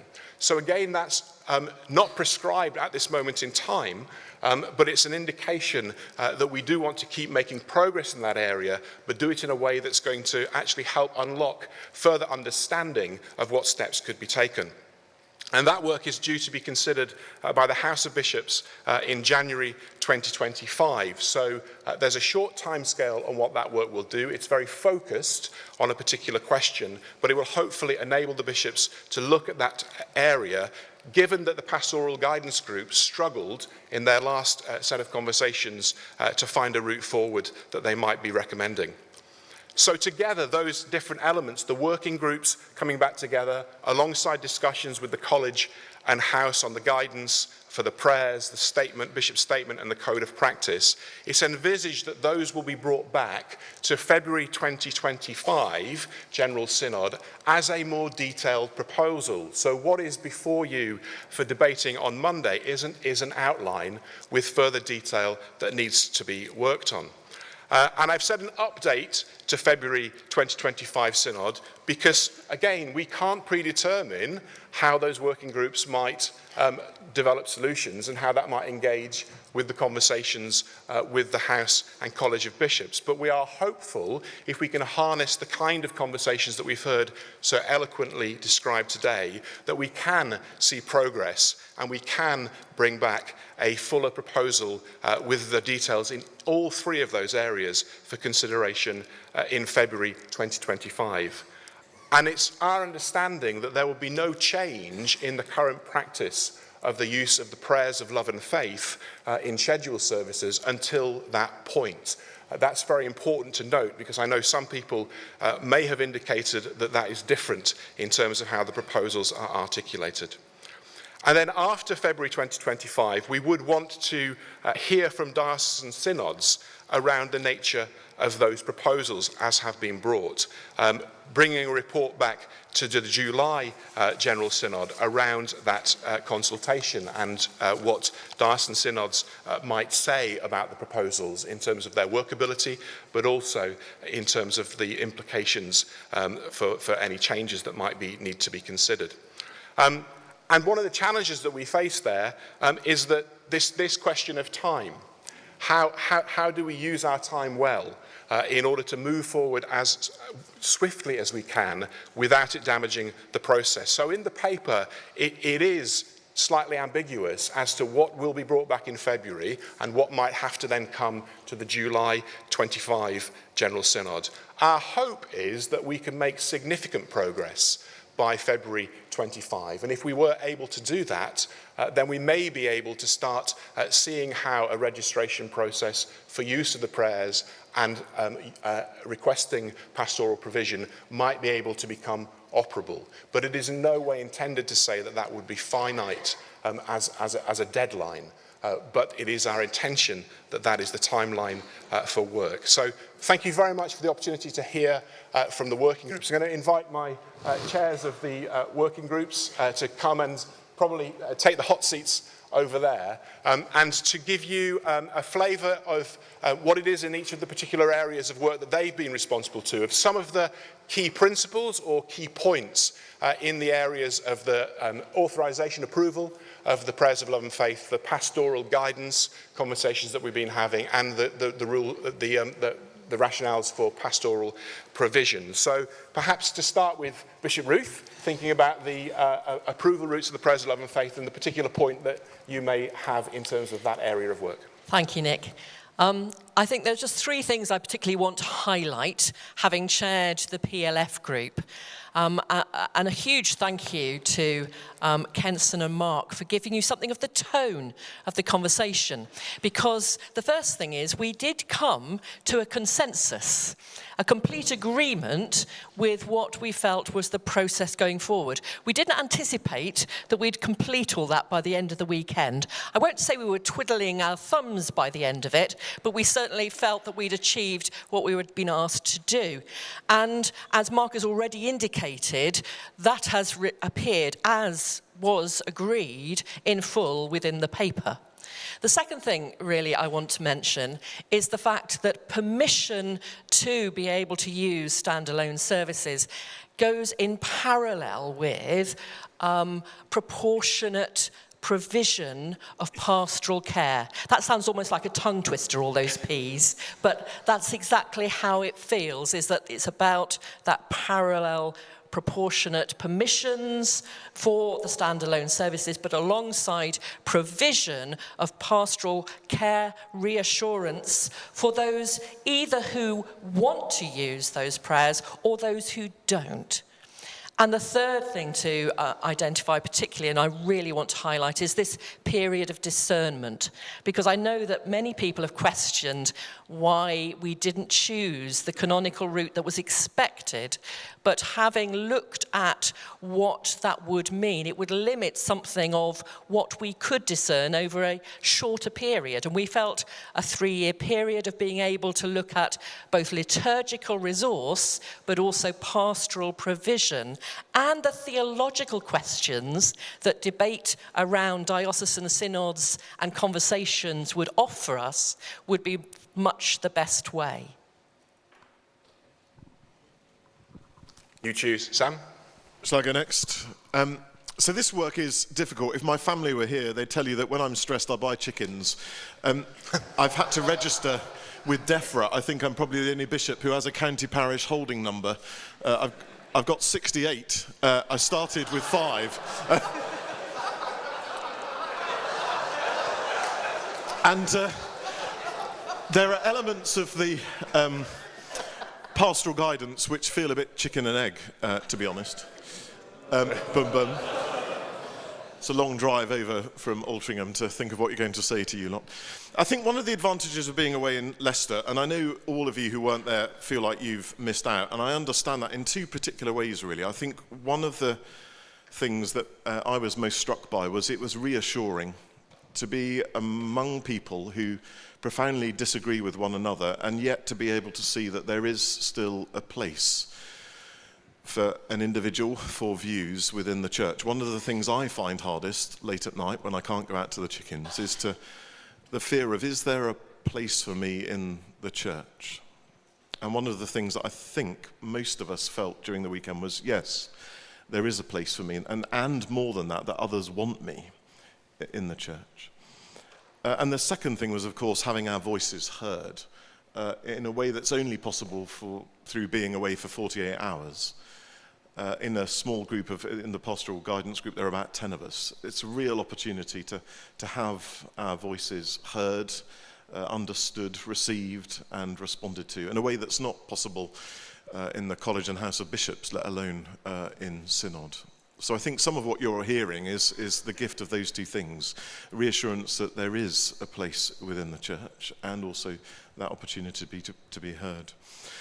There were particular things we were grappling with in the pastoral guidance group, and specifically we were asked to consider options to enable clergy to enter into same-sex marriage and what that would require in terms of pastoral guidance. Where the group struggled to answer that question was trying to find something that would last longer than a change in circumstances. For example, through a bishop choosing to disapply discipline, or if there were to be a number of clergy who did enter into same-sex marriages.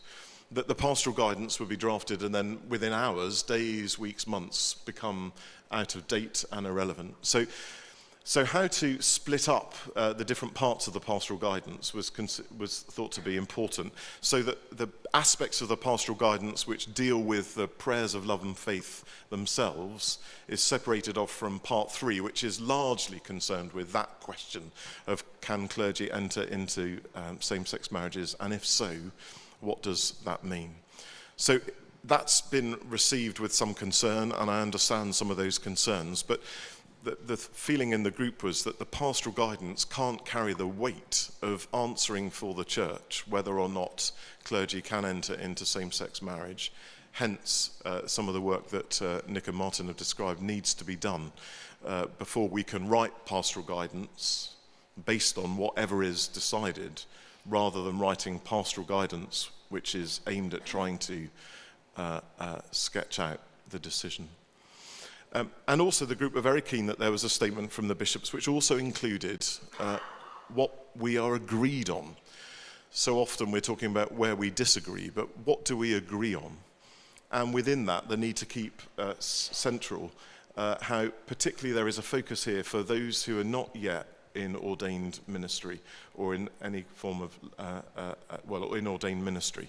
And how do these how does the pastoral guidance land in terms of, is it workable for TEIs, DDOs, and for those who are currently wondering about whether to pursue what they believe God is calling them towards? And the need for some kind of uniformity across the church to avoid a postcode lottery, and the importance of having some kind of commitment to that. There's lots more I could say, but they're probably the highlights. That's great. Thank you very much, Sam. I will keep my comments very brief. I've had a chance to speak, and I'll get another chance on Monday. So simply to say, for the Pastoral Provision Group, which I was chairing, huge gratitude to those who took part in the group and the spirit in which they did so. The outline of what came from that was a proposal for delegated episcopal ministry. I was not sure that the House of Bishops would agree to that, but we have, in principle, agreed to that. I hope, General Synod, that you realise just how significant that is. As bishops, even to contemplate the thought of, in some sense, having to pass care over to others is huge. So please don't take that lightly in any way at all. There's a huge amount still to be worked out in terms of exactly what that looks like. So I'm under no illusions. There's a lot to work out and lots of room for further disagreement. But nevertheless, the principle of what has been agreed is huge. Thank you. Thank you, Martin. Chair, hand back over to yourself now. And the three bishops are going to sit there because they're the ones who are going to take your questions. And we've got about 35 minutes. This is not the time or the opportunity to make speeches. That's Monday. Now is the time to ask questions, hopefully short questions. We'll get through more questions. So I'm going to take questions in three. Ian Paul, Helen King, and the gentleman next to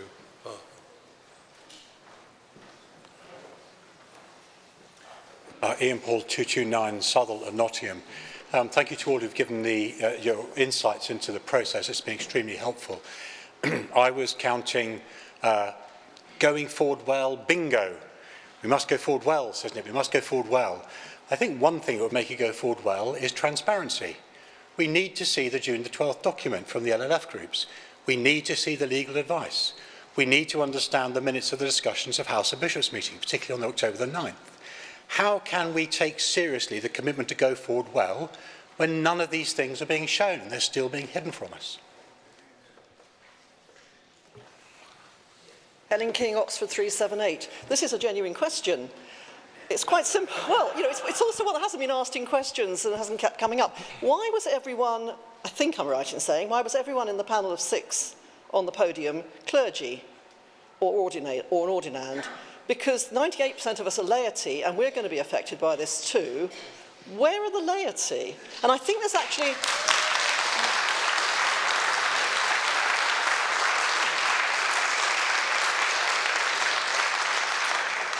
There's a significant point in this, apart from where are the laity, which is, as we heard from the clergy who spoke, 3 of them knew each other and had known each other for decades. So there's a sort of chumminess in the clergy, which is not surprising in terms of them being trained together and working together. It's actually more difficult for laity to come into a body like that and make a contribution. So I think there are questions about having only clergy talking there. And I'd like to ask a little bit more there. We've also heard that the next iteration of the working groups may include some different people, but we've heard that one of the things that worked so well this time was people having breakfast together and getting to know each other as people if they didn't know them already because they were clergy. So how does all that play out? Okay, thanks Thank very you. much. Thank you.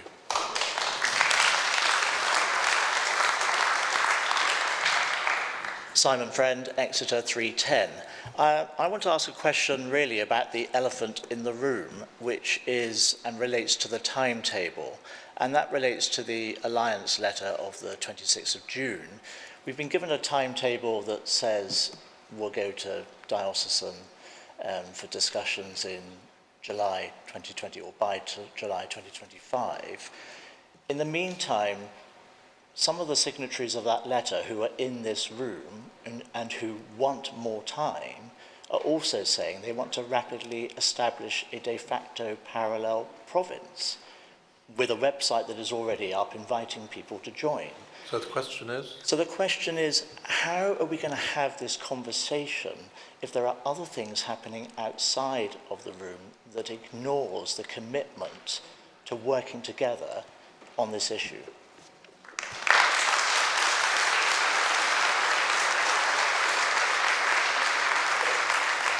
So, bishops, you can decide amongst yourselves. Yes, we'll try and do that. Ian, as I tried to say in some of the answers to some of the questions earlier, we're learning as we go along in terms of the process and in terms of what it means to be transparent. So I think in the debate we had right at the beginning of our time together in these sessions, looking at trust, it was made very, very clear to us there that transparency does not mean absolutely everything being out in the open. What we were able to do at the Leicester weekend, I think, was to begin with lots of statements of, we need this, we need that, we can't trust each other until this happens, we can't trust each other until that happens. Once we'd had that conversation, and we then sat and had a meal together, and talked as human beings with each other, then we got beyond that. And we started to have real conversations about how then do we find a way through this. So I think that's my appeal, really. And I know that Synod is a really difficult space to be able to do that, and hence the fact we had a small group together in Leicester. But nevertheless, Synod, I want to make that appeal. We can carry on and on and on saying we cannot trust each other until X, Y, Z. there will always be something more. What we are trying to do is to say we're doing our best, it's not perfect, we're making mistakes as we go along, but we want the same outcome, I believe, in the sense of staying together as one church. And that's what we're trying to do. I just want to pick up the question about laity. You're quite right that there were, it was very obviously clergy here today. It was partly to do with the fact of inviting people who were present in Synod at this time to come and speak, rather than being chosen specifically. So whether that says the laity are more interested in watching the football or not, I don't know, but I doubt it. What I do want to reassure you is... No, sorry, that was...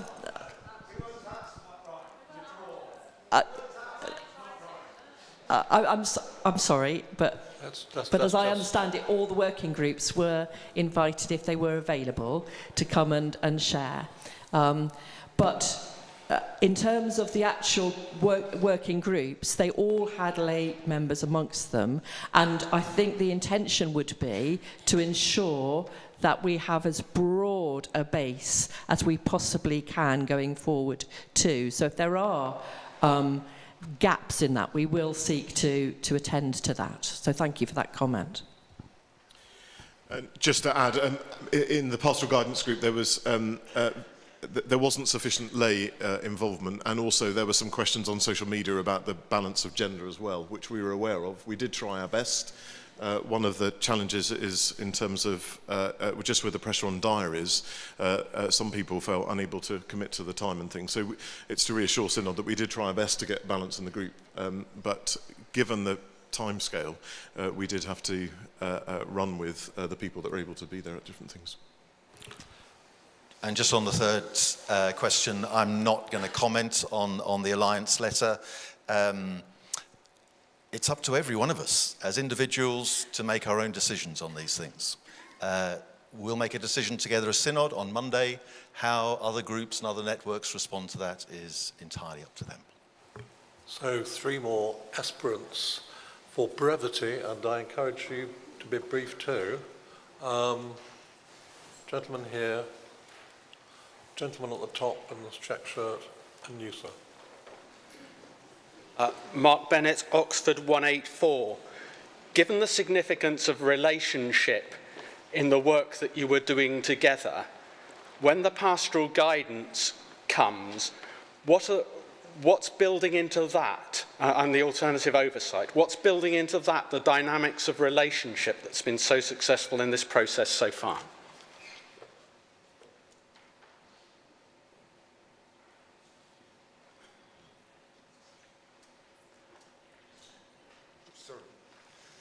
Are we asking a question? I was waiting for an answer. I'm so sorry. Adrian Ewings, Bath and Wells 062. Can I ask just, it's so that I can understand better what will come to us on Monday, because I still feel as if I'm not really clear, and I tried to get a bit of that clarity earlier, Martin. But this comes from a genuine, I don't quite understand, and something else that was said, I don't quite get it. So it's around the 3-year trial of standalone services. So can you just help me understand, are we saying that those will only be, that period of trial will only start when we've got that other bit in place? And is it a 3-year trial, or is it actually slightly open-ended? As you said, well, it may go on because I might not be here. Because if I've got to vote on something, I kind of need to know that. Because if it is 3 years, great. But if it's, well, it could end up being 4, it could end up being 5, it could just continue. I kind of need to know that. So can you just help me get really, really clear what the proposal is? Thank you. John Dunnett, Chelmsford 081. Thank you, Martin, Nick and Georgie in particular, for the enormous amount of work that you guys are doing. Can I invite a comment, please, on paragraph 18 of GS 2358? We read this sentence: this discernment period of trial usage will need to be concurrent with some form of pastoral provision. And obviously, this is a section that's dealing with the standalone services. My question builds on the question we've just been offered and really is two parts. First part, is the trial usage being referred to for both the standalone services and the pastoral provision? And then the second part then is, whilst it's easy to see how any provision being trialled could be withdrawn, it's not so clear how services could be uncommended or deemed unusable should Synod make that decision further down the track. So please could you clarify how that might work out? Thank you.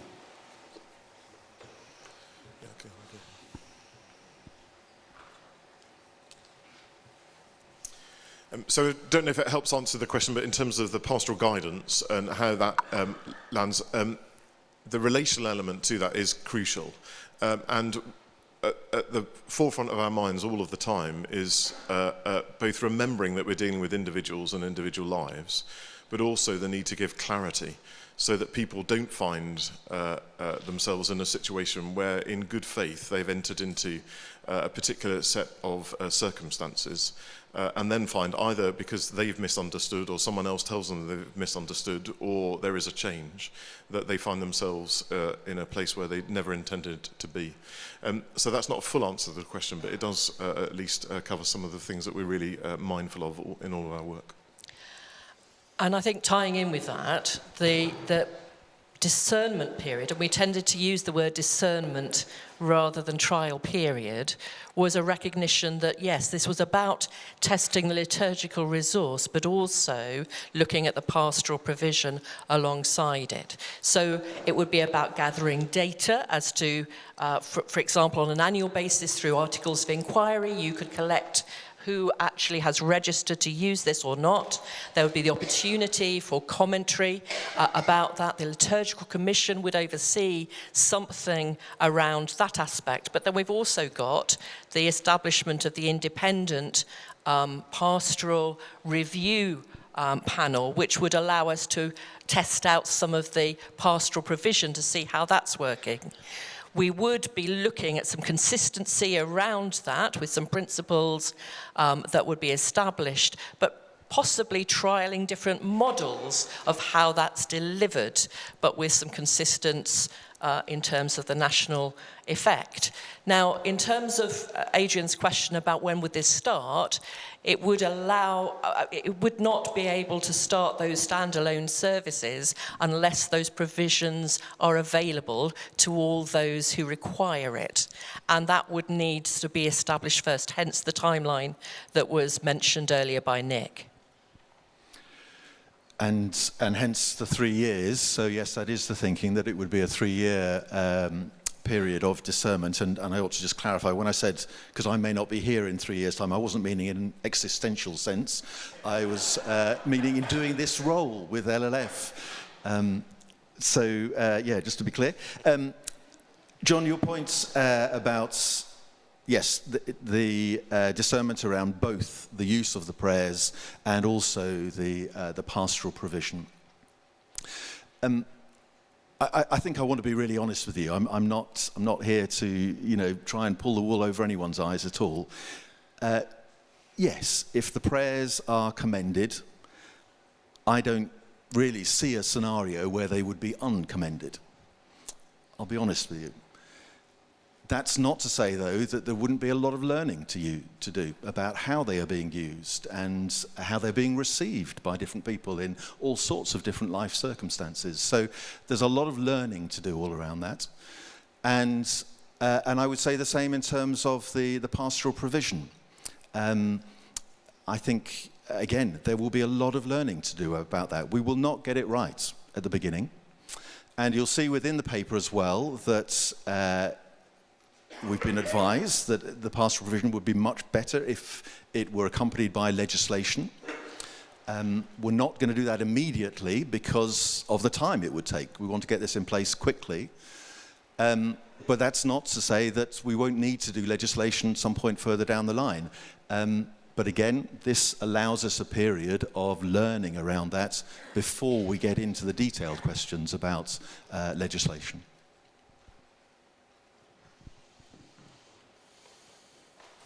So the lady there, followed by the lady here, and then I'll go to somebody online, Ross Clark online.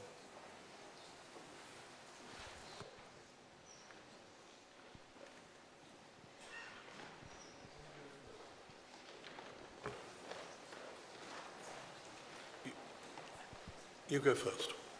Hi there. Anna De Castro, 408 Sheffield. Just echo the huge thanks to all of you for all the work that you've been putting into this process. Thank you.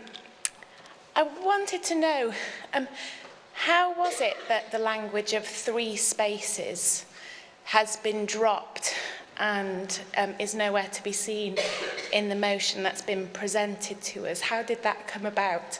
Especially when so many of us, myself included, have said how essential that is to us if we're going to feel in any way like we can support a motion that has proportionate change.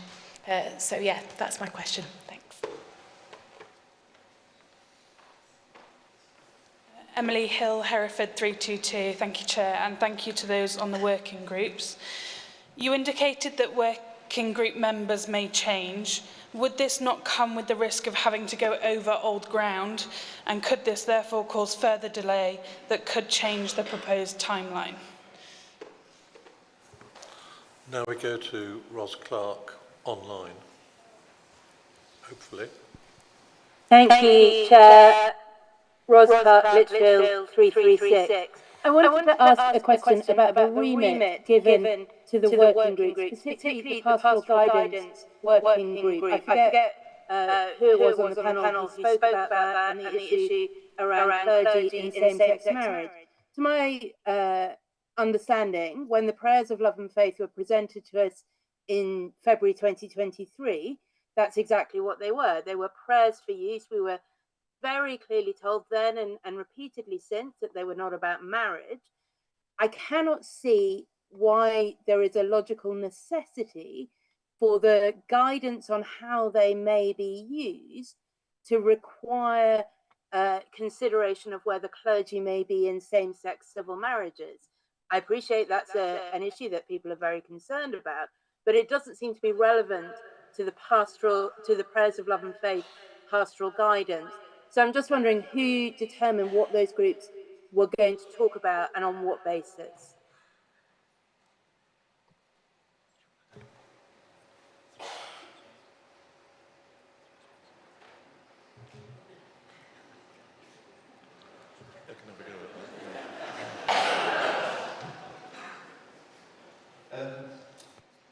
Thank you. In terms of the 3 spaces language which emerged from the weekend in Leicester, there was a strong reaction to that among the College and the House of Bishops. I think because it immediately feels like division, if I'm really honest. And I think it was therefore a strong message from the College and the House that we want to stay together, and that therefore the language we use is important in that, in terms of how we stay together. So as I say, I go back to what I said earlier, the really significant thing in this is the agreement to delegated episcopal ministry, which is a huge undertaking from the College and the House, and that therefore needs to be accompanied by strong language around how we are staying together, even though we are taking these quite, what might be seen as extreme measures. Picking up the question about working groups and their consistency and continuity, one of the things that we have already recognised is that a lot of people did volunteer from Synod to take their part within them and weren't able to do so because of the short time frame required. And so this would offer opportunity for more voices to be heard from across Synod, which I think would be helpful whilst recognising we want to still have some continuity. So those currently within working groups have been asked whether they have that time availability. Some will, some won't. Remembering, of course, that this has been a work in progress for some time, and there have been previous groups that, again, have also contributed into this process, whilst others of us are new to it. So I think it's about recognising we need to get that balance between the continuity of the conversation, but also the important diversity that we want to recognise. And thanks, Ros, for the question about the theological necessity or otherwise of the question of whether clergy can enter into same-sex civil marriage. I think for some people that would be seen as a theological necessity to answer that question, in the sense of if clergy are praying prayers over other people and yet are not able to receive those prayers themselves, that for some would be theologically questionable. Regardless of whether it's a theological necessity or not, I think a clear answer to that question is a pastoral necessity, and for those reasons it was included in the terms of reference for the Pastoral Guidance Working Group. So, more questions? Bishop, followed by the lady here and the lady over in the pink. Michael Beasley, Bath and Wells 006. I have a question of clarification. In your view, does introducing the standalone services constitute a change of doctrine as defined under B30, or doesn't it?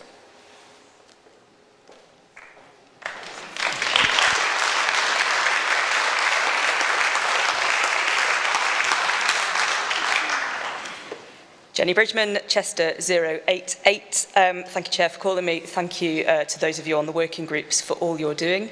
This is a question about consultation with diocesan synods. The working group members spoke really movingly about the quality and the kindness of their interactions and their work. And I'm wondering what guidance and resources will be given to those of us in diocese to enable us to engage well and in an informed way. And that's about process and about content.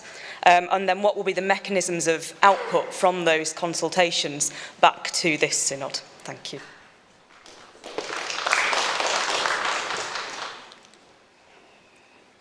Chantal Noppern, 108 Durham. I have 4 questions, if that's okay. They're short. First one. It sounds a little bit like the LLF process kind of started in Leicester for some of them. Was it checked if that wasn't the case and the book and the course had maybe been done by participants? And I think fundamentally we've debated and voted on the direction and the end destination we're going to, and we have now voted multiple times, the majorities in every house, to delegate this to the bishops to decide. Have we not? Have I misunderstood that somehow?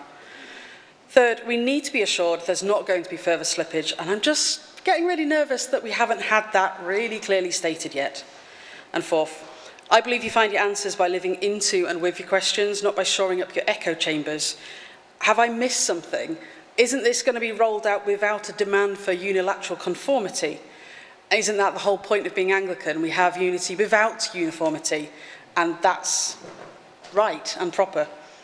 That's what rubrics are for. The little may, that's Anglicanism, isn't it? Thank you.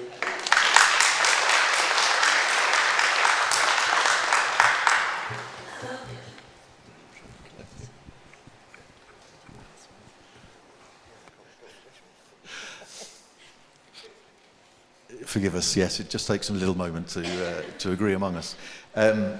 Thank you, Michael, for the question.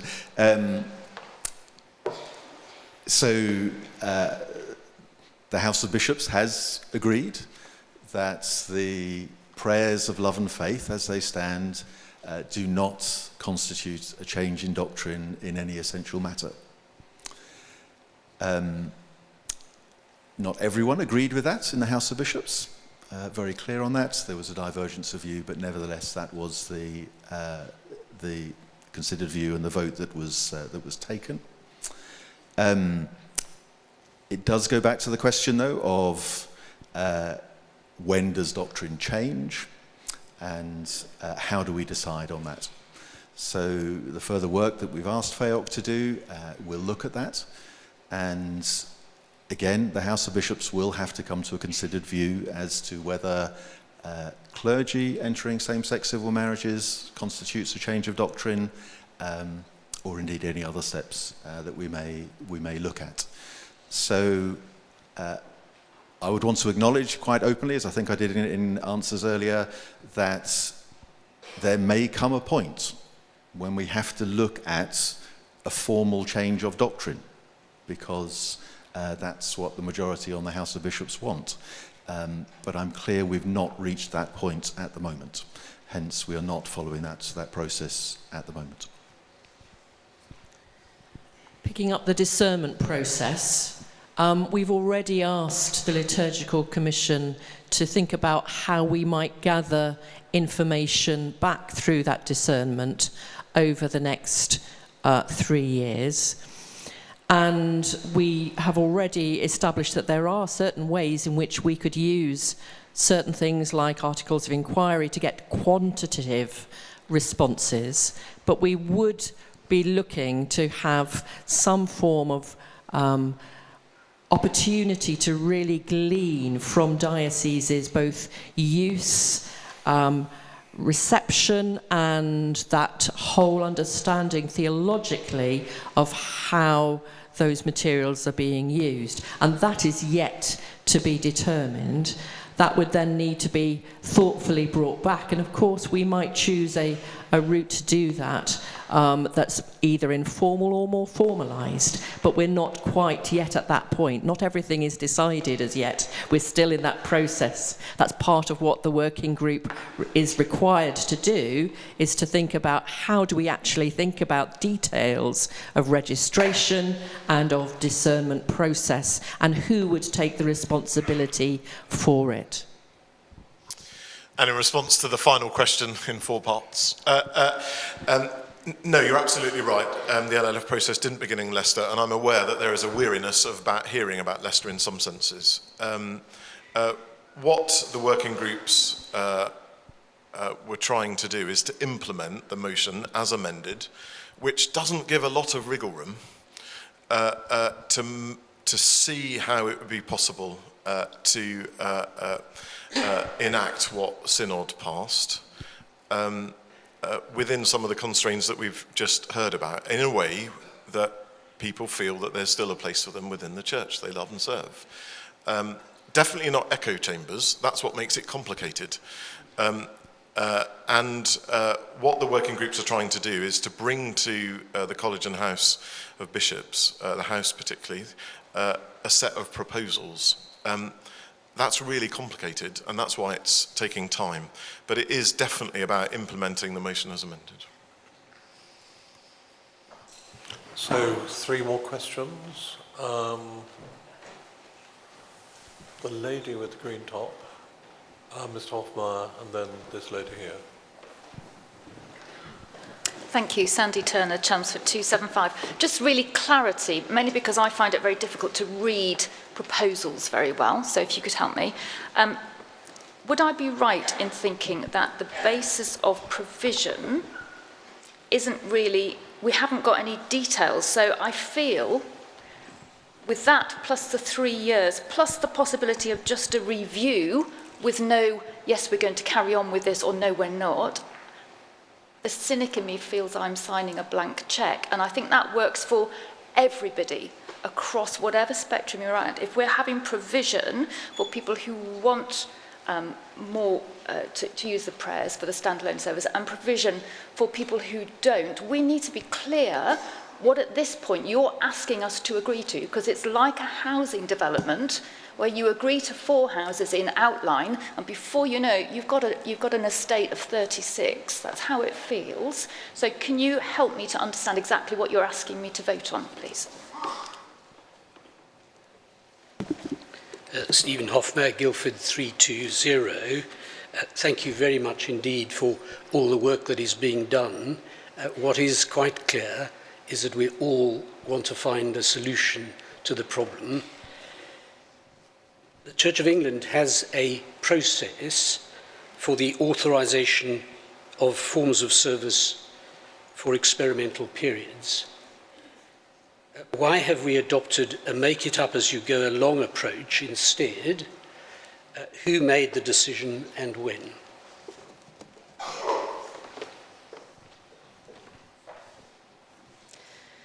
Fiona Gibson, Hereford 128. and I do have a vested interest in the question I'm about to ask you, you would be correct. It's a pragmatic question and a practical question. Having read and indeed contributed to earlier iterations of the pastoral guidance, the answer to an awful lot of questions is ask the Archdeacon. Now, before you get out your tiny violins and play theme tunes of support for us, it's okay, but genuinely joking apart, what support is there going to be in place for us to help us exercise the responsibility that you're placing on us, to help parishes where there is disagreement, to help issues where there are disagreement between clergy and laity? There are quite a lot of us, but possibly not enough to do everything you're asking us to do. What support and backup will there be for us?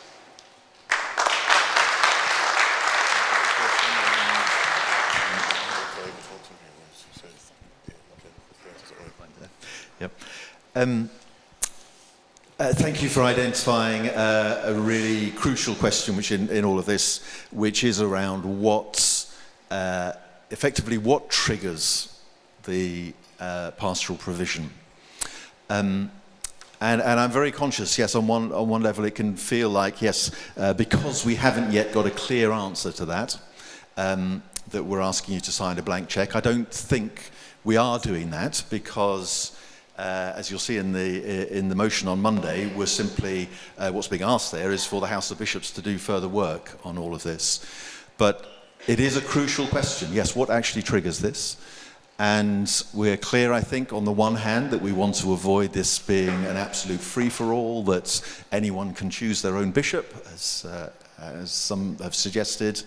But we're also very clear that it needs to be something that works well for those who are going to request this, as well as for the bishops who will have to grant it. So there is further theological work to do around that and further practical thinking on a tight timescale, as always with these things. But it is a key question. Thank you. Stephen, thank you for your question. In terms of the canonical approaches, we monopolised a lot of Edward's time during Leicester. We spent a lot of time in the group that was looking at PLF standalone services. And we looked at previous examples of the use of the various canons. In regard to where we currently are with the prayers already commended, it felt to us that actually it was quite difficult to road test what's already commended separately from a whole process of understanding that discernment of journey that we're talking about. The challenge also was that the standalone piece was all about the structure in which those commended prayers would be used. And of course, those structures are already recognised structures of Eucharist and service of the Word. So we didn't want to minimise that whole process of road testing to prayers that are already commended or to a structure that's already recognised, but rather to have a greater deal of discernment. Hence, the approach we took, and we did that with the legal advice that we received. So that's how we have taken it forward. Now, that does not mean that you don't take a canonical route at some later stage, and we've mentioned that potentially B2 would still be the route at which, at the end of that time, you would take. But we did want to ensure that we didn't minimise it to just the detail of liturgy, but actually the whole process. And Fiona, as for the archdeacons, thank you for reminding us of the importance of that. And it's not just archdeacons, of course, there is a significant amount of work for you to do, but also for TEIs and for DDOs. There'll be a significant amount of helping colleagues in different parts of the church work through the implications for them of this work. So that concludes this item of business. I'm told to remind you that there is worship this evening straight away, and that Eucharist in the Minster is at 11.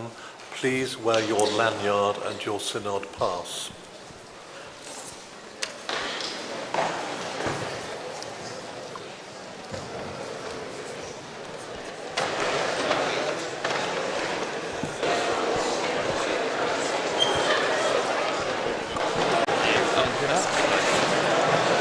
So good evening, Good evening, Synod. Do I need to press a button or will they put it on? I have no idea.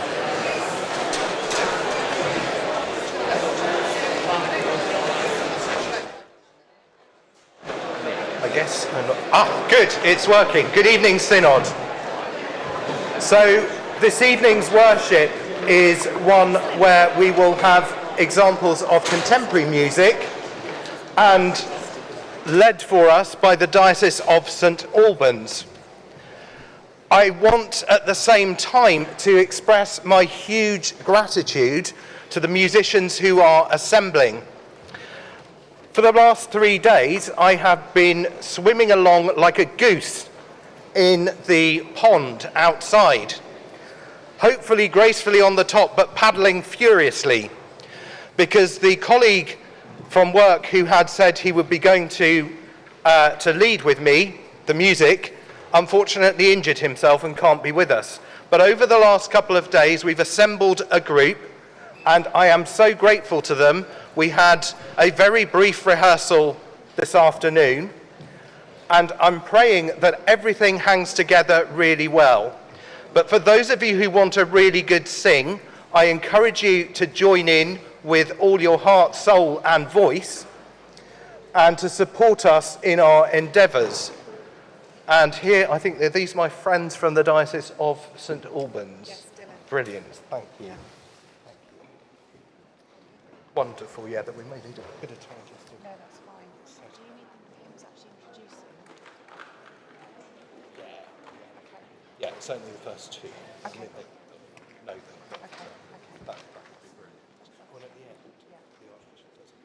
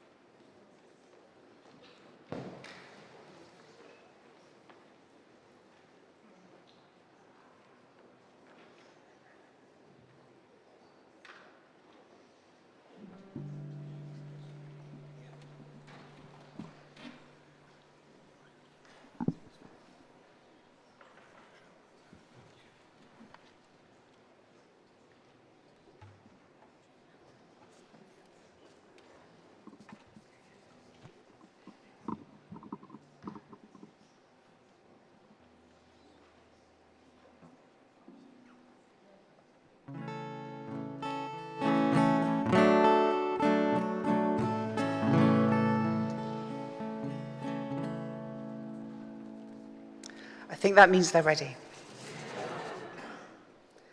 O God, make speed to save us. We begin our worship tonight by singing Give Thanks to the Lord.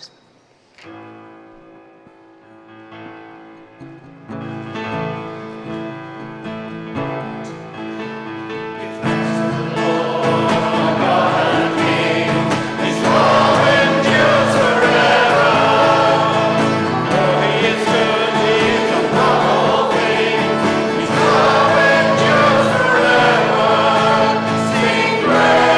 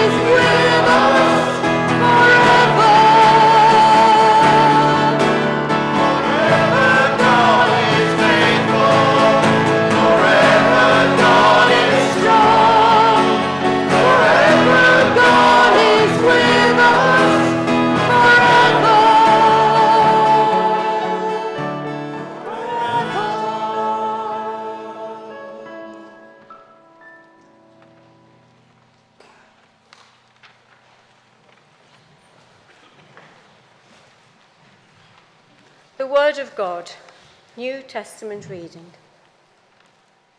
So if anyone is in Christ, there is a new creation. Everything old has passed away. See, everything has become new. All this is from God, who reconciled us to himself through Christ, and has given us the ministry of reconciliation. That is, in Christ, God was reconciling the world to himself, not counting their trespasses against them, and entrusting the message of reconciliation to us.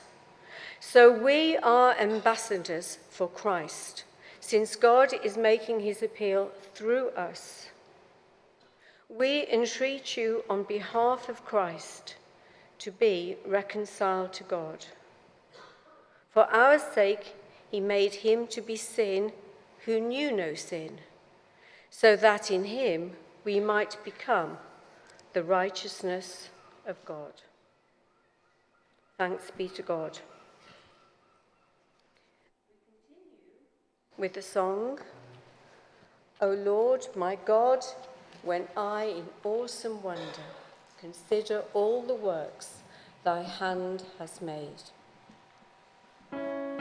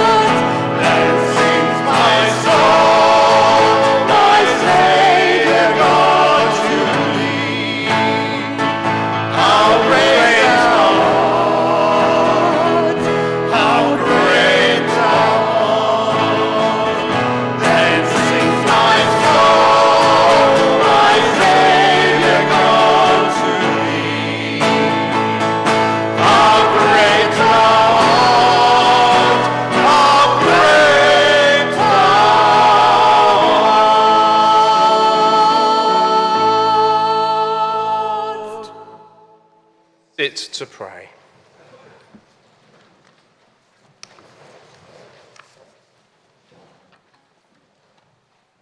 My God, how great thou art. In silence, we offer to our great God the needs of the church, the world, our communities, and ourselves.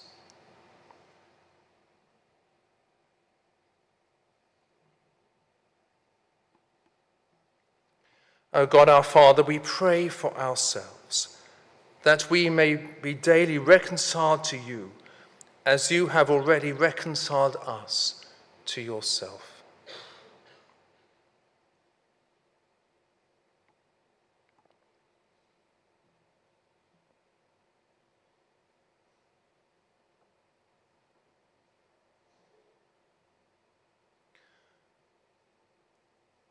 Father, we pray for our country, for His Majesty the King, the new government and opposition,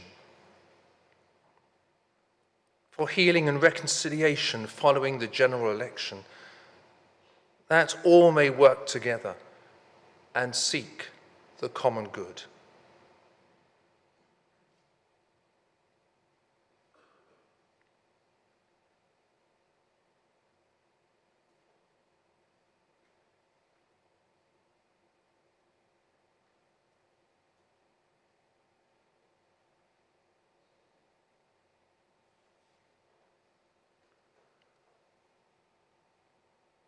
Father, we pray for the world Christ came to save, that we and all Christ's church may be ambassadors of reconciliation, praying especially at this time for the troubled communities of the Middle East, for Israel and Gaza, for peace between Russia and Ukraine, for Haiti and the troubled countries of Africa.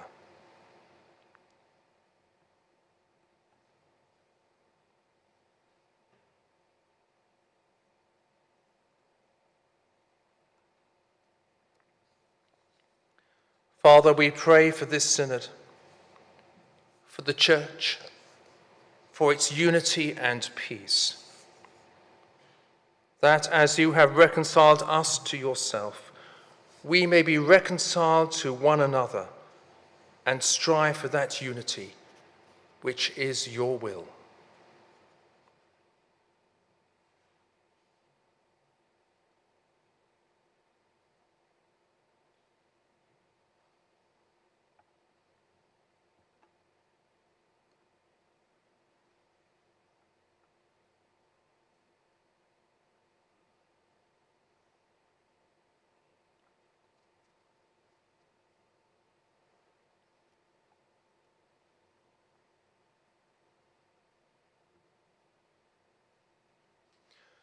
Father, we pray for the communities from which we come, for their welfare, for the sick in mind, body and soul, and for their healing and peace.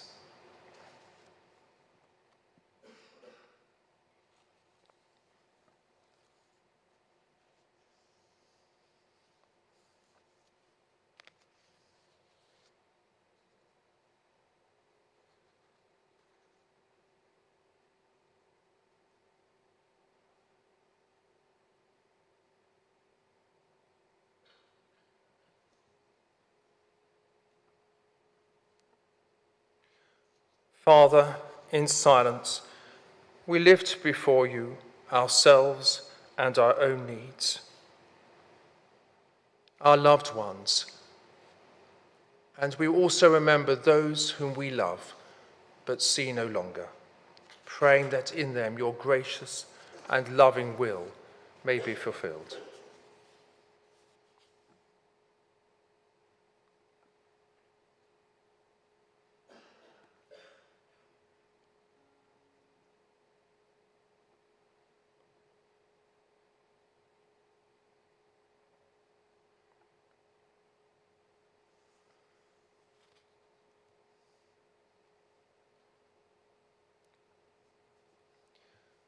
Merciful God, you have prepared for those who love you such good things as pass our understanding. Pour into our hearts such love toward you that we, loving you in all things and above all things, may obtain your promises, which exceed all that we can desire. Through Jesus Christ, your Son, our Lord, who is alive and reigns with you in the unity of the Holy Spirit, one God, now and forever. Amen. And so, as our Saviour taught us, we are bold to pray. Our Father in heaven, hallowed be your name. Your kingdom come, your will be done, on earth as in heaven. Give us today our daily bread, and forgive us our sins, as we forgive those who sin against us. Lead us not into temptation, but deliver us from evil. For the kingdom, the power, and the glory are yours, now and forever. Amen. Let us now stand and sing our final song, Hallelujah, you are worthy of our praise.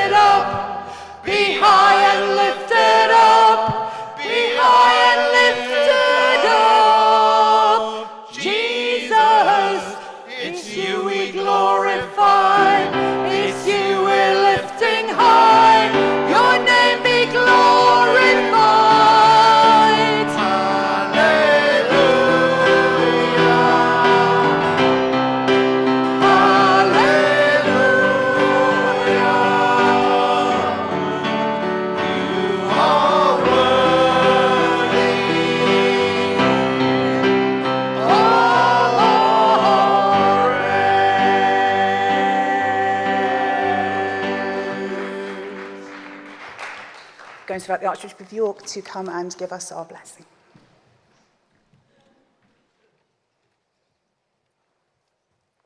Thank you so much for our worship this evening. Sisters and brothers, the Lord be with you. May the Lord go before you to guide you. May he stand behind you and give you strength. May his love watch over you and keep you always in his peace. And the blessing of God Almighty, the Father and the Son and the Holy Spirit be among you and remain with you always. Amen. Go in peace to love and serve the Lord. In the name of Christ.